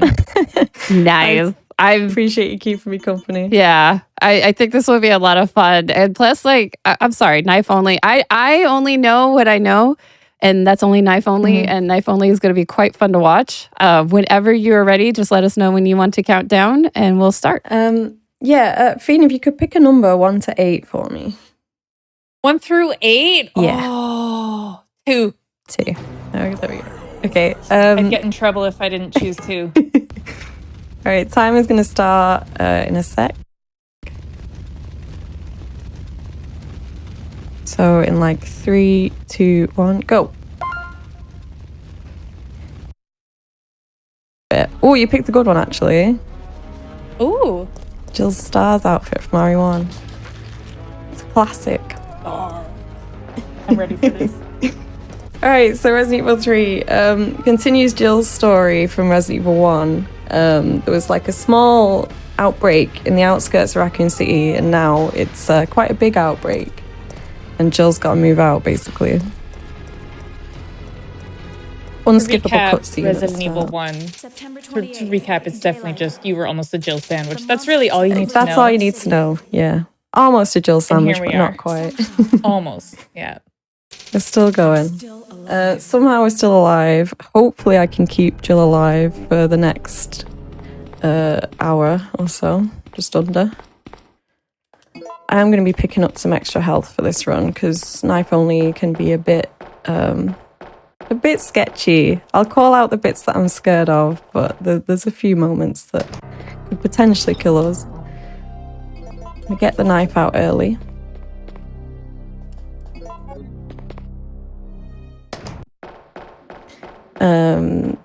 So yeah, I'm going to equip the knife now. We always want to have a weapon equipped just in case we can pull off an emergency dodge, which is a new mechanic for Resident Evil 3. It's really hard to do. You're probably not going to see me successfully do it, but as long as we have a weapon equipped, we can attempt it. So we're coming up to the basement, which is like a major reset point for most Resident Evil 3 speedruns. You'll see why in a sec. We're going to reset the room, which is going to reset some of the zombie positions. Hopefully they play nice on the way out. I'm going to need to pick up this lighter fluid. Oh, that guy's having a bad day. Yeah. I want to know what Brad was doing down there with all those zombies. We saw Brad like busting out the door. His best. He was doing his what best. was he up to? Yeah, Brad's from RE1 as well. Brad was the helicopter pilot in Resident Evil 1. His feet are on the ground in this game, but not for the better. I think he'd be better off in a heli. And we're about to run into him again as well. Can I ask a very interesting question? Mm-hmm. Do the zombies moo in this one? Do the zombies what? To give some context, there was a game. Yeah, I thought you said moo. There was a game where the zombies moo, and they sounded like cows. I forgot that. I was just making a joke. But yeah, they don't have as interesting sounds, I don't think, as they do in RE1. There's some really funny zombie sounds in that game. Like really drawn out ones, yeah. Yeah. Kind of like braids.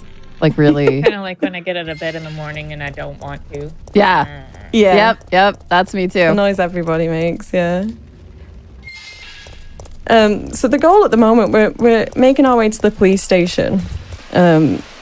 Essentially, we want to just pick up Jill's lockpick. Jill's the master of unlocking, but she never has a lockpick on her. Which is a bit annoying. That's very irresponsible. Yeah. She's got one job, it's to lockpick, and she's never ready leaving a for it. lockpick laying around everywhere.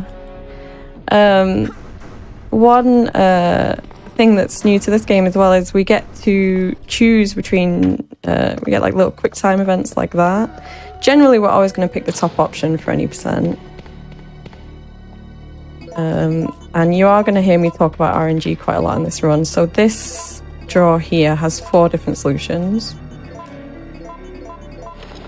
We got the third one. The game will give and take away when it comes to RNG. Sometimes we'll get some fast puzzle solutions and sometimes we'll get some awful ones. We'll just have to see how it goes.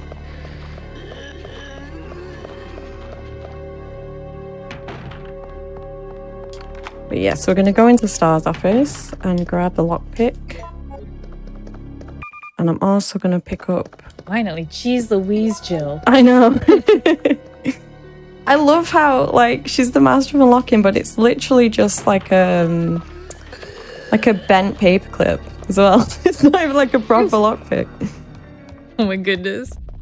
Yeah, so now we've got that, we can get the hell out of here. Nemi's gonna start chasing us, but we're not gonna. Okay, man, right through the window. We're not worried about it though. You're not. Nah. I am. Okay, have you seen that guy? He's scary. Yep. Yeah. Have you seen the Terminator movies? Yeah. He's Nemi was He's based. Robert Patrick. He's based off Terminator. Yeah. I think that was the influence for him. So he's going to chase us throughout the whole game, but there are only actually 3 compulsory fights. So we're just going to run away from him most of the time.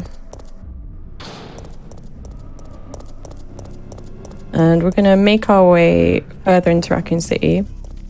You might notice it's just a tiny thing. Some of the doors I can skip instantly, some I have to wait a second, and that's if the music changes in the next room, I have to wait because there'll be like a slightly longer load. It's just a tiny little optimization, but okay, I have a very important question. Can you pet the dogs? no, if only. That'd make this game even let so you much try? better. I love this game as it is, but yeah, that would be nice. Dogs aren't friendly in this game, unfortunately. All dogs are good dogs. Not in this game. We won't kill any though. You can't just say that about the dogs. I love dogs, but I don't love the zombie dogs. Yeah, so here we're going to meet a guy called Carlos. And Nemi's going to be shortly following behind him. Again, we get... so fast. Yeah, we're going to get 2 options. We're going to pick the top one again. She's going to take us down here. Jill doesn't know what she's doing, really. What do you mean? She's got her lockpick. What else? Oh, yeah, she's got the lockpick, but I don't think she knew that... Well, maybe she did know that there'd be a vent down here. I don't know. I don't know. She must have known something. She must have known, like, yeah. Come on. When I was a kid and I used to go down here, I used to think that there was no way out because I didn't see the vent. So I just used to go back up the stairs and fight Nemi anyway. But I know better now, so... Did it work, though? Yeah. Well, fighting Nemi is always a bit of a scary thing. You got to do it when you don't know where you're going and he's constantly behind you. It is actually genuinely quite scary. One of my favorite things about this game is so we met Carlos there in the cafe. If you skipped that and you came here first, you'd actually meet Carlos here, and you get a slightly different cutscene.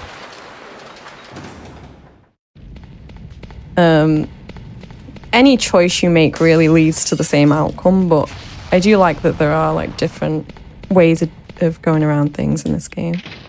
Keeps it fresh. Yeah, I was Except for when wondering you're doing with, a like, speed run, because you're always going to take the same route anyway, but yeah.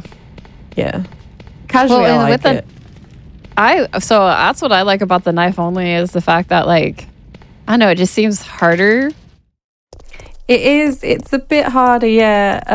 There's certain RNG enemies that are going to be a bit scarier with the knife because there are objects that you can like blow up in this game to get rid of like big hordes of zombies or whatever, but we can't do that with the knife. So if we get bad RNG, coming up actually there's one section where we can get zombies or dogs, and I'm really praying that we get dogs. Zombies are quite Me too. annoying. I love the puppies. Can't pet them, but yeah.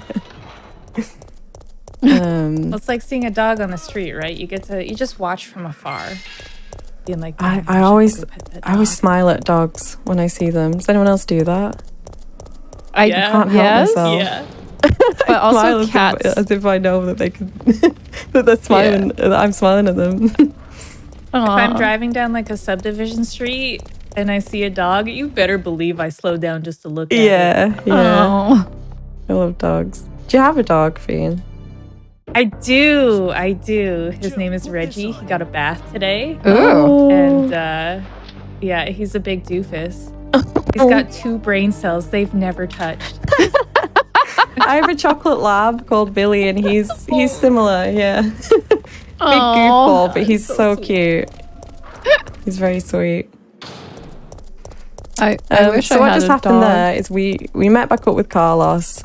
We're not 100% sure if we trust them yet because they are mercenaries that are hired by Umbrella, and obviously we don't trust Umbrella because they caused all this. Allegedly. Well, allegedly, yeah. Just to be safe. Yeah, but we're gonna team up with them for now. So we want to fix up that cable car. And in typical Resident Evil fashion, there's a lot of like back and forth that we need to do to gather items to be able to fix up the cable car. So, even though I have 2 cats, I still love dogs. Cats are great as well. I've never owned a cat, but they're big goofballs. Yeah. Well, so growing up, I had a dog named Princess. It was a Scottish Terrier, and Oh my god. very, very, very sweet dog. She was so sweet. I love her. But yeah, so I do love dogs, but I want a zoo. Yeah. I don't know. I don't know how to make that work. You need still. a little hobby farm. Yes. Oh, a hobby farm. Oh. My 2 dream pets that I really want is I'd love to have a pig. Not just a micro pig. I want like a big potbelly pig that lives in the house. Because I just love pigs. And I like rats as well. I think rats are really cool. I had a pig once. Did you? Not really as a pet. Not so much as a pet, but I grew up on a farm. His name was Brownie. He was so sweet. He learned his name and everything. All the other piggies. They're quite intelligent, all aren't the they, other pigs? piggies were so jealous of him because he got all the pets. And he went to a birthday party. Oh, that's so cute. That's my dream. You live in my dream. No, he went to the birthday party. Right.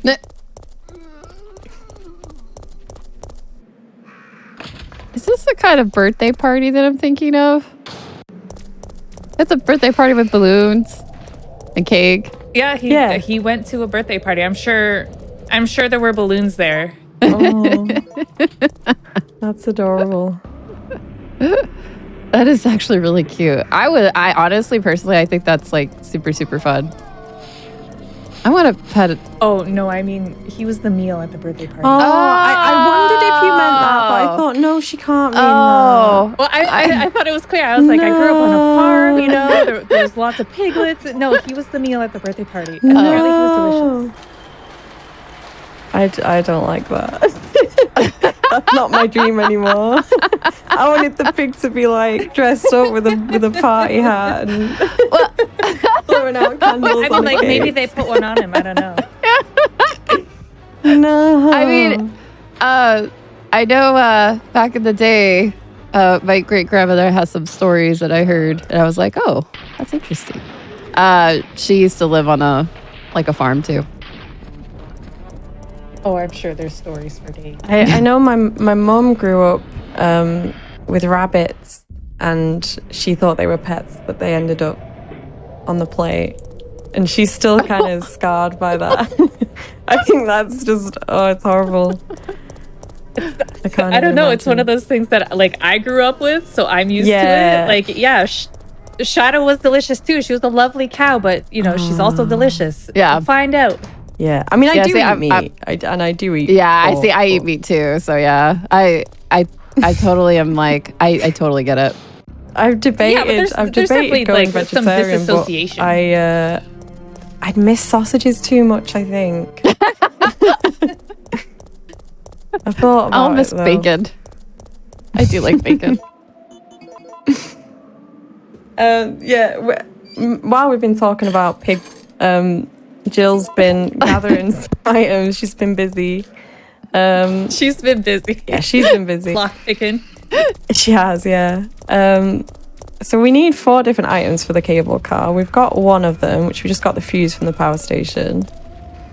Now we can extinguish this fire from earlier and go into the pharmacy. How did all these zombies start these fires? Like, I don't know. I've always been everywhere. curious. Why are there so many explosions and fires? Like, they're zombies. They're supposed to be brain dead, right? It's not like they're... I don't know. It's just chaos. Just absolute chaos. It's not safe to be in Raccoon City at the moment. We run into Nikolai there. He's like up to no good. We really don't trust Nikolai. And his mate's dead on the floor. Here we have, this has 3 different solutions. The most common one is Sapspin, which we got, which is good. That's like a 70% chance. There's Adravil and Aquacure. Adravil's like a 20% and Aquacure's like a 10%. You're always going to get Aquacure on a good pace run. It's just the way RE3 rolls. Yeah, we got lucky there. So we got some stuff to mix with oil that we need for the cable car. I don't know what that's doing in the pharmacy, but it is. So now we're gonna try and swiftly get out of here if we can. There's a lot of brute force in our way through enemies in this game. Health-wise, we're doing okay though. We're still on 5. I was wondering about the health. Those enemies scare me. I love how that guy runs. Yeah. Ooh. Yeah, I don't think I mentioned it yet, actually. We are running on the Taiwanese version. So normally for classic RE games, you run them on the Japanese version because the text scrolls faster. Okay. But also, enemies do less damage, and bosses tend to have less health as well. So we just, for RE3, we found that the Taiwanese version was like even faster. But it's basically the same as the Japanese version. It's just I think the text scroll's a bit faster. So that's why Jill is able to like tank so many hits, basically. This is the scariest bit of the game. These crates falling out of this van. I'm gonna pick the top option. Climb up.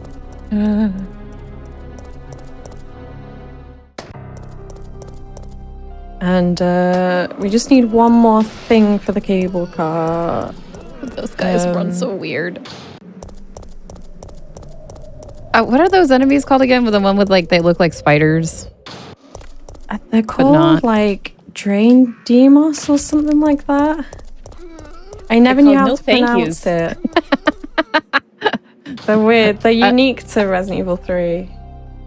Oh, they are. Okay, that's what I was trying to remember if they were, because I don't remember them too much help in the other Resident Evil games so much. Yeah, they're only in RE3. They're really weird. They're annoying because if they catch you, they I don't know, they still knock you for a few seconds. They like grab onto you and squeeze you. It's really annoying.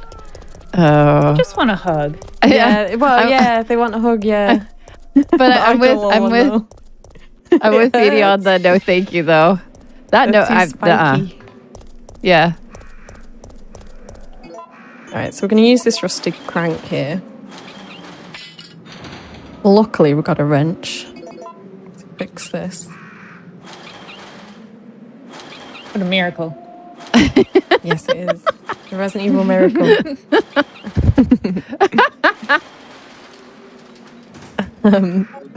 We don't need that anymore, though. Chuck it away. And, yeah, Nikolai's going to show up again here. This puzzle is a really weird one to explain. I'm not even going to try. we need to light up the letter that's lit up, basically. Every time you press a button, it either lights or turns off depending on if it was on or off. It's really hard to explain. It's one of those, you just kind of get a feel for it.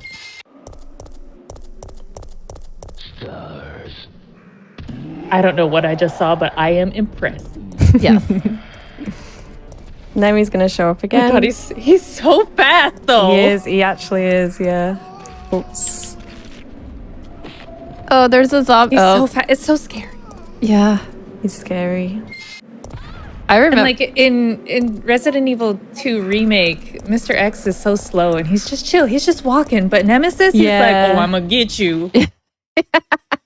He's really scary in the remake, actually. If you ever play Inferno mode in the remake, he is insanely fast.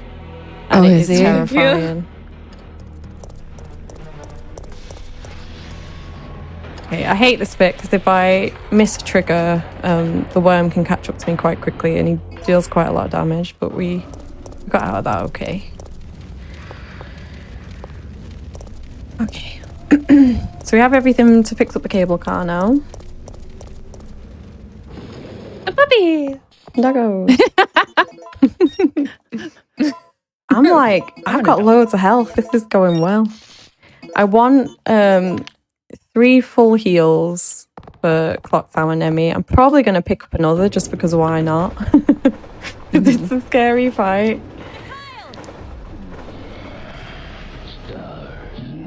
This blew my mind the first time I ever saw someone do this. Just turn around and skip that fight. Because if you ever play this casually, or back in the day, I used to think you had to fight Nemi though, and it's a really annoying fight because you don't have any space to dodge him basically, and he'll just be throwing you around the whole time. Yeah, and you the can literally just walk away. Yeah, you literally just back out the door, and Mikhail will deal with it. He's got this, no problem. He's got it. Yeah. And then we crash into the clock tower. As one does. As one does. Yeah, so this is quite a divisive section that's missing in the remake, actually. People moaned quite a lot because you see the clock tower from the outside, but you never go in it. And it's quite a fun little section in the classic RE3. Gonna run into Cars again. Cars hasn't got the memo that we're doing knife only. He's trying to give us some freeze rounds, but we don't want them. He's trying. He's trying his best, but he means well. Yeah. So basically, the goal of the clock tower is we're going to be running around trying to fix up the bell to chime at the top so that we can signal for help. We've got a couple puzzles to do along the way.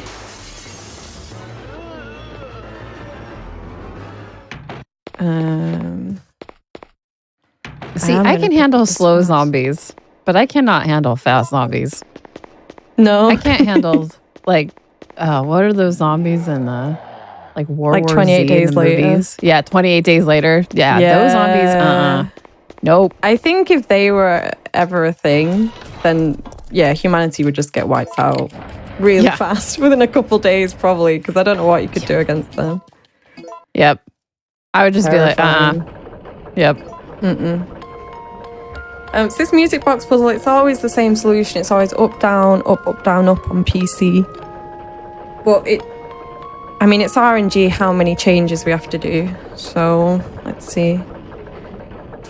We got up, down, up. So it looks like a 2 change, which isn't too bad.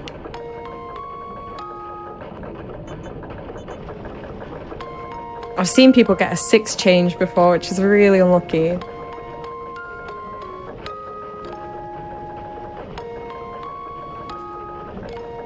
And that's going to give us the second part to a key that we need for a room downstairs. I'm going to combine that now.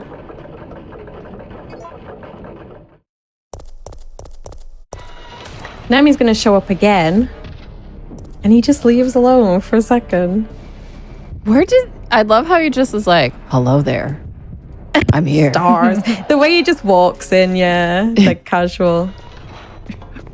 How long has he been hiding there? That's on the corner, on the roof. Yeah. That's a great question. How did he get there? God knows.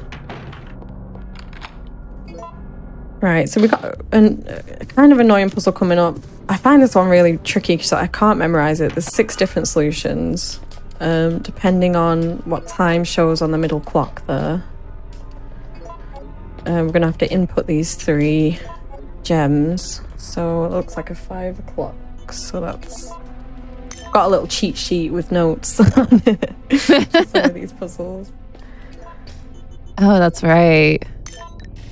Are the puzzles, like, they're not all the same, right? No. Yeah, so this is RNG. There's 6 different solutions for it. That's too many. It's too many. It's too many to remember for me, because you've got to remember what time corresponds to, 3 different sets of gems, and it's just... My brain's not big enough for that. So I always have to have that one My brain written is down. too smooth for that. Yeah. I have an awful memory. And we have everything we need. We're coming up to a really tricky fight. I might be a bit quiet during this fight because it scares me a little bit. It's less scary because I've got 4 heals. I do have a safety save as well in case this goes wrong, but hopefully, fingers crossed, we'll be okay. I have my fingers crossed, but I do need to breathe in this one, so I'm gonna breathe. All right. The last one I wasn't breathing. Yeah, it's a bit of a longer fight. I think if you held your breath for the whole time, that wouldn't be good. Yeah. So My fingers are not crossed, but I fully believe in you. Thank you. First part of the fight, we want to rid Nemi of all his rockets. So he's got 5 rockets. He's shot 3. He's got 2 more to get rid of.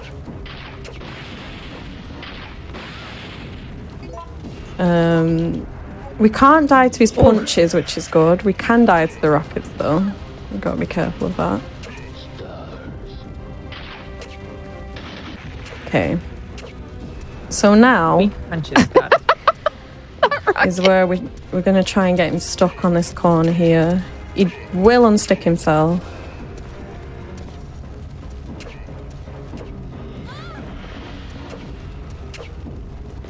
I'm sorry, but that disposing the rocket animation was hilarious. I'm gonna heal. Okay, so Nemi has 800 health. Every swipe does 10 damage, so that's what, 81 swipes?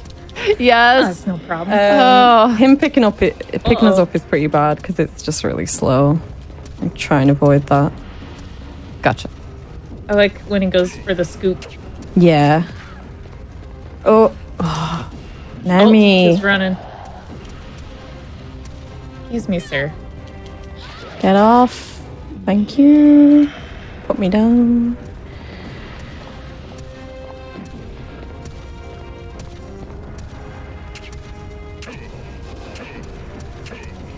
When we get him down to half health, he is going to take a little nap. A little power nap. Oh, good. He's got it all figured out. There is actually a way to consistently get him stuck on this side. The only reason I'm not doing it is because you have to take loads of punches and your health goes down to 0, and then if you end up messing it up, then that can be a bit scary. Because if he grabs you, you're dead then. So I'm just doing it the old school way. I'm trying to dodge him when he gets unstuck. Not going great. When he zooms around. Stop throwing me around, Nemi, please. He's got a massive hitbox on the arm as well. Grab me from I was about to say.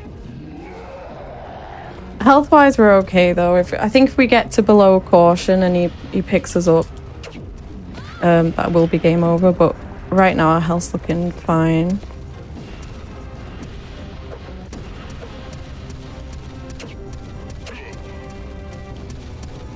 Yeah, I can see why this is a risky fight. Yeah, it's tricky. Yeah. We're getting there.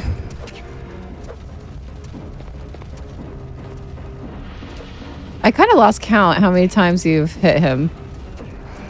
We're getting down 13 more swipes and he'll be dead. 13? Oh, okay. you are all over this. Yeah. Come on, Nemi. Come on.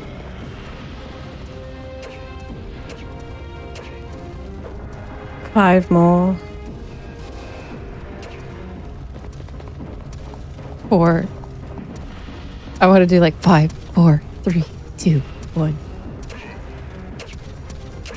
There we go. 2, 1. Ooh, not the cleanest fight. But Happy we didn't New die. Year! Yay! We'll take it. So we knocked Nemi out, but Nemi knocked us out. Bit of a stalemate situation. Oh. And Carlos comes by. yeah, This can't be happening. A few days Hi, passed Riz. actually now. So Jill's unconscious for a few days. And that's when Resident Evil 2 happens. So Carlos is going to save the day now. Jill needs a vaccine. Oh no, not a good start for Carlos. Uh-oh. Carlos. My lines aren't looking great. A big part of Resident Evil speedrunning is making sure you've got like really straight lines. I've got some wibbly wobbly jelly lines today, but it's Same. okay. We're getting there. We're getting there. Right. So Carlos doesn't have a knife, but I have equipped the handgun just in case we go for some emergency dodges that we're probably not going to get, but you never know. Yeah. This is where hunters show up as well. They are a pain in the bum. Pick up this fast just to be safe.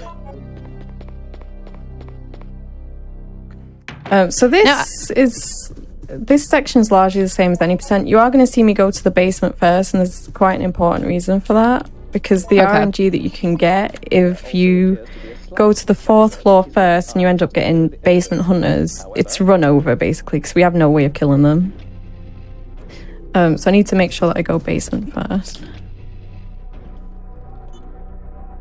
We might get zombies here. Okay, we did. But they're annoying, but they're not run killers.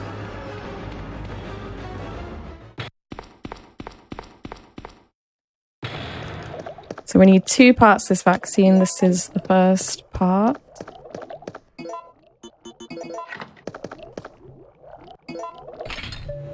I forgot. This puzzle always good. stays the same.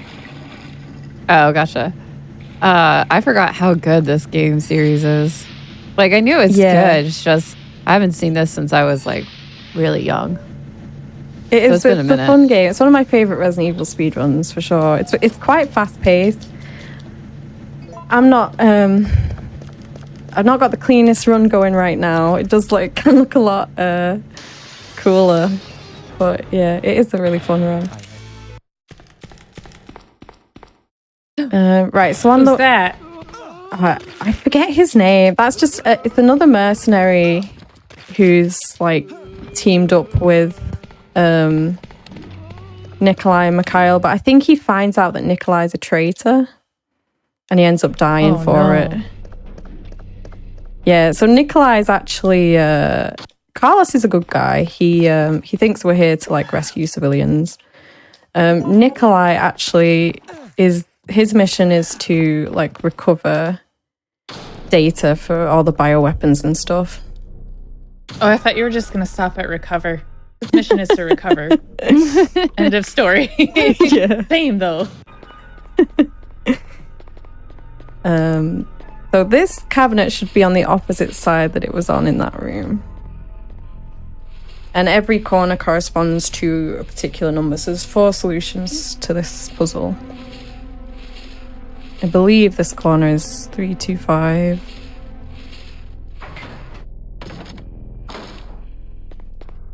Did you imagine going to the hospital and in order to get what you need out of it, you need to solve a puzzle? I know. Room? It's so convoluted. It's such a Resident Evil, like... I think, yeah, that's what makes it Resident Evil, is the silly stuff like that. Yeah.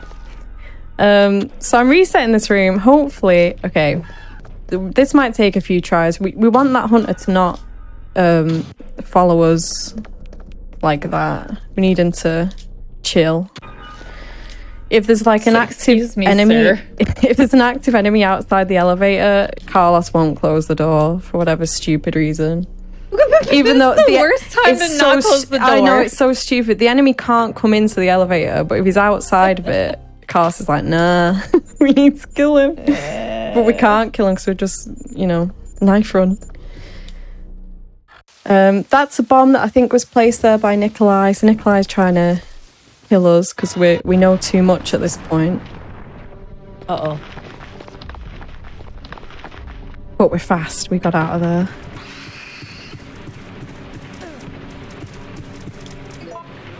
I don't think I really need to heal because we're nearly done with Carlos, but I'll do it anyway. You can fight Nemi with Carlos here, but obviously we're not going to. Don't need to. Oh, he's extra squiggly now. Yeah, I like this form of Nemi. I think he looks cool. This isn't even his final form. No. And we're back to Jill. Jill's back to full health. All better. All better. And we're moving into like the final act of the game. Kind of. I'd say once we get to the lab, that's the final act, but we're nearly there.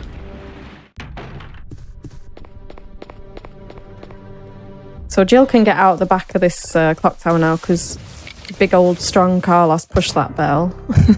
If you try and push that bell with Jill, she can't quite do it.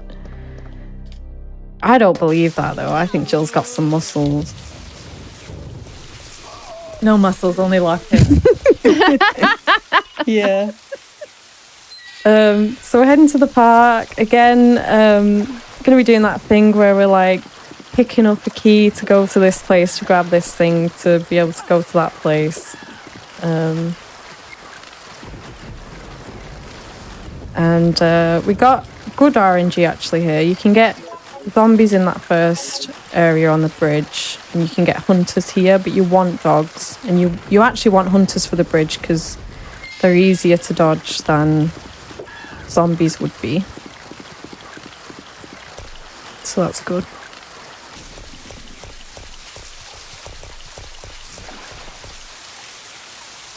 Hunters are pretty scary though. If you end up running into a hunter on caution, then they can insta-kill you. So we always want to make sure we're on fine health around the hunters. It's also just beneficial to be on fine health anyway, because you do run slower in caution.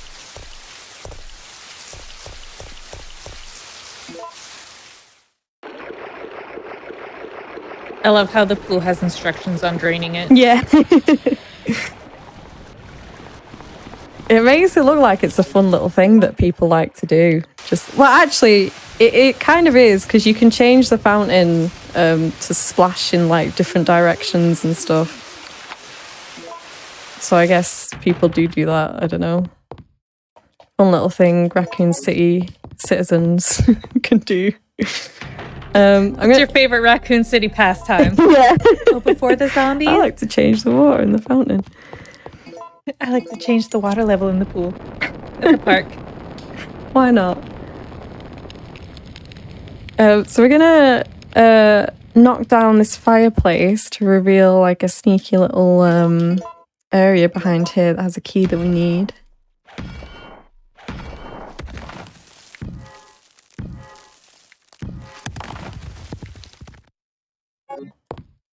Remember when Jill could bust the wall down, but she couldn't move the thing to get out the door? Yeah, see? I told you, she's strong. Just wanted to make Carlos feel like he was doing something. That's all. Like he was contributing. All right, Carlos, so this ammo that you gave me, not worth it. But you did move the bell, You're such a yeah. big boy. They grow up so fast. So this is Gravedigger. We saw him briefly earlier before the cable car. Is back with a vengeance. There's not a lot we can do in this fight yet. We just need to bait him out. He has two forms. There's one form that's like fully out of the ground, and then there's this where he just sort of pops up. You can't actually do any damage to him when he's like half up out of the ground. But there's no point knifing him anyway, because we need to wait for a prompt so that we can electrocute him with those lampposts and the big puddle.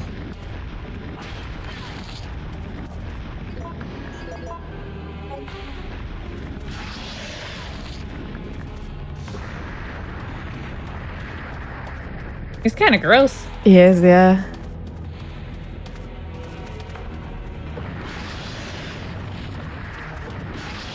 Not my best Gravedigger right now. He's just not cooperating. He's not. It's a bit annoying because you've got to dodge him for quite a while before the game decides to tell you that you can kill him with the lampposts. Oh. The lampposts are How long is it, actually? I was just kind of wondering about that. Well, we need to wait for him to come out of the ground 3 times, so... 3 times, okay. Now we should be able to do it, yeah.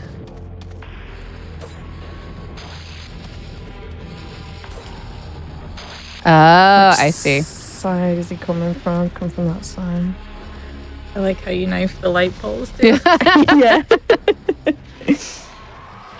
You can shoot them. And another way to kill him is like, say you only come down here with a handgun, you can shoot the lamppost as well. That's awesome. Yeah, there's like 2 aim buttons in this game. There's an aim at enemy and aim at object. So you need to make sure you're aiming at the object there. And that's that. So now we have the key that's going to allow us to get to the lab, because every good Resident Evil game has to end in a lab. Mm-hmm. Is this true? Yeah, my brain always wonders that. It's like sure. It's just a formula for Resident Evil games, isn't it? Lab at the end, helicopter escape, place blows up. Okay, yeah, that one's true. I mean, like 7 didn't have the lab at the end. They had a lab, yeah, but not like not you don't end it in the lab. Also, 7 only had story at the end. Like mixed it up a bit. Oh yeah, huh? Was that Biohazard? Or is that yeah, Resident Evil 7 Biohazard, I think is what it was. So this choice here is an interesting one, because if you pick the bottom option, it changes the ending slightly. You pick the bottom option, Nikolai flies off in the chopper, he steals the chopper, and then Barry has to come and save you from RE1. There's a little Barry The ending. Barry? Yeah, the Barry. I love Barry. I wish that was the ending that we went for, because he's my favourite, but not fast enough. Yeah, we like to go fast. Yeah.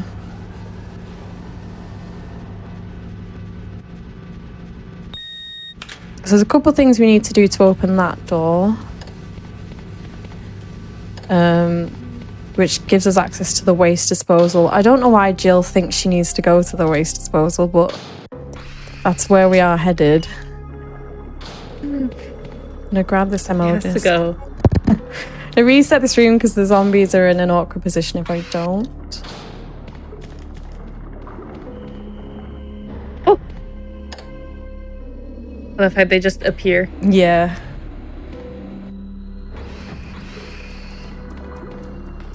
And coming up, hopefully we get good RNG here. If I get hunters...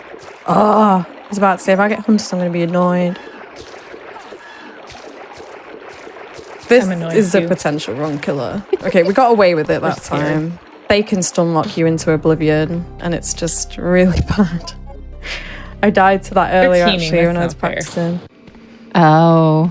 You can get hunters, or you can get, like, leeches, which are virtually harmless.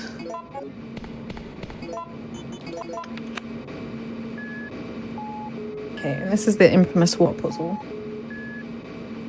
So I have the solution written down for this. Right one, left 2.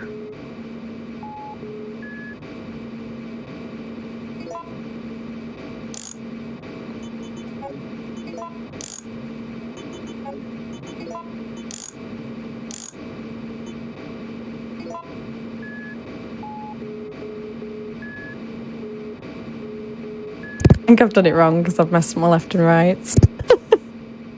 That's okay. Happens to the best of us.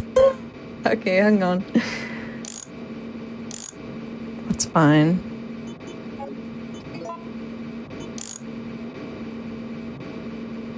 Ah, that works. Okay. So we need to line these up basically so that they match the pattern at the top. Okay. Bit annoying that I messed up the solution, but we'll figure it out. Okay, that's not right either. That might be it. Not quite.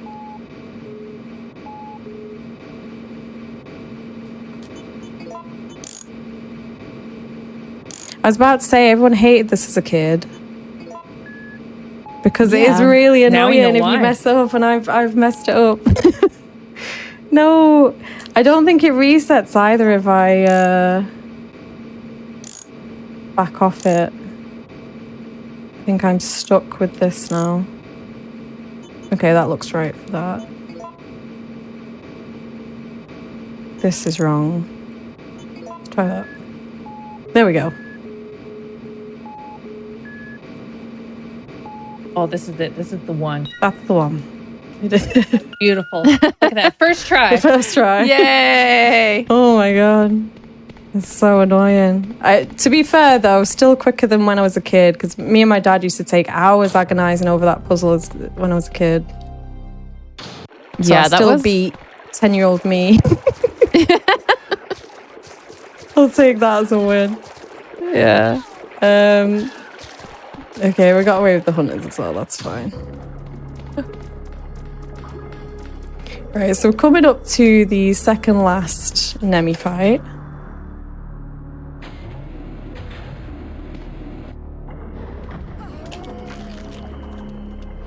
This one's a little sketchy, but you do it the same way in any percent. You do it with a knife anyway, so I'm used to doing this fight with a knife, so we should be okay. So this fight is like the same whether it's in like Yeah, it's any exactly the same percent or any not. percent. It's fastest to just do it with the knife. Interesting. It's a little scary because the acid can come out of the valves slow sometimes.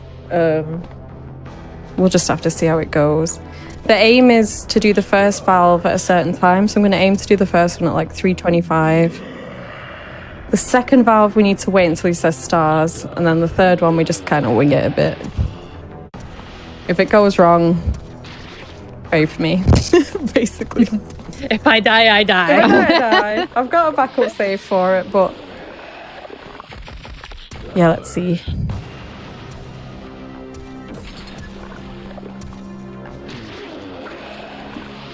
The more I'm watching these games, the more I'm realizing the movies are so different. Yeah, they are. Yeah, they're very different. Okay, that's good. So we've melted his head off. So we are gonna try we're gonna try and excuse me. we're gonna try and bait him into that third one. That should work. Yeah. Oh, poor It's a guy. decent fight. Yeah, he gets the crap beaten out of him in this game. Yeah. He's just not having a good No, day. not having the best day. And luckily as well for us, that dead guy had a card key that we needed in his pocket. Because if he didn't, we'd be stuck in it and we'd be getting melted as well. What a nice dead guy. Yeah, I'm glad I that could fight see- went well at least. Yeah, I can see why the knife is the beneficial one in that one. Yeah, it's fast. I think if you kill him with freeze rounds, it's still pretty fast, but obviously in a knife run, that's all we got. Alright, so we're coming up to the end game.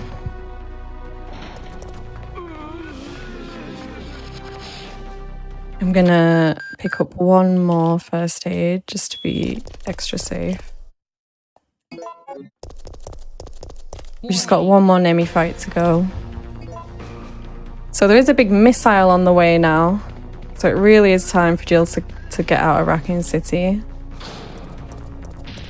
Somebody in chat says special shout out to Dead Guy. That's Dr. Dead Guy to you. It honestly though, Jill would have been game over if he didn't have that key card that luckily came out of his pocket right at the end of that fight. And she was there to see it and hear it. Yeah, and exactly. she just knew. Very lucky, Jill. Even sparkled for her. It looks in today, apart from with the water puzzle. We won't talk about that. All right. Water puzzle's rigged. So yeah, this is the last Nemi fight coming up. We're going to use this rail cannon to defeat him. A lot of weird What's the stuff has rail clearly cannon? gone on in this room because we have tyrants. Oh my God. coming back. There's tyrants. There's Mr. X's. There's dead guys everywhere. And now there's a Gang's heavily all here. mutated Nemesis that we need to take down. That is definitely. I am missing some of this story. Yeah. Yeah. I mean, I don't know what happened in this room. God only knows. I have so many questions. Yeah. Yeah. Well, for now, we need to push in these 3 batteries to power the rail cannon. So my first question is why? And Yeah, why? Why is this rail cannon here? I don't know. Yeah. All of my questions actually begin with how come? I like that one too. It's just more Resident Evil things. So we're just going to try and dodge him for a while. He's going to spit acid at us. He's going to try and whip us. He might try and squash us. I'm just going to try and run at the back here and not get too hurt. We obviously need to try and bait him in front of the rail cannon. The first shot always misses, annoyingly.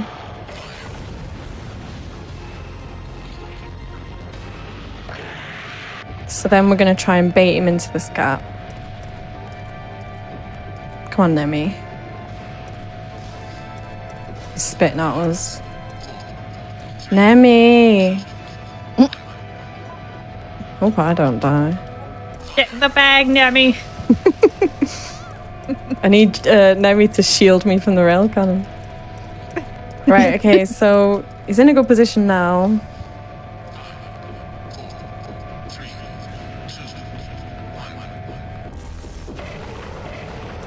If he gets hit 3 times, that should be enough. I might have to run around the other side. Come back, Nemi. This way. That's it.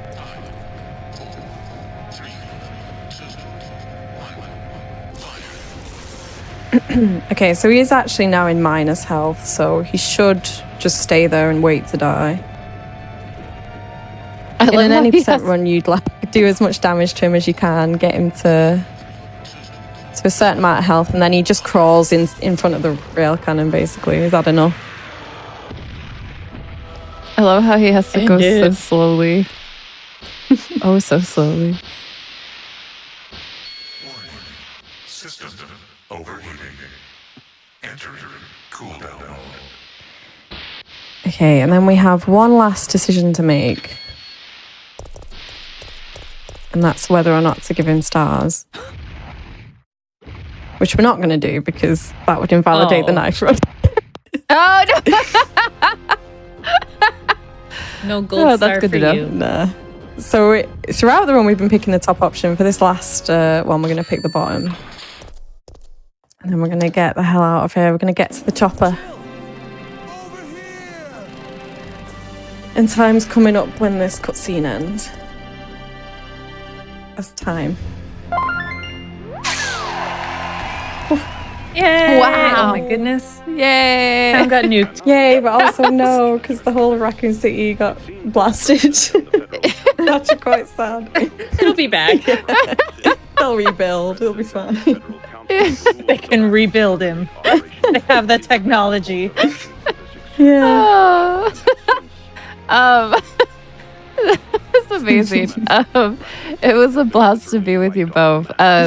Was there any, I would love for you all to do any shout outs or any last thing you would love to say. GG's, by the way, that was really good. I'd just like to thank you guys for watching. It's been a lovely night. I've been hanging out watching all the runs and everyone's done great. So GG's. And thank you so much to Fiend for keeping us company as well during this run. Really appreciate thank you. Thank you for showing me everything that's wonderful about this run. You're welcome.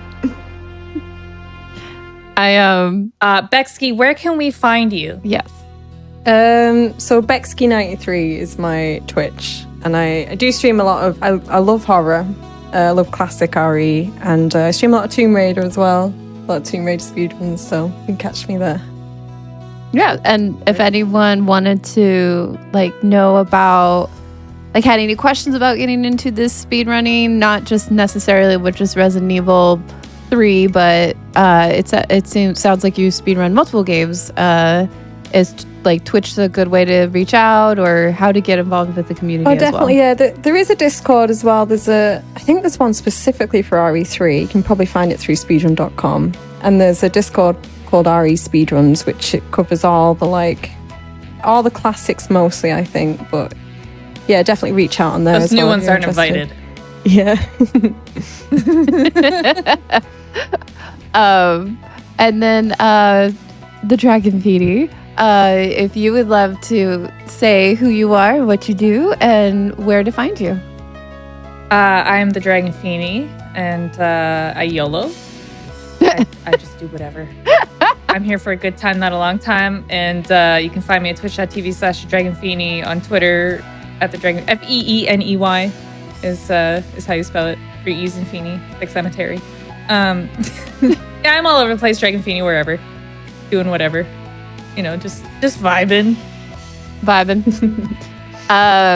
Well, it was definitely fun. I had a lot of fun, especially learning about the Resident Evil 3 knife only.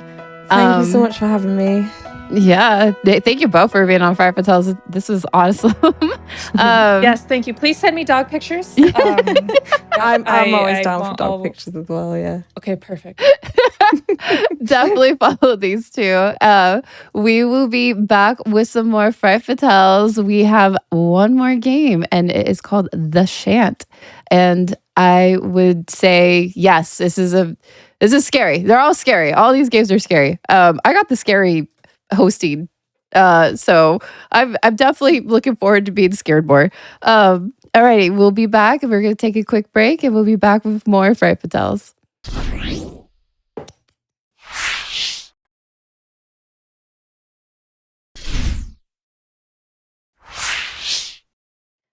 Hello, everybody. Welcome back to more Fright Fatales, our all-day event featuring scary horror games by femme fatales, femme and women, and all non-binary pals. I would definitely love to say a few things before we get into this next game, because this game is a treat. It really is. I love this one. But before we get into it, I just want to let you all know that if you have missed out of any of our Hotfix shows or GDQX last weekend that happened just recently, be sure to check out the VODs on our YouTube channel. Go to Games Done Quick. Also, registration is live for Awesome Games Done Quick 2024. If you'd like to attend the event in person from January 14th to the 21st, go to the website for more info, and it includes the attendee registration and hotel booking. So be sure to check out the schedule at gamesdonequick.com, and you can see what you're looking forward to the most. Alrighty, well, speaking of what I'm looking forward to, I'm looking forward to this game. It's very, very, I've seen it. It's really good. The runner is great. Commentary is great. So we're going to have a fun time with this one. I would love to introduce, we are going to be having Big Scared running this game by our commentary, JPEG. And whenever you are ready, say hi, introduce yourselves, and then let us know when to start the timer. Hello. Thank you, Rue. I'm Big Scared. I'm a queer variety caster here on Twitch. I play a lot of horror games, but I also do a wide variety of stuff. And this is just one of the few games that I run. I'm joined by my friend JPEG. Would you like to introduce yourself real quick? Yeah, hi. I am JPEG, JPEG_EXE, in whatever you want to call me. I am here to have a good time. I love this game, and I love every time that Big invites me to hang out because it's just the best. I hope y'all are ready for a fantastical time. Time's gonna start as soon as we click in, which is gonna be in 3, 2, 1, let's jam. So for those of you who are unfamiliar with this game, The Chant is a third-person survival horror game that came out late last year. It is set on a spiritual retreat. Yes, you can infer whatever you want from that phrasing. It is intended to be inferred that way. We are currently in the 70s. We will not be in the 70s forever, don't worry.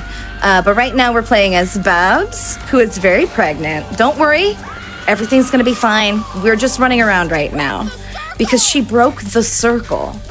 The thing that you need to know about this island, about this retreat, is that it is owned by a particular family that has a very specific idea of how they want their social affairs to go. We'll get into that, of course, as the game goes. But right now, the important thing is Babs is running away because she realized exactly how bad it's going to be if she stays. So this is our tutorial. We get the running. We learn about our push mechanic. We get the general pace of chase segments, which are going to be a very prominent feature in this game. And it also sets the tone as far as what to expect from the gloom, which is this otherworldly area that we're in right now. It's currently purple, but it will be other colors throughout the run. So there's our flashback sequence. Remember Babs? We're never going to see her again because the ending that we're going for will not show her again. We are now in the modern day, and we're playing as someone named Jess. Jess has trauma. Let's just put it that way. She lost her sister when she was young, and her friend Angie was there. And to this day, they still haven't reconciled the fact that they both feel really bad about it. And so when Jess has a memory of this, she calls Kim about her sister Angie and ends up at this retreat, which is where we are now. I did, but I'm finding a way to move on. I guess this place really helped you. Honestly, for the first time in my life. You might notice that I'm fighting my camera. I'm having a little bit of controller I'm happy for you, Kim. sabotage. So this is going to be interesting. It's just trying to make this game, because this is a very normal, happy, peaceful part of the game. It just wanted to scare you specifically. Yeah, it wants to induce a threat here because this is a lot of walking and talking. It's a lot of gathering. This is still the tutorial of the game. Because this is where we're going to learn things like crafting and basic combat. Now, you might be wondering, what does the combat look like if we're here at a spiritual retreat together?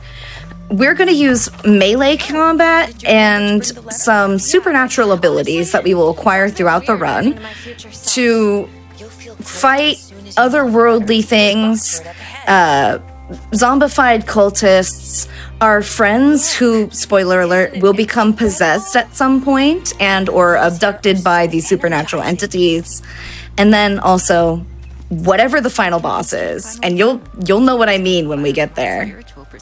Can we talk about this more when we arrive? I mean, have they become possessed, or have they just found true peace and enlightenment in a way that, just we can't comprehend because we're not there yet? That's so valid. This game talks a lot about like what is real, what is fake, whose perception of reality is true, like what are the implications of this other dimension. And so who am I to say that the reality that we start this game in is the correct one and the one that we should be leaving in. So we're being introduced here to a panic mechanic. In a casual playthrough, you're probably not going to want to spend a lot of time in that state because it's generally distressing and it's a little obnoxious. It drains all the color from the environment and makes it hard to see pickups, and it makes you unable to physically combat enemies if you are in a battle sequence. But because this is a speed run, we have to recognize that the panic state makes you run faster, and so we are going to utilize it as a means of moving faster through the game. So I'm going to intentionally not restore my mind stat so that way we can enter panic state more often and stay there longer. I'm gonna hold this door for Kim here because if I don't, she'll have to open it herself. Yes, she was my sister, but it wasn't my fault. I'm fine, Kim. Just leave it alone. Okay, Jess. I love that she says leave it alone when it's like you came here to process this. Yeah. Yeah. We have just acquired Sage, which is a critical component to our melee weapon because we are going to be using Sage sticks and fire lashes and witch sticks, which are variation of Sage sticks, as well as essential oils and salts. Yes, this is exactly what you expect it to be. All the main characters from Twitter are here, and they're going to get exactly what they deserve. So I hope you're ready. Stay calm. Oh, I'm ready. I'm so ready. Now, Rue, are there questions you have about this game as we go into it? Oh, when I see it, I'll ask. There are so many. There are so many. Like, don't worry, they'll come. They'll come. I've noticed that the prominent question So most people ask is, what? What? And so hopefully we'll get some answers for that. Right now, we are making our first sage stick to fight a swarm of flies because apparently we have to. Jess has a fear of flies that is associated with the loss of her sister, and so flies and swarms of them are an enemy type in this game. It's the impact sound when you're hitting just a couple flies Yeah. in midair for me. Yeah. It's the like very intense I'm smacking a wall sound as you're hitting a loosely formed cluster of flies. It's rolling through some like barrels and boxes in like Dark Souls or Bloodborne level volume Yes. for just a little guy. Just a little guy doing a little smack. Jess is also afraid of the dark, and so when she does not have a flashlight, her movement does this. And we get the lovely I might pee myself animation because she's so scared that she does not want to be in the darkness, even though it's very visibly light out. Luckily, we will have a flashlight for most of the sequences when we're in the dark, but not all of them. Here we are. Here we are at the retreat. Give you a little peek of it. It's got a nice waterfront dock, a geodome, a kitchen, a library, a room for filmography because there is a director here. There are also tents for us as well as our leader. And then there's a bunch of facilities that are no longer in use, which we will visit throughout the course of the run. To the others, then meet me at my tent. All right. And tons of Himalayan salt lamps. Yeah, what are they plugged into? So that's my first question. My second question is it the ground that's making them light up? You're a developer. You know, maybe they're just so like charged. And, oh yes, this guy. Oh yeah. Yeah, this is my The favorite Spirit character. I don't have a great answer for the salt lamps. It's just something that is, and they will stay lit throughout the entire game, even though there's no visible power source for them, which I find very interesting. But here we're meeting our cast of characters. We already know Kim, who is our BFF. She's one we walked in on. This is Sunny. He is an entrepreneur / filmmaker / event guy. You might know him from his Spirit Ember Festival that flopped because his dad pulled all the money, right? That has to be why it was bad. It's not that he's a bad promo guy. We will also be meeting a herbalist that is our chef. I am going to go get her stuff first. She's asking us for lavender, some ginger, and some spirit caps to make a very normal tea. It's a very normal tea. Nothing bad will happen when you drink it, I promise. And then there is also Tyler and Hannah. Tyler is the man in charge of the retreat, and Hannah is his trust fund girlfriend. Oh, okay. So I have questions on that one. Yeah. So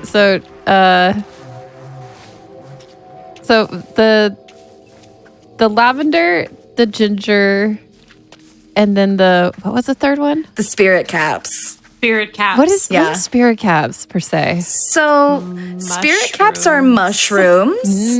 Okay. And they do have psychedelic properties. Okay, that's that. See, yep. Okay. Yeah. But Tyler is very adamant that they are not drugs and that you will not be drugged, and he will yell at us in those very specific words later on. We'll get there.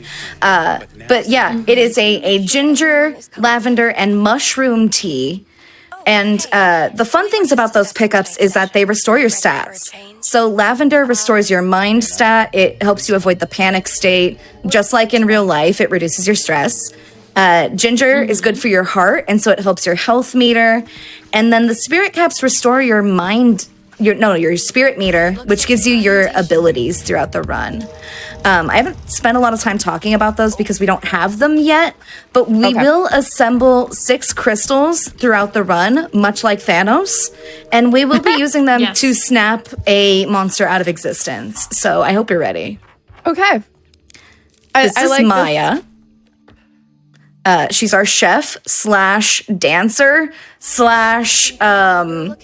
mom. She will tell us a lot about her son later on. Wow. These are measured perfectly. I love that she turned the retreat issued just general loose white shirt and said, "Nah, this is a crop top now." Yeah. She said I worked hard on these standard abs. issue stuff, and she was like, "Yeah." Doesn't that seem wrong? You're gonna respect my abs. Part of the job. The thing that I always am tickled by when I run this game is the fact that she sent us to pick these ingredients. Do you see the door on the right side of the screen? There's no way to open that door, but on the other side of that door is a garden that Maya planted with all 3 of those ingredients in it. So by all means, she should be able to just open that door and pick them from her garden, but we needed to do that. She just felt like bossing you around. It's true. She's girl bossing us. Now, chat, if you were listening carefully, when we were coming in, Kim said that there are no shoes allowed at the retreat, and we have just lost our shoes. Can we please get an F in chat for them? Because we're not going to be wearing them for the rest of the game. F to pay respects, but also F because it means it's time for feet. Yeah. Really a double whammy. Yeah, a double FF? Yeah. And so this is really wild to me because if you look in her tent, which is just right there, she has not 1, but 2 pairs of shoes just chilling on her sleeping bag. And yet she chooses to run around the rest of the game barefoot. And this includes wood that is old and perhaps unfinished and full of splinters, various semi-moistened environments like this one. We're going to be going through a mine. We're going to be going up a rusty ladder and also a rusty lighthouse. And the entire time, she never stops and goes, I could just put my shoes back on. No. And that perhaps is the real horror of this game, is the persistent threat of tetanus. This can't be real. I can't even walk barefoot across regular mulch, and meanwhile Jess is like, "This is fine. I'm in a mine shaft." Yeah. And it's doable. If you train, there are people who do barefoot cross-country running, right? But this is a city person that has just taken off their shoes.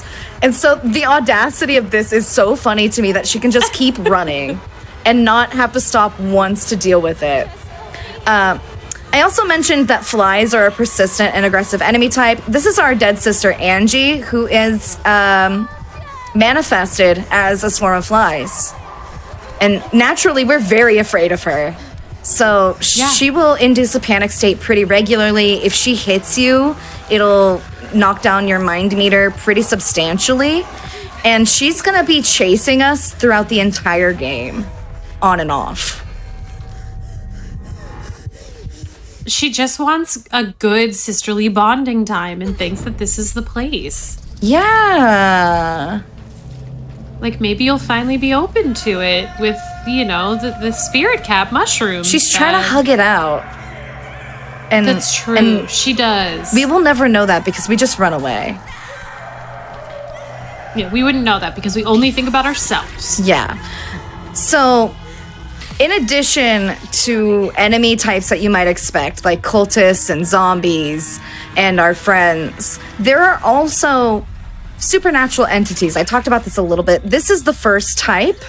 That is a Mandaleech. It is the flying type. There are also mini Mandaleeches that are spore-like and much smaller. And then there are Mandacores, which are very large versions of the floral thing that are more or less tethered to an environment. The Mandacores are required to defeat to progress in certain areas of the game. Mandaleeches, however, will stun lock you, and in certain situations, they can become run killers. Get away from me! Here's Tyler. He's gonna gaslight us a little bit. Don't listen to him. He's wrong. fault, okay? She broke the circle. Yikes. After you drugged us. I Ooh. didn't drug you. Ooh. That tea is 100% organic. It's 100% organic tea. He didn't drug us. I don't know what to do. That's definitely how that works. Yep. What should I do? Yep. Just get out of my way. It's all right. We're going to tell him to get out of the way. And then we're pretty much never going to deal with him again. He'll Yay. pop up in one other scene where we have to listen to him talk. But Tyler, he is very welcomely not a big feature of the speedrun. Mm-hmm. You know, for being like the leader and everything like that right now, or like, you know, kind of important. The speedruns. Yeah. Anyway, On a casual I like that, playthrough, they really build him up to be like the big bad. But plot twist, he's not. He's just a goober that isn't thinking very hard about anything he's doing. Yeah. Let's just put it this way. I'm not a big fan of Tyler. Nobody really is. This cult is leader Nepo baby. Yeah, cult leader Nepo baby, I'm good. Excuse you. These are one of the cultist types. They come in several variations. That is your basic. There's also a flying type that will spit at you. There's a beefier melee type that's a little bit taller and more aggressive. And then there's ones that crawl on the ground. Those ones are the worst because they're hard to hit. But more or less, you can run past a lot of them. We're going to come up on Kim here. Is she okay? Kim? Is she good? Yeah. Yeah, I think so. This is normal behavior. Oh, yep, that's normal. I feel like this is normal when you spill your strawberry jam so thusly.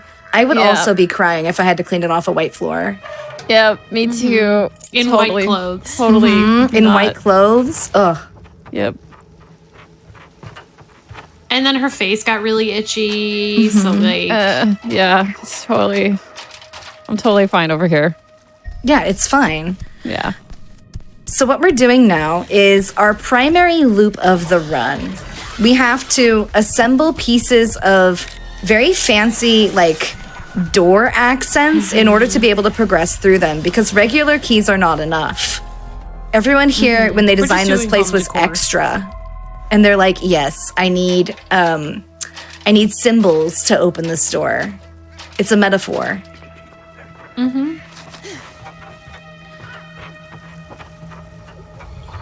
I love how this is the cannery though, and it's like, okay, so in the 70s, what were you canning here? What You know? That's what a great was being question. canned? We'll never know. So, in some of the lore notes, there is allusions to the fact that they are like processing crystalline, like powdered crystals, which I know it has a certain tone to it, but I promise you it's not what you think it is. There are like citrine and amethyst and those types of crystals that grow on this island naturally. That's what the mine is. And there is an item called the like prismic crystal, which is a powdered version of that, which you use as an upgrade. And so I suspect that they were manufacturing something along those lines, right? So that's my question. Yeah. Sorry, I'm so distracted. I can't imagine why. Yeah, I can't imagine why. Okay, so every single time above the head, right? Like the little white, little cloudy scribble things. Mm-hmm. Is that like impacting the mental? Yes, that is a mind attack. If Okay, you that's a don't mind shake it attack. off quickly, you'll get stunned and it'll drain your sanity bar. Interesting. Okay. This is our first boss fight. It's our best friend Kim. And this is going to be a very violent fight where we have to push her face into candles and also that mirror in the corner of the room. But no, she got me. Ooh. The catch She's here just demonstrating what you'll need to do. is because we do this to Kim, she gets to survive. Not twice! Not twice! We got the fuck! Oh no, Kim. This Kim, is a come very on, spicy Kim fight. She knows we're here on Fright Fatales. Kim, come on, Kim. Kim, we gotta get in the save circle. you. Yeah. You know when you and your bestie get a little worried about some things that are happening, and so you end up shoving her face into several candles and then a mirror while she screams? Yeah, it's fine. That's what I do with my besties. Yeah, that's just normal sleepover behavior. Yeah. No, don't yell at me. No, not again. 3. Ooh, spicy Get Kim. in the mirror, Kim. It wasn't strawberry jelly, it was jalapeno. Yeah, she was chugging the Tabasco, her. But she's sleeping. She's eeping. It's gonna be fine. She's gonna nap it off. And when we see her again, she'll be much calmer. Don't worry. Okay. Don't worry. Thank you, chat. Kim, this is a target. Yeah. Oh, hey, the crystals are the salt water still going. Yeah, they're still going. And they're going to be going the whole time. We did, however, because Crystal, Kim there is sleeping, we get her crystal, which in turn gives us her ability to yell at people, which I don't know why we didn't have the ability to do that before, but now we do. To make sure. Mm-hmm. So, yeah. That's how you learn? That, Yep. Okay. Mm-hmm. You have to pick up the orange crystal off of your angry friend after she gets knocked out. Okay. I don't think he's okay. Now, you might be wondering, someone is having a bad time, right? They run away. You're in hot pursuit, right? Should you stop and talk to someone? Or should you just let... For like a while? Yeah. The fact that Hannah stops us there to be like, he's running away, when we were clearly the one chasing him, is always so funny to me. So my one question is, I have 2 questions now. Yeah. You're trying to pursue him, but she stops you, but she doesn't ask what you're doing either. No. Okay. Just to clarify, I know that was a question within a question, but I had to have a string of questions to understand the logic. Listen, there's going to be so many questions by the end of this experience, and I promise you, you will have fewer answers than you need. Great. I'm ready for it. I'll have more questions. Yeah. Sunny's running off into the mines. Sunny's my favorite character because he has a lot of really good one-liners. But we get to see him do a little scamper right here. Look at him go. How did he get over there? Oh, look at him. Look at him you go. Know, he foreshadowed that you're going to the mines because before he kept saying like it was my idea. Yeah. Mine. So you know, he's going where it's mine. Yeah. He truly is a pioneer and an innovator and a trendsetter in every way. And he will force you to go with him, whether or not you want to.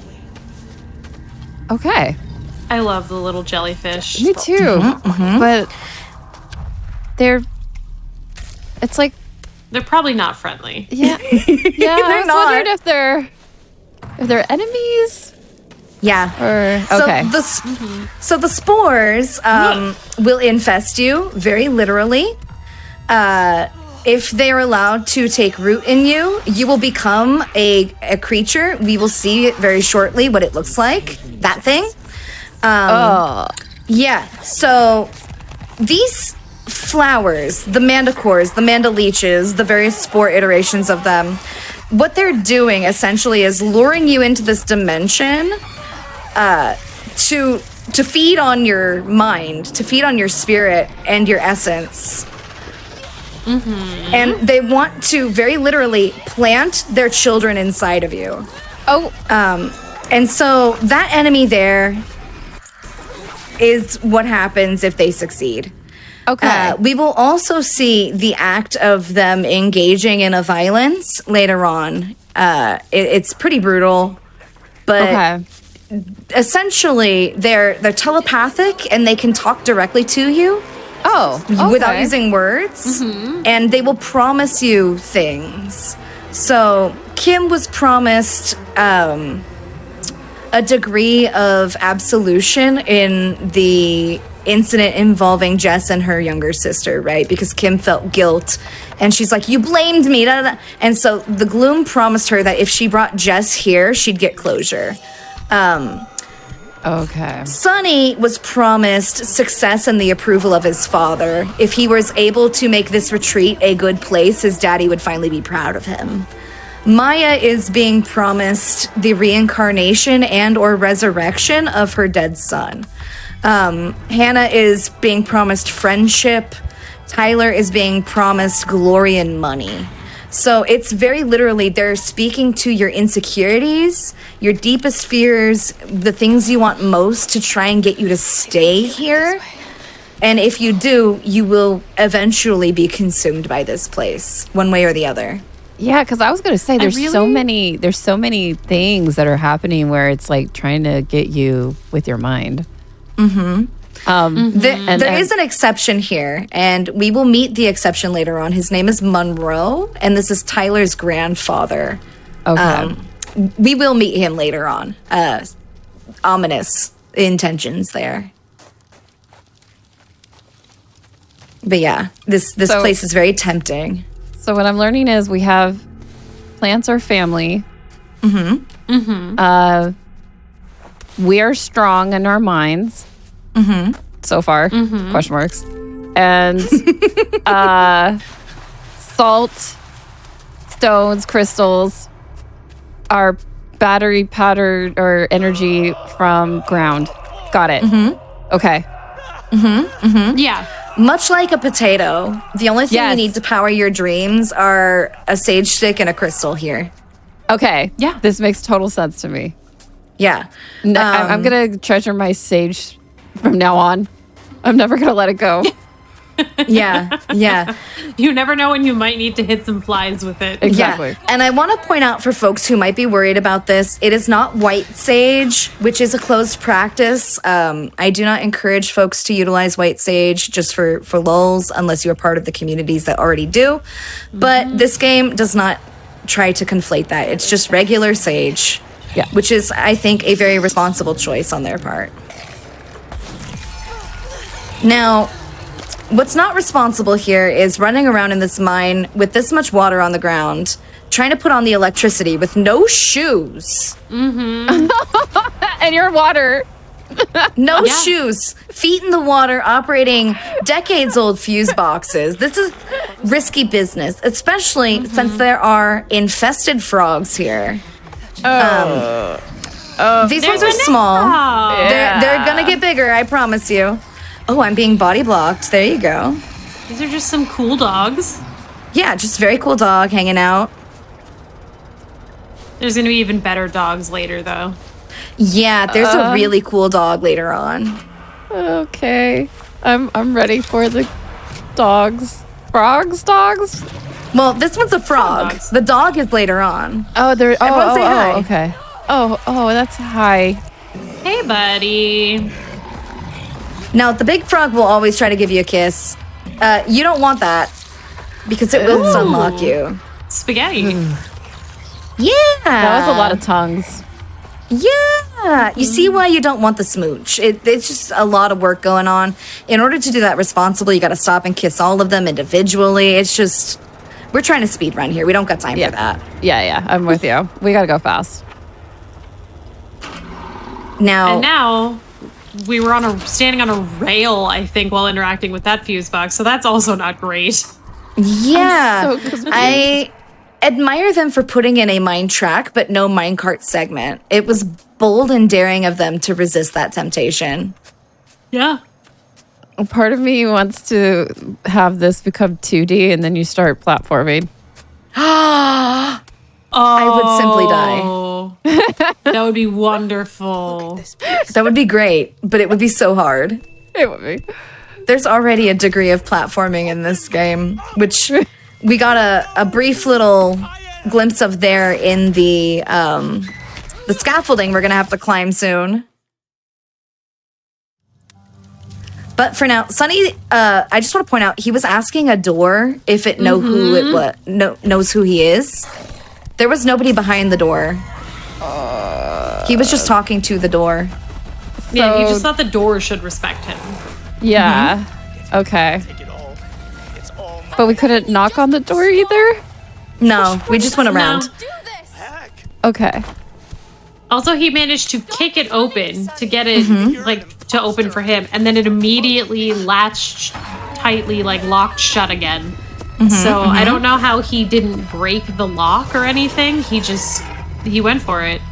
Okay. Oh, I have a question. Now I have a question. Yeah. Is everybody not wearing shoes? So the shoes are not allowed at the retreat. Okay. So everybody's barefoot. Everybody's barefoot. The old cultists, the new cultists, everybody visiting. The only person in the game who was wearing shoes at all was us, and they are gone, gamers. Got it. Okay. Well, now, don't let the amount of filth on their feet confuse you. They're not wearing shoes. Yeah. Cut it out, Sonny. Sonny, how did you get so gross so fast? Yeah. He is the messy jam baby. Don't come near me, Jess. You're possessed. You've lost control. So we're coming up on like he hasn't. Yeah, right? I know. We're coming up on a little sequence that's a little tedious. There's going to be a wave after wave of random cultist enemies that drop down while we wait for this elevator to come up. Luckily, we don't have to wait for the elevator to go all the way down to push the button to call it. So we just got to hang out here. There's going to be at least 6 enemies, 2 of these big ones, and then at least 4 of the smaller ones. What I like to do is just pick one and push it into the corner. Just pick one off. Woo! Beefy boy. Yeah. So you might notice that the enemies have glowing attacks. Those cannot be countered, right? These, I can push him out of it. But if I try to push him when he's glowing, he's going to get me instead. I would just like to point out 2 phenomenal, absolutely phenomenal things chat has pointed out. One is that you can't touch grass if you have shoes on. So obviously that's why we're not wearing shoes. And then also that the true ending of this game is actually just OSHA shutting the place down for health code violations. Yes, The final boss of this game is OSHA.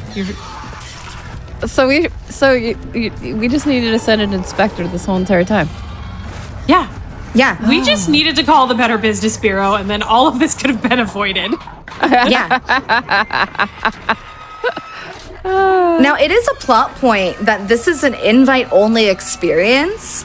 The group of people who are here, except for Jess, are Tyler's quote-unquote inner circle. The people that were selected specifically to be the pilot group of the experience of communicating with the gloom entities, drinking the tea, and vibing on the island for a week at a time.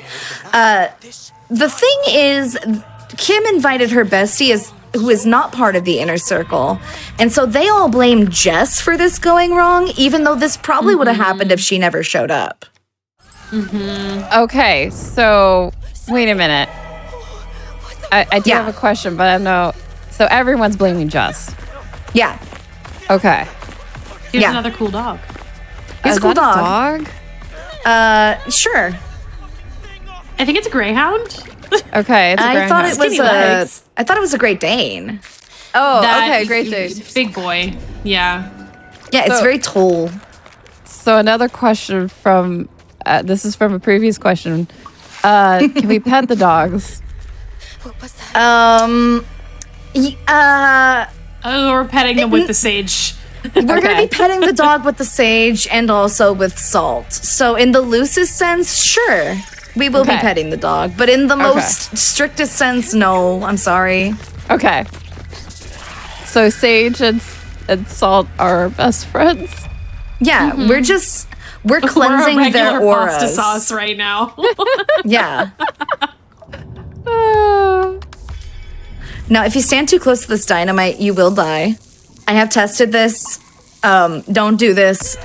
Please, please, do not stand too close to the dynamite. It will kill your run. Oh, it will? Okay. This is my PSA. Yeah. It looks like you have at least a good marker on the ground of this is good distance, which is nice. Yeah, the visual indicator of safety is the rocks on the ground. As long as you are at least to the rock layer, you should be fine. I've tested a little bit closer, but it gets really risky. And even if you get too close, you'll still take way too much damage, and it'll eat up your resources that you need for later on.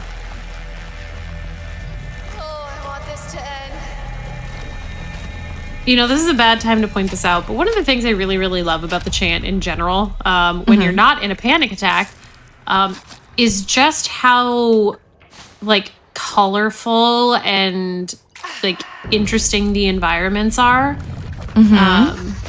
Like, yeah, like this. Thank you, game. Because, like, I feel like so often you get cases where, like, you know, like, horror games are, like, you know, they're black and they're red and they're gray, or they're brown. And I really love that the Chant brought all these lush, beautiful colors and really themes areas to certain colors because of the crystal that you're working with and stuff. And it makes it genuinely fun to look at instead of just squinting in the dark. Yeah, I really appreciate that choice as well. This is one of the most vibrant and beautiful horror games I've ever seen. And I'm not even just saying that because I'm biased and I love this game, right? Like, this is genuinely one of the most beautiful and vibrant games. I had to turn the brightness down, which is not something you'd expect to hear about a horror game. Yeah, that's true. Because normally it's dark. Yeah. And over course of the dev cycle, because this is a fairly recent game, it came out late last year, they have actually made steps as a dev team to make it more visible and more accessible. So you might notice that there's health bars above the enemies. Those were not always there. They are also color-coded to indicate what types of items you should be using against those enemies at any given time. That was not also part of the game. And so, like, color is an integral part of this experience. That being said, there is a few options for folks that have visual impairments and, like, color blindness in particular. It is not as robust as some other games, but it does exist. So if you're worried about that, there's something in place for you as well. That's really good. I love that. I love it when they make like video games accessible. Yeah, and especially horror in general. While, you know, we're talking over this horrendous screaming sounds and everything's normal, but let's have like a really nuanced discussion while this is happening. So one of the things that I love about the Chant as well is not that it's necessarily quote unquote easy all of the time, but that it doesn't rely on confusing controls or difficult indicators or things like that that are supposed to amp up the fear. It's like, no, we're going to scare you, we're going to stress you out, but it's not going to be in ways that, you know, we're not relying on impairing you. Yeah, we're not going to remove one of the core functions of playing the game, being able to see or being able to hear. We're not going to induce a stress state because of accessibility concerns. We're simply going to present a challenge that is different and interesting, and you will either sink or swim. Because the fun thing about this game also is you have everything you need when you face a particular encounter. Like, they gave me a witch stick right here. That is literally all you need to do this. But if you don't have mastery of the game, you're not going to know that this is all you need, right? But they don't make it to where you can get over here without a witch stick and be like, oh, what am I supposed to do? Like, no, it's right there, and it's glowing and illuminated, basically. So they give you what you need, and I really, really like that about this game. And the thing about it that is really cool is that the number of item spawns doesn't decrease as the game gets harder. There's 3 difficulties. I'm playing this on the easiest difficulty today, but if you were to play this on hard mode right now, there would be the same number of spawns for items, because that's what you need to be successful. The challenge comes in things like aggressiveness, durability, how long your items last. And so taking away the components you need to make the same number of items doesn't actually make the gameplay more challenging. It sabotages you in this game.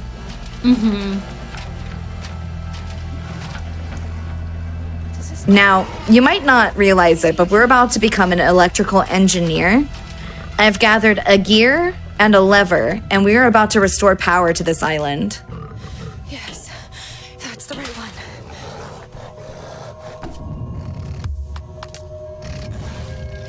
It slides right in great. That worked. Beautiful.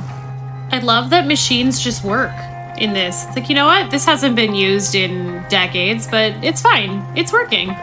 Yeah, we set the gear in place. We didn't affix it with anything. We just placed it there, and it's going to work perfectly for the rest of the game.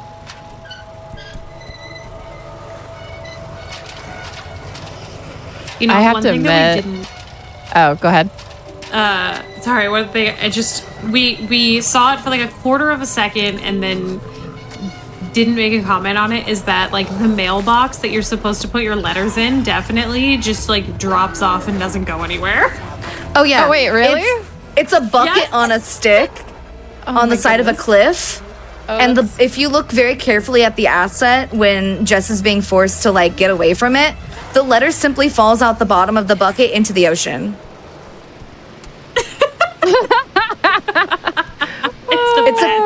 It's like a release exercise. I do have hit a me with the question. So for someone to get an invite only, why are you receiving mail? You know? You know? I don't know. Unless the invite onlys are responding to that mail? Question mark? Maybe it's just Monroe is like reading all the letters and is like, you know what? I'm your pen pal now. Yeah. It's just sending stuff back. So the letter is to your to yourself. It's a letter that you write to yourself. So all the letters are going down in the ocean. Yeah, they just drop down into the ocean because it's about like writing down what you're afraid of and like what you want to release here, and then it's the act of doing that. But they don't convey that clearly. They're just like, put it in the mailbox. Yeah. They just let it happen. So then I have another question. If you write letters to yourself, does that mean you're putting a whole bunch of love letters in the ocean? Sunny had a fatal accident. More or less, yeah. Yeah. Okay. And does that mean the ocean is our true enemy? Question mark? No, the ocean is the love of our life, and I hope The ocean is our girlfriend. Yeah, the ocean is our girlfriend, and I hope she returns our affection someday.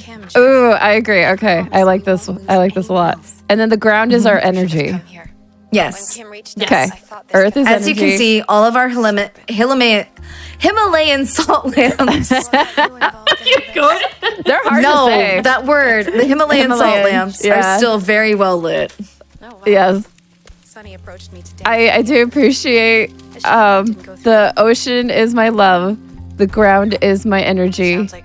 My soul is in question with my mind being in liberty. He spoke to me in the gloom. That's poetry. Yeah. Yep. Did you see him? I just heard his voice. That's you have just now nailed this game, basically. Yeah. Yep. If you've never played this game, congrats. Now you know the whole story of this game. I love how clean, like, everybody goes through this like process in this game of like they start with like such clean clothes and then they just get gross, and it's not like partial, like, oh, you're kind of a little dirty from walking around this area. No, it's nothing and everything. Yeah, it's immediately thrashed. Yeah. It's like, I don't know what is jam or dirt. That's basically what I keep thinking to myself. Little column A, little column B. You never dropped your jam sandwich on the ground and had the dirt in the jam? That's kind of what's happening, except there's no sandwich. It's just them.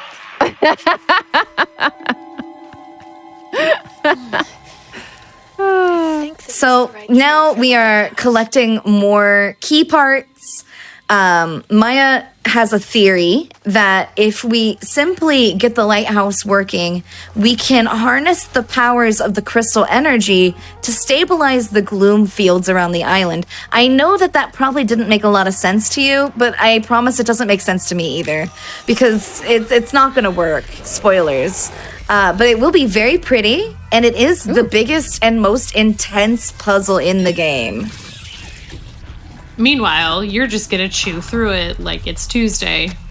That is speculative because so the lighthouse segment used to be a lot easier on the previous patch of the game, but recently the dev team introduced all these wonderful accessibility updates alongside a revision to the enemy AI system.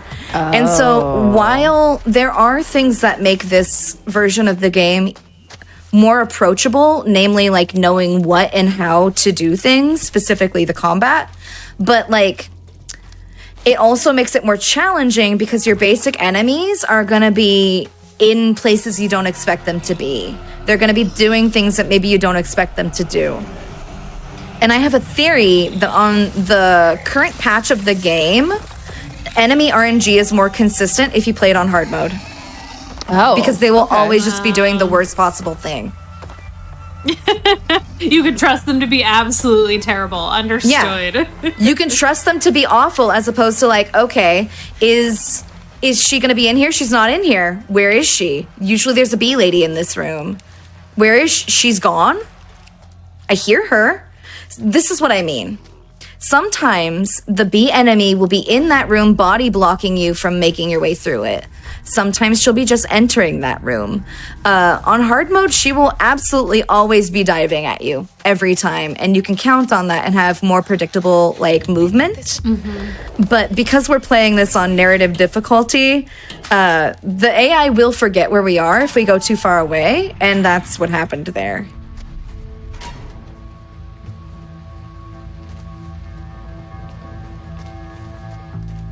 All right, it's time for puzzling.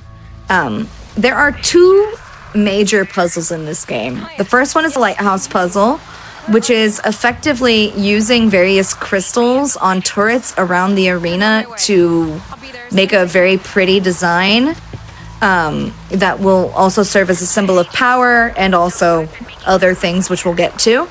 The other one is a chemistry puzzle that we'll have to do later on. Both of these puzzles suck casually.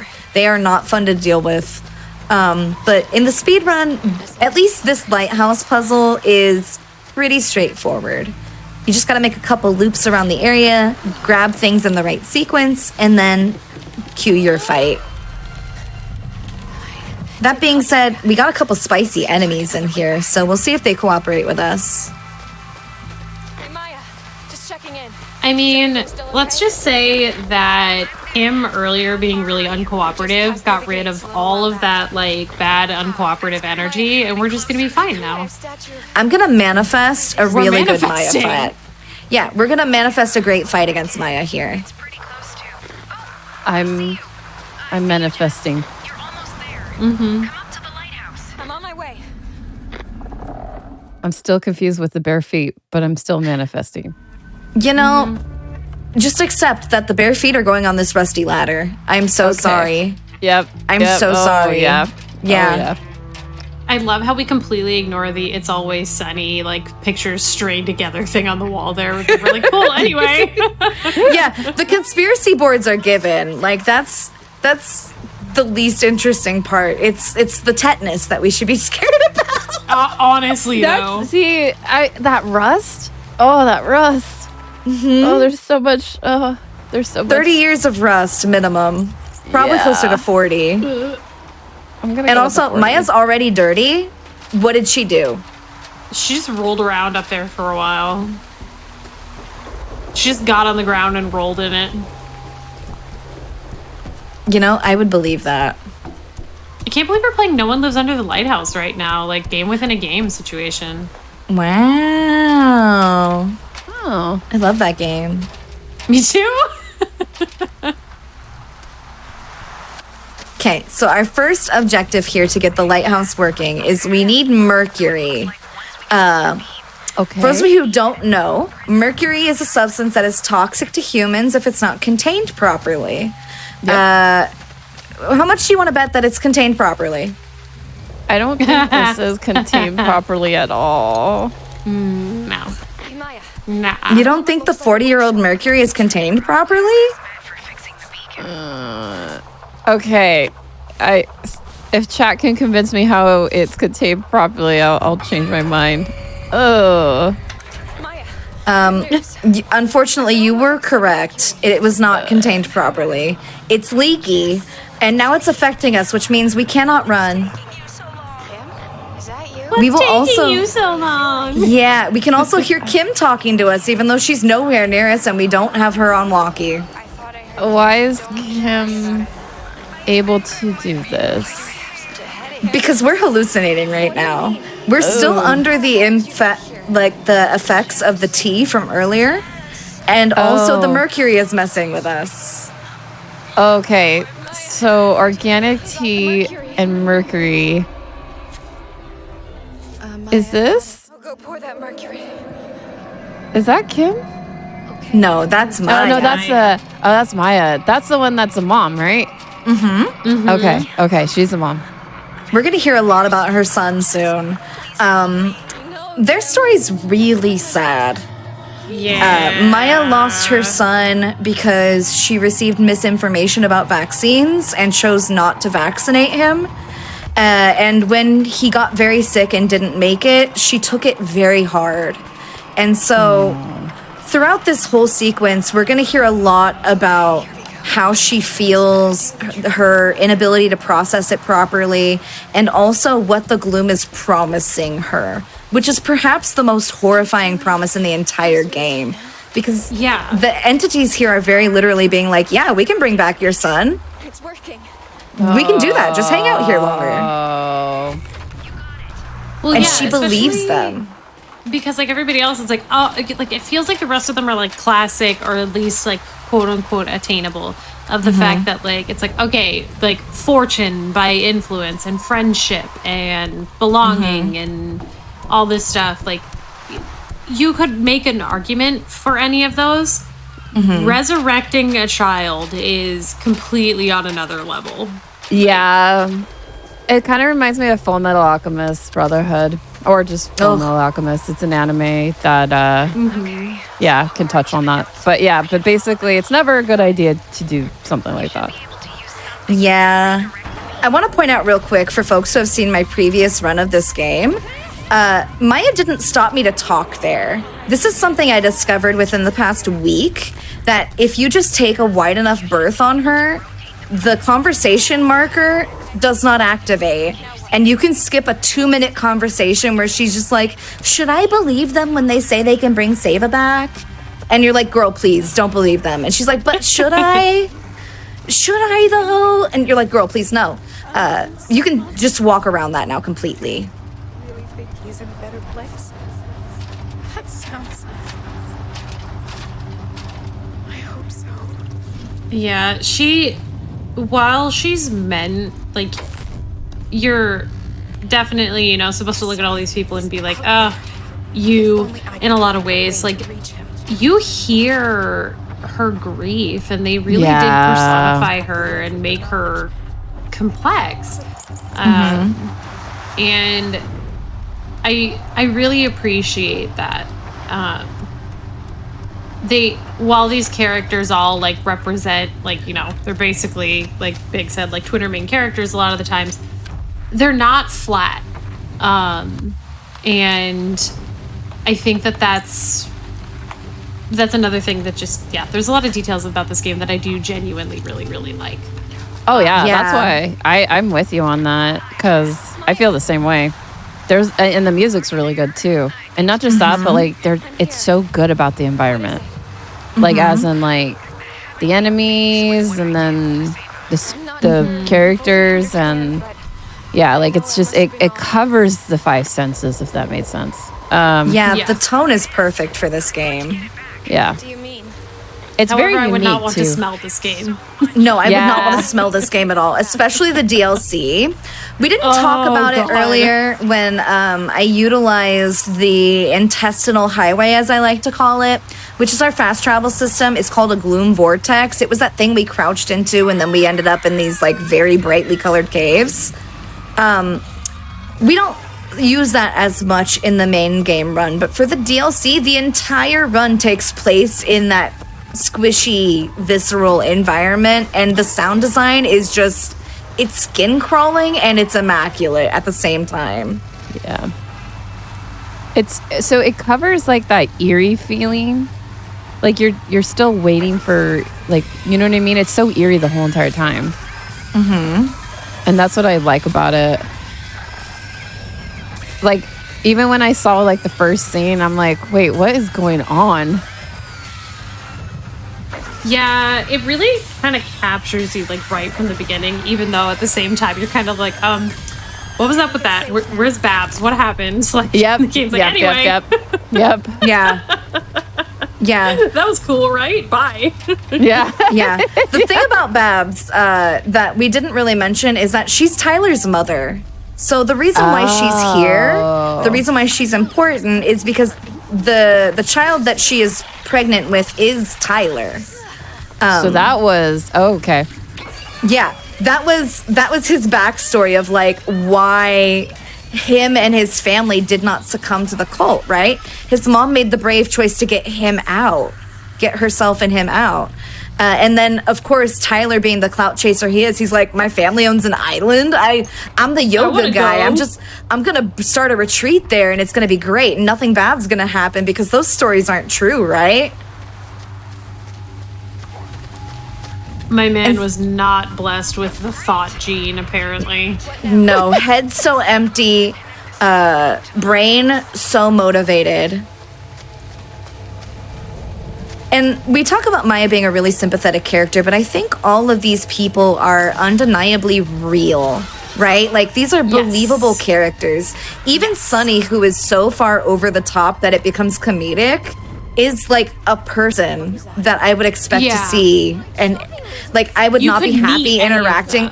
Yeah, if I were stuck in an elevator with Sunny, it would suck. But like, he's someone you would meet in San Francisco in an elevator. Like, specifically in San Francisco. I love how we're saying San Fran. I say that lovingly. I say that lovingly. Yeah. But like, I'm glad it wasn't LA. No. LA is where Hannah's from. Bay Area native has hot takes about San Francisco. More at 11.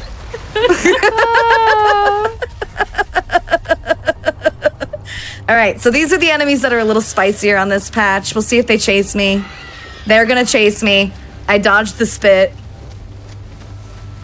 That was a good dodge. Yeah, Thank you. Just very casual little duck there. Yeah. All right, we gotta wait for them to catch up a little bit. Because if we hit the stasis too soon, yeah, the spitters do float. They're just floating. He's just floating. Yeah, they're just vibing. Yeah, that's a vibe. All right, so this room is also pretty decor. spicy. You're assembling home goods wall art before opening doors in this game. Yeah, you are. 100%. I have to admit the enemies are quite unique. I love the enemy design. Yeah. Yeah. All right, we're not going to go too far into this arena, so that way the other enemies do not spawn. One of them spawned. Oopsie. It's all right. We're just going to fight it while the swarm is... Oh, they both spawned. It's swarming. This is going to be interesting. We're having times. We're experiencing situations, everybody. Just chant things. Don't worry about it. Okay. Just chant things. Just chant. Chat quick. Manifest success. Yeah, manifest. Ooh, I like that one. Manifest success. Just say that 5 times fast and we'll be good. Yeah, it's not...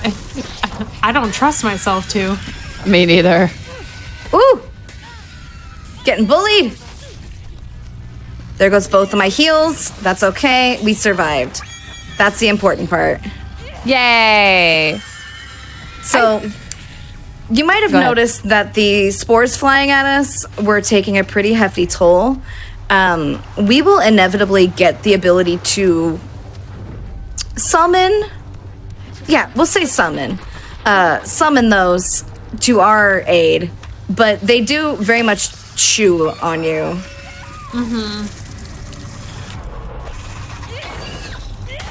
So not only are the things outside, now they're inside. Mm-hmm. Okay. That was kind of a question, but I answered my own question.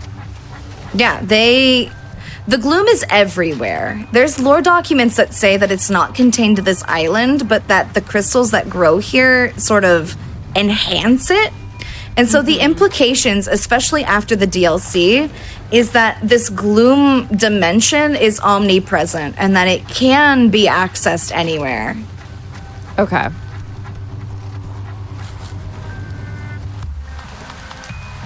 Which It's is really really just the interesting. crystals Like, heightening it. Yeah. yeah, it's the crystals heightening it, but it's kind of everywhere. And so it, like, sets up, especially after the DLC, like, potential for a second game, which I would love to see. Yeah. Oh, there's the a DLC sequel. especially. Yeah.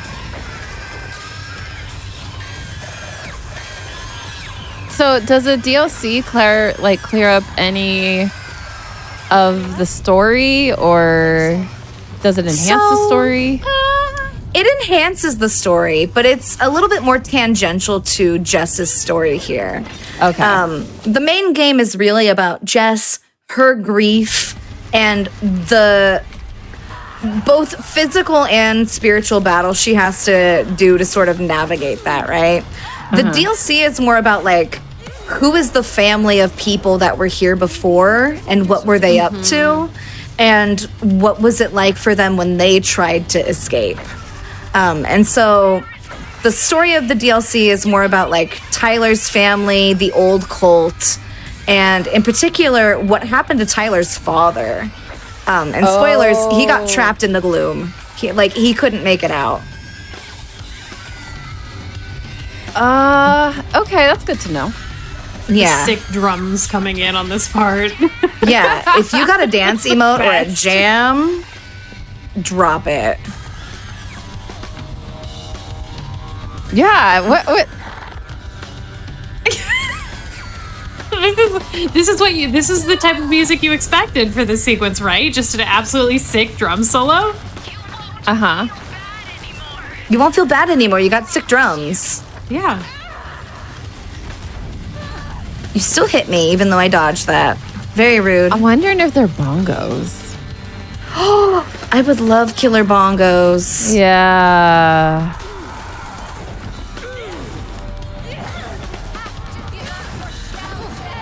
No, it is a drum set. Okay. But it would have been cool if they were bongos. Just cut it's into so both. cool. Yeah. I like that. I like that even better. No, for some reason, this is reminding me of Godsmack. The song Voodoo. Yeah. Yeah. I think that's a good comparison, like, not only in terms of the music design, but thematically. Yes. Voodoo is a great source of inspiration for this game. Oh, yeah. I love drums.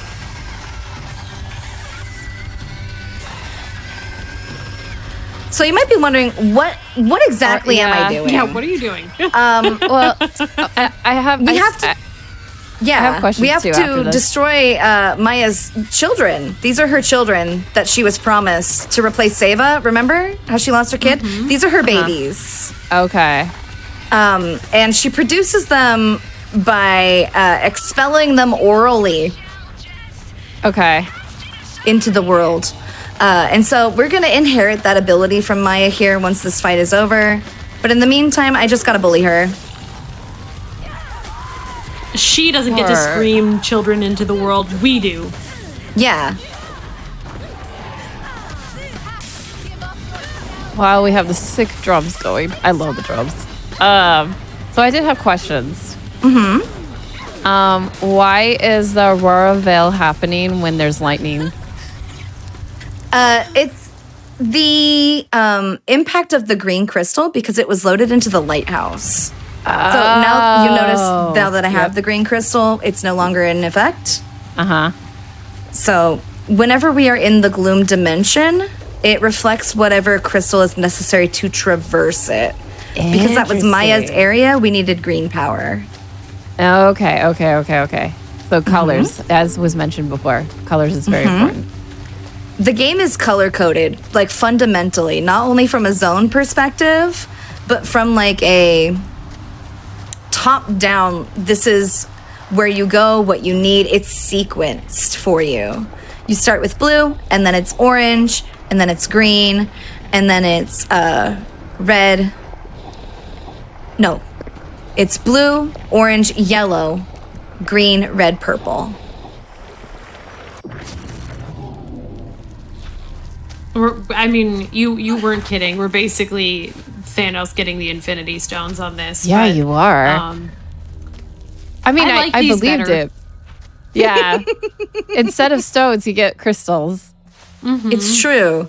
And we only have to wear the one around our neck, even though we have them in our possession. So we don't have the gaudy jewelry that is just cumbersome. Now, unfortunately, we still need to gather Tyler's crystal, even though he's not cooperative and does not like us. So that means we need to break into his house to steal it. He's been acting so out of character recently. So I have another question. Hit me with it. Why is she clean? Because that's Hannah. Hannah, it's not that the vibes are immaculate, but her clothes are in fact immaculate. Yeah, they're so white. We need to talk. Tyler and Hannah are interesting because Tyler, I understand why he's here. Hannah, from the lore standpoint, is literally here to fund it. She doesn't do anything. She's not really part of the yoga community. She's just here because Tyler's dating her and she has a trust fund of $1 million. Okay, so she's the trust fund. Okay. She's the trust fund. And so the reason why she's so clean is because all she has to do is stand here and look pretty. Better or worse. And as we can see, Tyler himself is not the cleanest individual. Yes, that is a plate in bed with food still on it and multiple forks. He lives like this. It's the multiple forks for me. Like, what's he sharing? No, I think he simply refilled the plate and got a second fork. Yeah, yeah, that's kind of gross. That's even worse. Like, if it was one fork, that's okay. I get it. But multiple forks, I think you were recycling that plate. Did you get the present? A little bit. Really? I also want to point out that Tyler has the best digs in the entire place. He has an actual bed. Yeah. He has a TV. He has And a there was computer. I saw the computer. He's got a couch. He's got a full kitchen and a barbecue. He does not have to eat what Maya makes them. And yet... So, what is the story? But he would have to prepare it for himself otherwise, and he's not going to do that. That's a valid point. So, I mentioned that all the characters are sympathetic. This is where we get Hannah's backstory. She thinks that Tyler's actually in love with her. Oh. Okay. It's a little up in the air whether or not he actually does.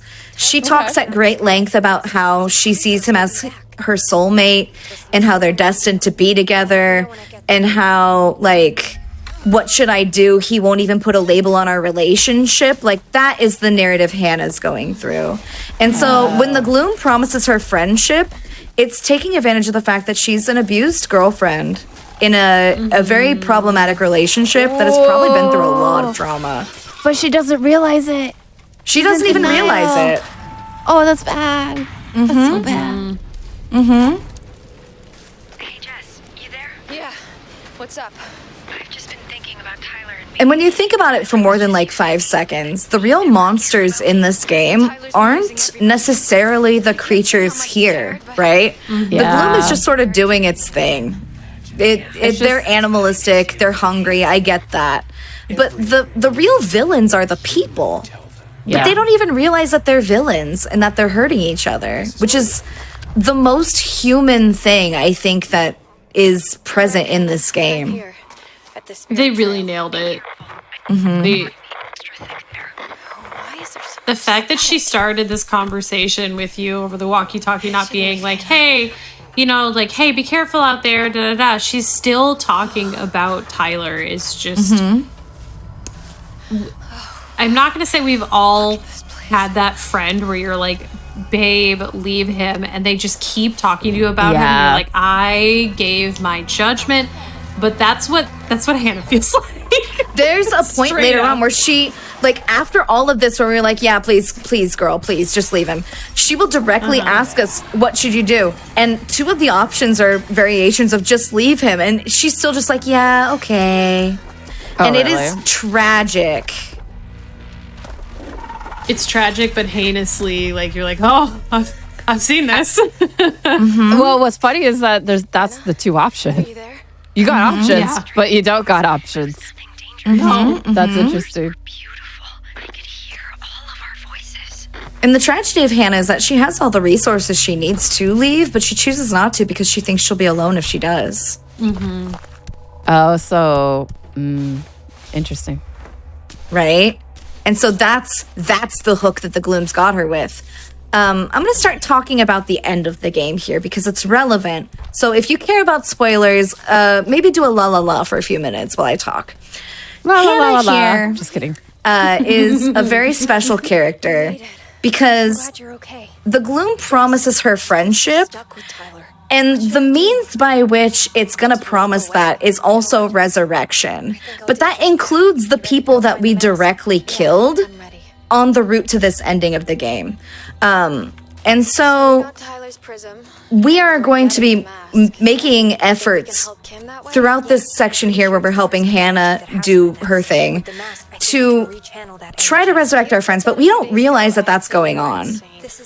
And along the way, we are also going to resurrect Monroe, who is the old cult leader, a whole swath of cultists, and also some really interesting looking dogs. What did they grow? I think food mostly. Yeah. Psychedelics too. Different kinds. That's okay, though.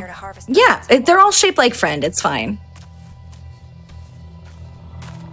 I mentioned chemistry earlier in the run. This greenhouse puzzle is the chemistry puzzle. We need 4 specific plants out of the 6 that grow in here that are unique ingredients. There are more plants than just 6, but 6 of them can be used in this puzzle.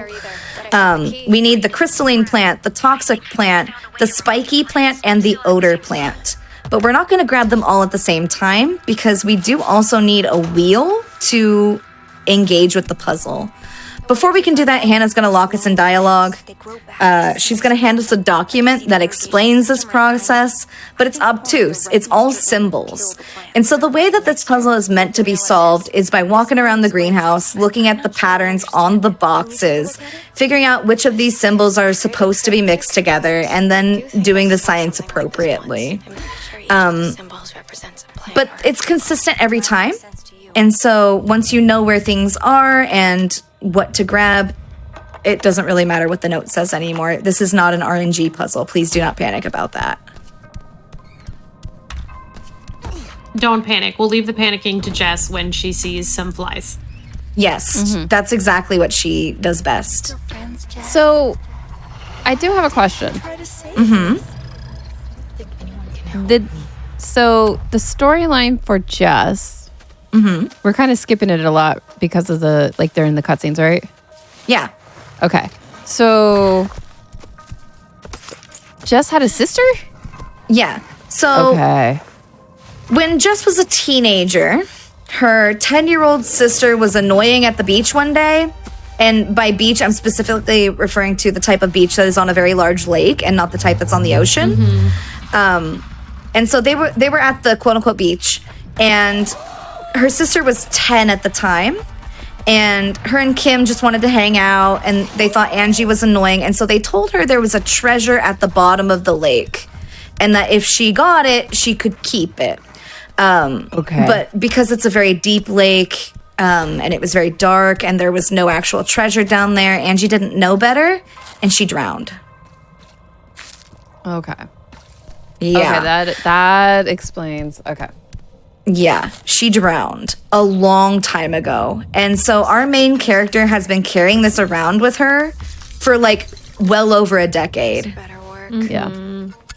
What's interesting is that in her hallucinations, though, she sees Angie as a having full-grown grown. woman. Yeah. Yeah. Like, she kind of almost, in some ways, imagines who she would be. And It worked. The path it's clear now.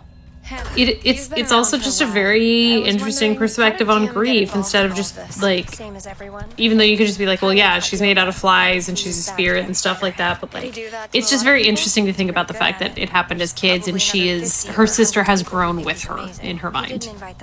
Yeah. And you might be wondering why Angie manifests as a swarm of flies. There's a specific cutscene all the way back at the start of the game where I was like, yeah, we're suddenly Jess now. One of those 4 cutscenes that we skip is essentially a trauma flashback where Jess is running down the side of a river and she sees the body of her sister floating in the water and it is covered in flies, which implies that when they found Angie, it was a substantial amount of time later and the flies had already got to her. Mm-hmm. It's tragic. It's really bad. And unfortunately, the any % route for this game seeks a specific ending. There are 3 endings in this game. The mind ending is a little weird. It's very Lovecraftian, and it directly leads into the events of the DLC.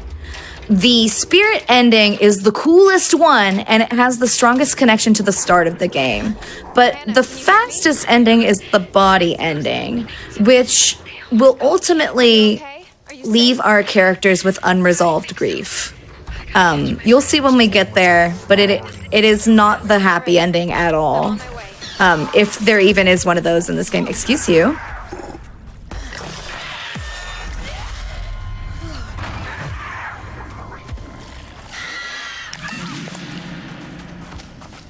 But in the meantime, we have to get some orb. We need 6 orbs specifically. So if you have orb, please ponder with me. True. Please ponder orb. Okay. We might have I don't know. Chat might have a few orbs. There's a chance. Good. I think I'll ponder what orb and the meaning of orb is. What is the meaning of orb? Is it the meaning of life or is it an orb? It's orb. Orb is life. Orb is love, orb is life. We have 6 pineal orbs. Pineal referring to the pineal gland in your brain. Yes, this is a New Age reference. From the lore standpoint, the pineal gland here is what's activated and enables you to connect with this gloom dimension. So we're essentially collecting hunks of brain that have turned into orb. Yeah. Because that's how brain works. Brain become orb. So orb you know, is life. when you have enough gloom, you become orb. I think so. What's the gloom like for you? My But let's not talk about brain it. Yeah. is an Don't waste orb. our energy.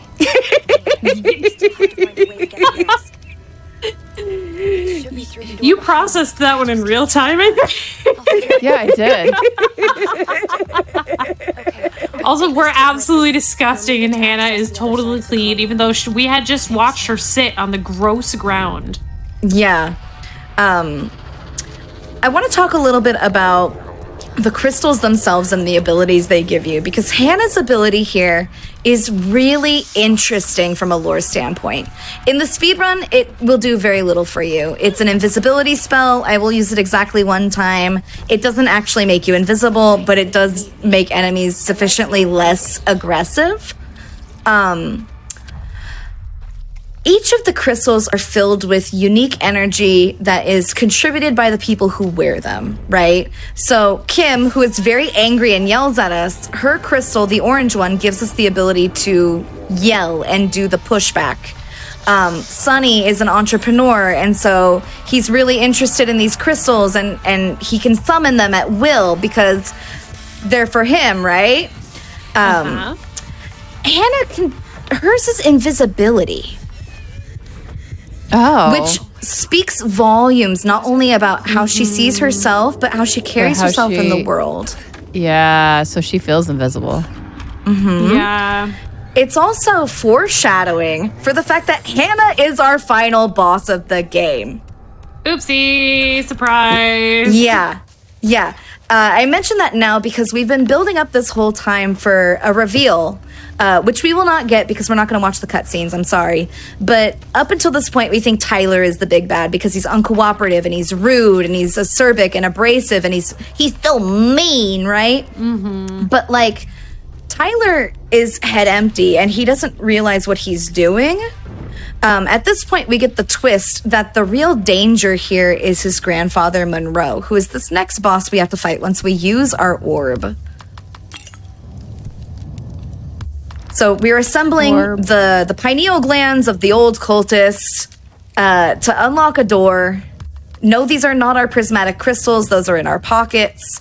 And we will be fighting zombie grandpa here very shortly. Wait, so we get orbs and crystals? Yes. Okay, that's way better than stones. Yeah, we get double.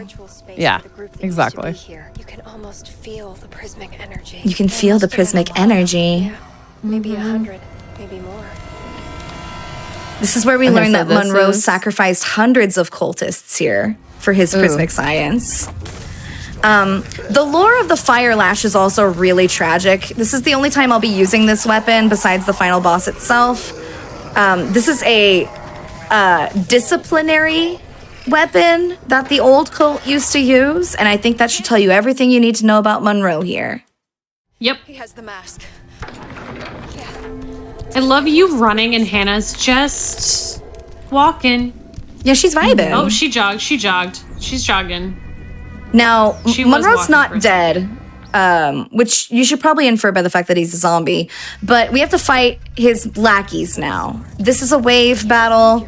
If we're lucky, this will go quickly. If we are unlucky, it will not. We got good spawn here. The second spawn is the tricky one. Yeah, knock it over. Disrespect your surroundings. Yeah. All right, I'm gonna come over here. I'm gonna grab this. Nope, I don't need to grab that. All right, the important part is making sure the crawler is standing. Got him. This crystal's being extremely rude. The crystals are both your friend and your enemy, in multiple ways, right? Because the damage they do also damages the ads, right? We just saw this crawler here take a whole host of damage just because it was in the path of the crystal beam. But it also damages us if it hits us. Are you serious? Rude. Oh, this is bad. That looked bad, yeah. It's fine. Everything is fine. There might be some cultists, and they might have some opinions. They might just want to talk to us about, how we're doing, how we're feeling. Have we thought about, diversifying our income or anything like that? It's all right. We got it.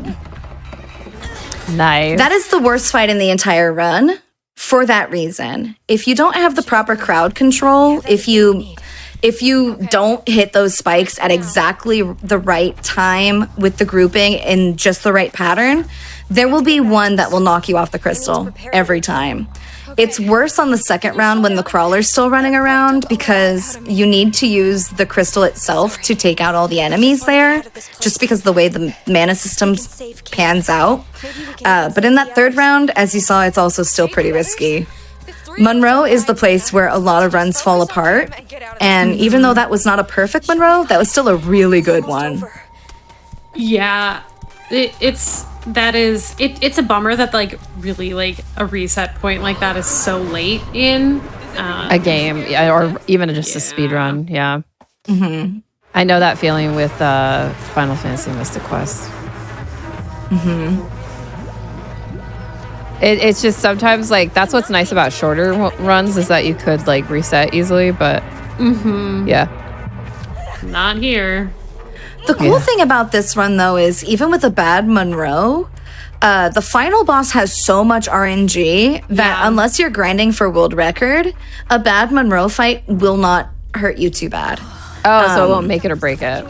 Not usually. No. Okay. I got to third place with a terrible Monroe fight, so it's very doable. It's just a matter of how hard you want to go for that close to 1 hour, 30-minute time, right? Yeah. Even with a bad Monroe, that's like an extra 30 seconds to a minute. The worst place to take a death and lose time is actually during that lighthouse segment in the room where there's the 2 flowers and the 1 jumpy enemy. That is the place that is the worst place to take a death, because if you die there, you lose 3 minutes of progress and you have to start over at the start of the lighthouse segment. Which is, that's just nasty, but... It's the most intense checkpoint. I love I'm going to how use we're it still- here, just so that way Big Frog leaves us alone. I love No it one how... can see us. Yeah. But I also No, they can love still how we're see still us. collecting the house items. Yeah. Yes. Yeah, this is the last door that we need to use the power of home goods to open. You might also notice that walking close to that crystal granted a small boost. If you stand there, it will refill your spirit meter to a certain point. In the DLC, it will refill it all the way, which is a really nice quality of life update that I wish had made it to the main game. Yeah, I'm surprised it didn't, but... It changed. At least it's in the DLC. Yeah, it used to be a much longer process. Now that new animation makes it near instantaneous when you get your boost, but it doesn't refill all the way. Jess and Kim have each other. Who do I have? All right, Yeah, we this are poor gonna... girl. It used to be. Yeah. I can bring everyone back. I can bring everyone back. Girl, They'll all love me. I won't have to be alone. if I save them, they'll love me. This is tragic. Hannah. Yeah. I don't know Hannah, what's girl. going to come, but I think I know what's going to come. Yeah. So we are approaching what I like to call the tag sequence, because Hannah is about to do a little haha. She's going to grab all of our stuff and run away with it. Which means she will have the Infinity Stones. She will have all 6 of the Prismatic Crystals. And we will have to deal with her using the things. And then, of course, things will go horribly, horribly wrong. Like they always do. But for now, we get a nice little moment here of serenity with our Himalayan salt lamps that are still lit somehow. Jess, you made it. Yep. And the Geodome. Sure you want to do this? And also these tea light candles from the ceremony that are still lit. Which, that's actually one of the most impossible things of this game, because tea lights, you've got like 90 minutes maybe. Yeah, It's the next day kind of thing, and they're still lit. Yeah. Yeah. And how long have we been there now? Sun is rising. Yeah. Now, I want to preemptively answer the question of why didn't we just get back on the boat? Which is a question I had when I was playing this. Like, why can't we just get on the boat? It's because the boat left and it won't be back for a week. Also, Sunny isn't real. We're manifesting him because he's the best character in the game. Okay. Yeah. We just decided he was here. And now he's here. The real answer is because Hannah has all of the stones, she can channel the energy, and the gloom is on her side, and so it's manifesting apparitions of the other people. Sunny here will chase us. Maya will invite us to hold her children. We're gonna get a brief glimpse of Tyler having the worst headache known to man. Just this whole section is really fun. I'm gonna dodge into this attack so that way we don't get stunned. Jess wants to hold your beautiful children. Oh. My darlings. You should play with Jess too. You should play with Jess too. Yeah. Girly. One of my favorite Maya voice lines is like, "Don't you want to hold my baby?" And the way she says it is so ominous. Oh. Like the Yeah, voice that's a actress little- had a lot of fun with it. Yeah. Yeah. It's so good. It's so good. And then like the music through this, which honestly gives me like Red Dead vibes. It's just, this is so good. Oh, he has a splitting headache. And Hannah is vibing. She's got her hands up. They're playing her song. Oh. He's having a time up there. Yeah. She's hurting me. Maybe, maybe that's okay I for don't know, now, man. buddy. Maybe you should take your dishes to the sink. Yeah, with your 4 forks.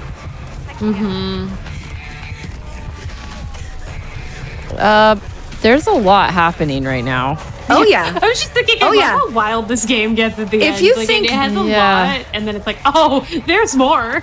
If you think this is a lot, I would like to introduce you to the final boss. I like to call this the Screaming Head Boss because it you'll see. Really? I call it the Wig Snatcher. That's true. Multiple characters are bald now, all of a For sudden. no reason. Like Sunny has hair, but Hannah is like the baby doll head. Yeah. Her hair is just gone. Wait.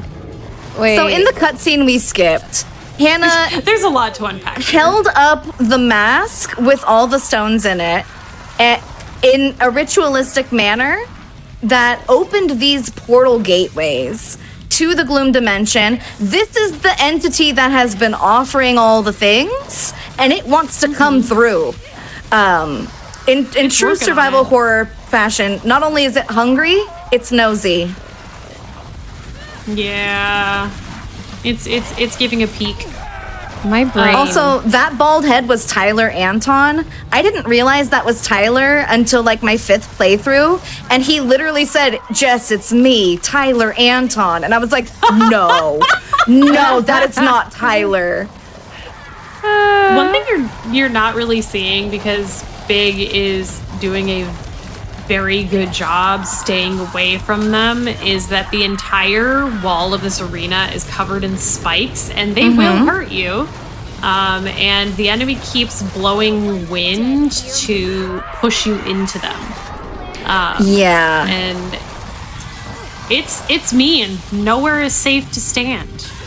Yeah, that attack from Kim in particular is brutal, because if you don't run into her when she's yelling at you, she will literally scream you all the way across the arena and into the spikes, and if you have low health, it will kill you. It does the same thing as the spike attack that I'm saving here does. All right. You might be wondering why I saved all my stuff. It's because Hannah here has the ability to resurrect the other heads. And so if you don't kill her quickly, it's over. And it's just another 2 minutes of fighting the same heads. And there she goes. Who's she bringing back? She brought back Tyler. Of course she brought back Tyler. Of course she did. It's okay. Now I have bees. Her BF. Yeah. Wait, so bees save us? No, I just like using the bee attack on Tyler.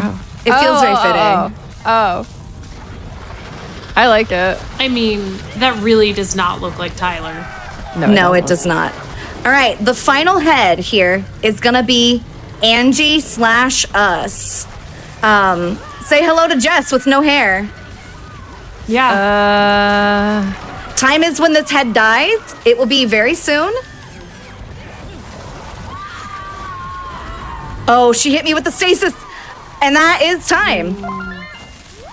That could have went terribly, but we got saved by the salt. Oh, the salt saved us in the end. Thank you, Himalayan salt Thank you, lamps. Himalayas. Yeah. Thank you. You know, salt for lamps being came so- through. Yeah. the salt lamps absolutely came through. GG. Thank you. GG's. My brain is still an orb. There's a now lot that to take in. The retreat is complete. What questions are lingering? Why did they not have hair? I don't know. I I don't know why 3 of them were bald on the final boss. Okay. But only 3. Only 3. Only 3. The others had hair. Okay. So, What? Where are all the letters going? In the ocean? Yeah, in the ocean. Yeah. But like where in the ocean? Are they just like falling or Yeah, drifting? they're just falling through the bottom of the bucket and off the cliff into the water unceremoniously. I doubt they're being collected. Okay. My other questions are, huh? I think really an important question about this game that you're never really going to truly be able to answer is what parts of this were the spirit cat mushrooms and what part of this was the eldritch nightmare that we were actually in fact summoning? You know, like where's the line? Like, Where's the lines of who is who too? Because like when we were in the gloom, we had like, I know we had sections and stuff, but it was like trying to figure out who was who.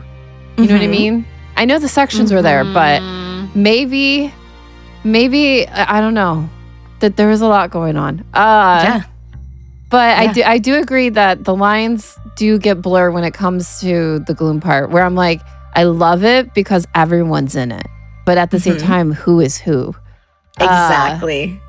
So that's the kind of those kind of questions are in my head. All right. Well, my other questions are: where can everyone find you both, and how do you get involved into the speedrun? So this is quite a speedrun. This is a great speedrun. Yes. Yeah, I'll answer that one first. I started running this as a joke. It was that simple. Me and one of my stream teammates, Garlips, were playing this casually at the same time, and I was in his chat, and we were ripping on the game because at the time it was our first playthrough, and we were like, "Why is it like this? This is so weird." And I was like, "Haha, what if we speedran this?" And then we both learned the run. We raced each other, and now I hold the record for hard mode. I'm third place on the any percent, and I hold the record for the DLC as well. And I'm a mod for the board. So, like, if y'all want to get in touch with the Chant community, all you gotta do is let me know. I'll hook you up. Yeah, because this is quite a speedrun. I know that there's actually a lot more going on technically too. Because there's a lot of dodging that you were doing. There's a lot of movement that I know you were specifically doing in a specific way. I might not understand it because I haven't played it, but I could see a lot. That in terms of a speed run, it's a great one. It is a wild ride. Yes. Where can everyone find you? Do you stream? And then after that, I would love Jay to answer that question as well. Yeah, I live on Twitch as Big Scared. So that's the easiest place to find me is here on Twitch as Big Scared. I am in most other social media places also as Big Scared. But there are two exceptions, X/Twitter, whatever you're calling it today. I'm Big Scared with no punctuation or spaces.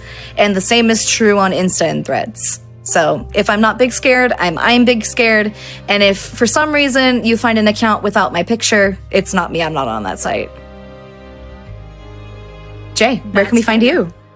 You can find me on Twitch at JPEG_EXE or the Bird app as also JPEG, ALSO, JAYPEG. I'm working on getting a Blue Sky. I just need to actually sit down and do it, but you'll be told where that is if you follow me on either of those other two platforms. So I'll make sure to link you there. And if you need me the rest of the time, I'm probably hanging out giving commentary on the Chant for Big Scared because this is the best. So. Yes. I mean, as a master of spelunking and crystal knowledge, you are by far the best commentary person I can ask for. So thank you. And also, thank you, Rue, and thank you, Lana, for having us. Yeah, well, this has been a delight. Oh, yeah. No, thank you. Thank you for, this was quite a game. I have to admit, when I saw it, I was like, okay, this one's unique. So, yeah, definitely want to say to everyone who was here today, thank you so much for being part of our Fright Fatales event and having us have all these cool, scary games. And they got scarier. And I definitely had some scares. And I appreciate everyone who was on today, the runners, the commentary, Lana, Also the GDQ tech and crew and production team. So just want to say thank you all. That is unfortunately the end of our Fright Fatales event, but we will have more tomorrow. We do have another event going on. It's going to be a one-off with church, and I will just say it's definitely something to kind of look out for. But also, if you are curious, it will start at 1 p.m. Eastern, and it's tomorrow, and it's featuring a full day of scary speedruns. So stay tuned for that if you're interested in doing that. Also, if you want to learn more about AGDQ 2024, you could go check out the website at gamesdonequick.com right now. We do have registration as well as the hotel booking is up and going, and the schedule is out. So check it out. See what you're the most excited for. I'm going to say this is a wonderful, scary event. Had a ton of fun with the Fright Fatales, and there was moos and feats and Himalayans, and there was so much going on. So I definitely have to say, stay tuned for just, if you're interested in seeing this event, for anyone who's missing it, you could go and stay tuned and look at it on YouTube. It will be up in a few days. Thank you all again, and I hope you have a wonderful night full of questions. You all have a good one.